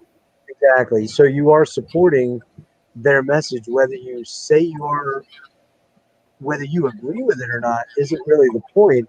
By buying it, you are saying, it'd be like, I don't know, buying the Nazi flag and say, well, I don't really support Nazism, but I really think that's a cool symbol. Well, it's a symbol. It's a symbol of the Holocaust. It's a symbol of killing over 12 million people. How can you say, well, I think it looks cool, therefore, but I don't believe in the message behind it? Well, if you're buying it and hanging it on your wall, I'm not buying that completely then. Yeah. So it's a slippery slope, I mean, Marty, I think, said it one time pretty good, where it's like, if we really start looking at every single artist we're into, we'll probably find something that is potentially, all those 80s band, man. I mean, they're super misogynistic. Everything was about fucking chicks and getting loaded and doing drugs and fucking chicks. And did I say fucking chicks? Yeah, that. And women were basically looked at as pieces of meat, which they were to a large extent back then in that culture. But if you look at it that way, you would never listen to Motley Crue or Whitesnake or any of those bands because it was all about that thing. But it's a little different when you get into the whole nationalist thing, man. That's pretty heavy duty shit. Yeah, there's definitely shades of gray in all of this. Like, it's not just black and white. You can support or not support bands. There's levels of to me, there's levels of shit that I can put up with from artists, and then there's points where it's like, no, you can't support them. And there's they're not all open. Like some of it's sketchy, yeah, but you're not always sure. That's tricky. In the lyrics, not always, especially if there's a lot of metaphors. It's like maybe they were associated with somebody from the scene, but their music isn't. That's like one shade of the gray. It's like, yeah, you could probably support that. Where if they're actively in like an NS band, okay, maybe that's where you draw the line. See, I mean, like Burzum's a real classic example. When Burzum was starting to gain some real popularity in the, I want to say the late 90s, when it was real cult and cool to be into Burzum, I checked them out, but I never bought any of this stuff. But now, knowing what I know about Varg, I just can't own it, man. It's just not something I'm interested in. Whether it's good or bad is really immaterial to me. Whether he was an innovator or not really is immaterial to me. It's just I know too much about that guy, and none of it's really anything that appeals to me. And I just don't want to support that, man. It's like I knew who Blake Judd was, but when I got into music, so I've never checked out Knock Mysticum or whatever, however you say it. Because, I have no interest in checking it out because what if it's good and I like it? I don't want to listen to it because I know the guy's a piece of shit and I wouldn't want to. See, I saw them open up for High on Fire and OPEP way back, probably That's 2002, 2003. And I actually thought they weren't horrible. They weren't great. But then I learned more about the guy, and as time went on, it's like, yeah, I'm not, that guy's a fucking scumbag. Yeah. And he doesn't have a good reputation with anybody in the metal community anyway. So, yeah, he's not getting any of my money. Even if I like this stuff, I'm like you said, there's so many bands out there. You can always find someone or something that's as good or better that doesn't have that questionable bullshit behind them. Yep. Yeah, so. All right, well, we probably better let Justin crash, huh? Yeah. You back there? How you feeling, Justin? I'm still here. I'm getting a refill. What's up? Are you staying up for a minute? Refilling? We keep going? Yeah, I can still hang for a minute. I'm re-energizing. I'm going to have a piece of pizza and some soda. Okay, something cool to show? Eat some pizza right now, goddammit. Send me a virtual slice over, Justin, will you?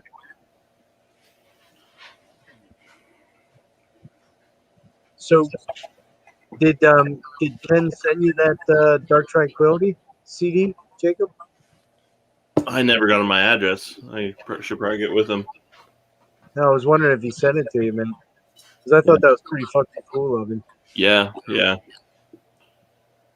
That's a band I've struggled with, man. The Gothenburg sound. Like I think I have 2 Soilworks. No, maybe. I don't think Soilwork's a good representation of the sound, though. No. I had some Dark Tranquility, In Flames. What other bands from that sound are? At the Gates. Oh, At the Gates, obviously, duh. Those 3 Those big are ones. The big 4, probably, huh? Yeah. What about you either like it or you don't. Yeah. What's the most appealing factor about it to you? I don't know. It sounds good. Shit. Yeah, I don't know. I don't know how to explain it. It was one of my entry points into, the heavier stuff. That's what I was wondering. Yeah. I think that's what tends to happen with a lot of us when we discover a band in a heavy band in a particular genre or something like that. That's kind of what leads you in. Like for me, it was really OPEP, quite frankly. On My Arms, Your Hearse, Still Life. And that was what got me. Even though I knew about heavy, dark death metal and stuff like that, I never really You're jump drawn a into little it. more into more proggy music too, aren't you? I am, yeah. I Yeah. tend to I'm gravitate drawn to it. into a lot of melody. Right. So I think that's a lot of the reason why, and just in general, in all my music, I like a good melody. So I think that's a lot of the reason that mellow death appeals to me. You like Edge of Sanity, yo? I've never listened to them. Man, I'd check out some. Yeah, I'd Classic check some of that out. Because that's kind of the best of death metal and the mellow death and that carcassy vibe and stuff like that. But it's also got some real proggy elements to it. Check Dan- out Swano's solo album. It's just called Dan Swano. I've heard one of the songs really good. It's very proggy. Yeah. Rick, do you have any Nightingale? Actually, I did. I have it stored away though. That's the Nightfall Overture. Okay, because that was another project. I think Dan Swano must have about 8,000 albums out. It's really almost impossible to keep up. See, with there's the the '90s. I got something for Stefan. So you like Macho Tasso, right? Like bands like that. So I just got this in. So we were showing some pretty gross things earlier. So here we go. Brutal. What is it? Okay, what is that? Leprophiliac. Yeah.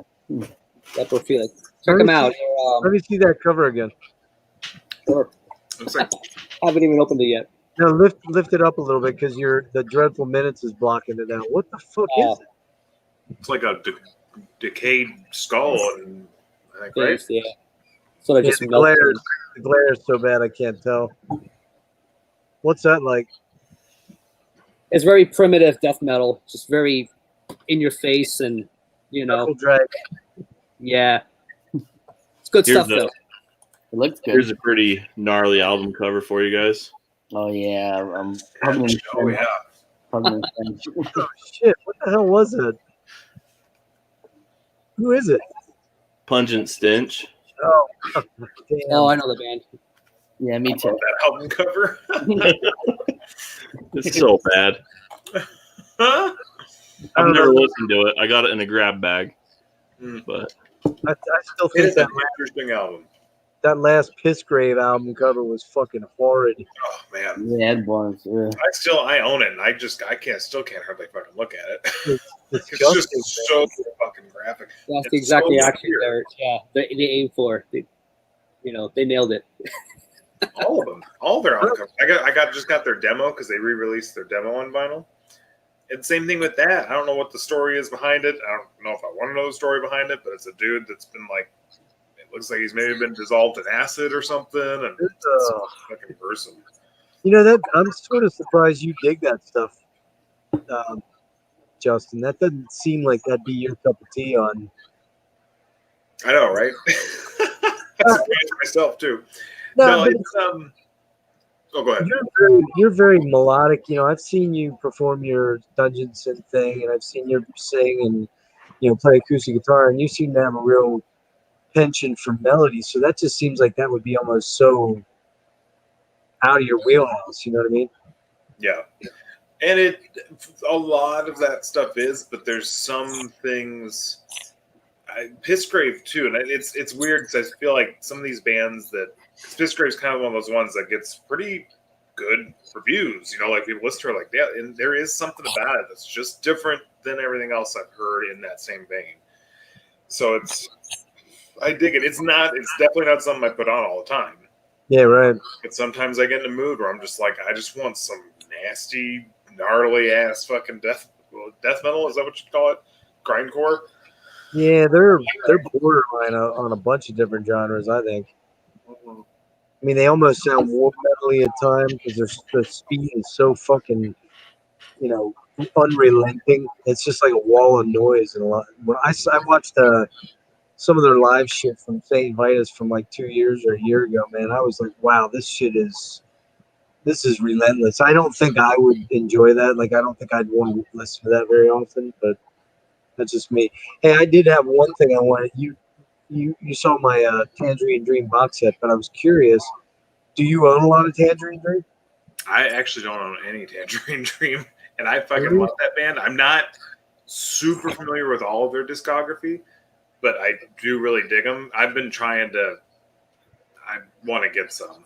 Their Well, discography is huge. They've done everything under the sun. yeah, it's massive. But to be very blunt with you, there are two in particular. Wait a minute, is it two or three? I think it's two. I think there's two of those multi.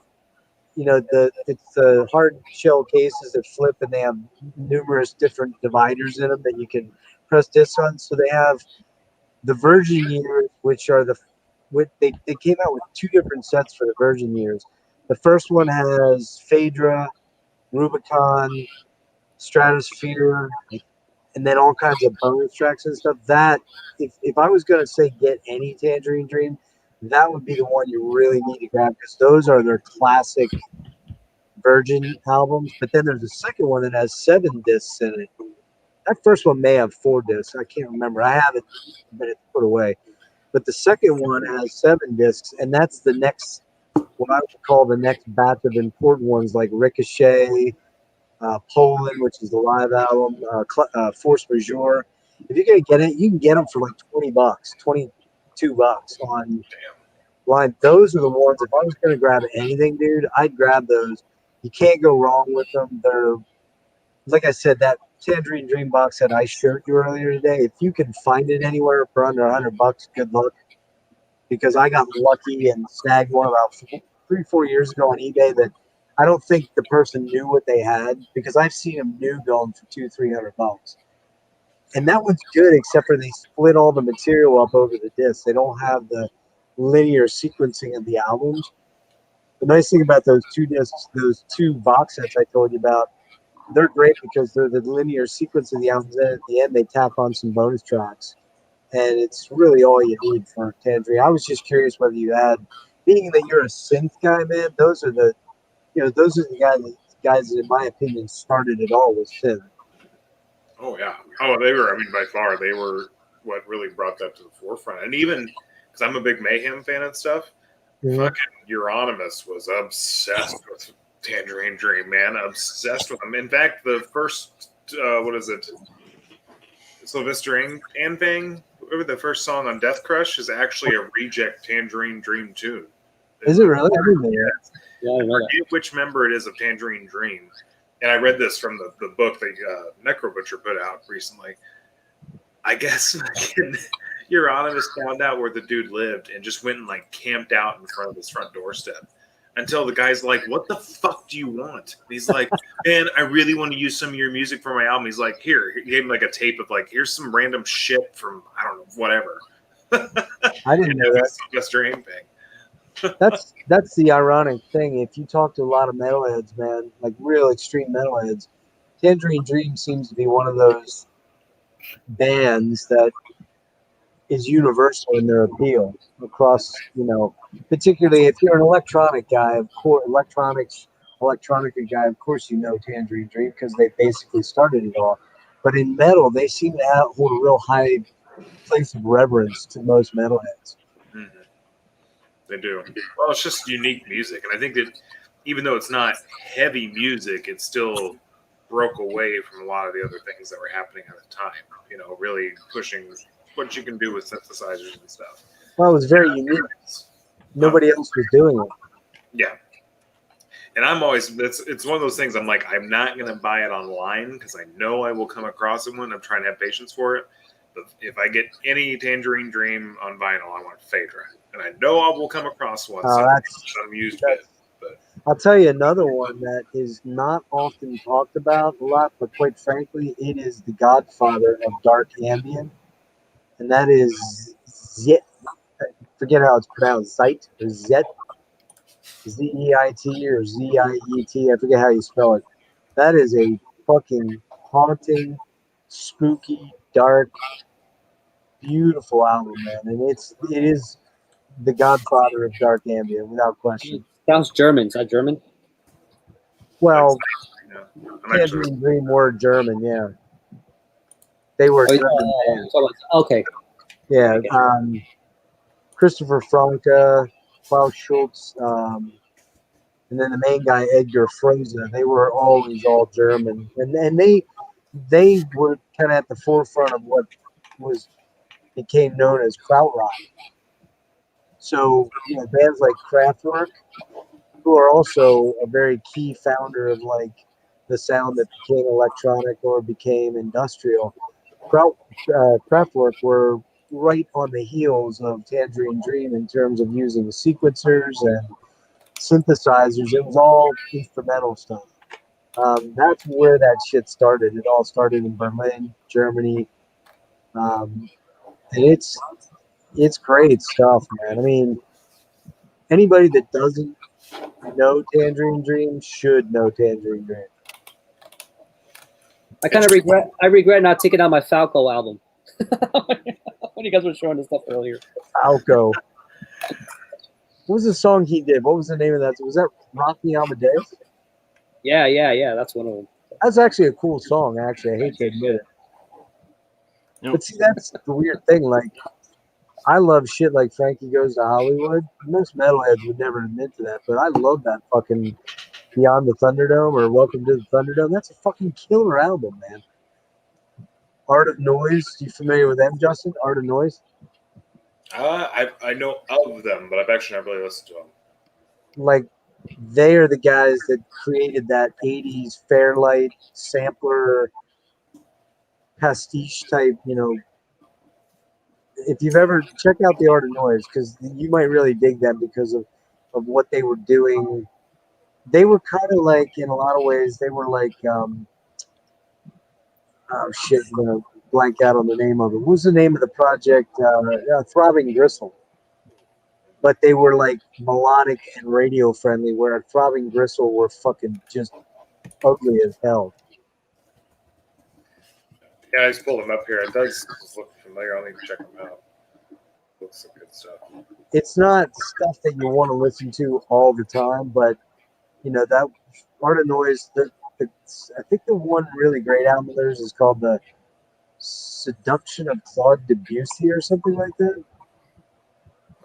I think that's the name of it. If I suggested any one of their albums, that would be the one I suggest. Nice. It's really cool. Yeah, I'll check it out. Yeah, I dropped a bunch of shit on you. Thanks. I'm looking for new stuff, man. I get in those cycles where I just start going through the same things over and over, and I've got to break out. So this is good. Well, I'm telling you, you cannot go wrong with buying those 2 box sets. And again, they're not like box sets. They're not like big. They're just like a CD size, but they have multi discs in them. And either one or both, but preferably the first one. I think it's 70 or 72 to 78. I think is the first one. They do it by years. Then the next one's like 78 to 86 or something like that. But either one of those box sets for Tangerine Dream, you're gonna. I got a strong suspicion you're gonna love them big time. Nice. I'll check it out for sure. Yeah, That cool. sounds awesome. Cool beans. Oh, all right, boys and girls. I think I gotta go to bed. I'm fading. Sitting here. Sounds good, dude. That's the classic. Anybody know this one? Oh, hell yeah. No, I don't know them. I know the name, but aren't they? They got kind of silly after, but this is from 1995.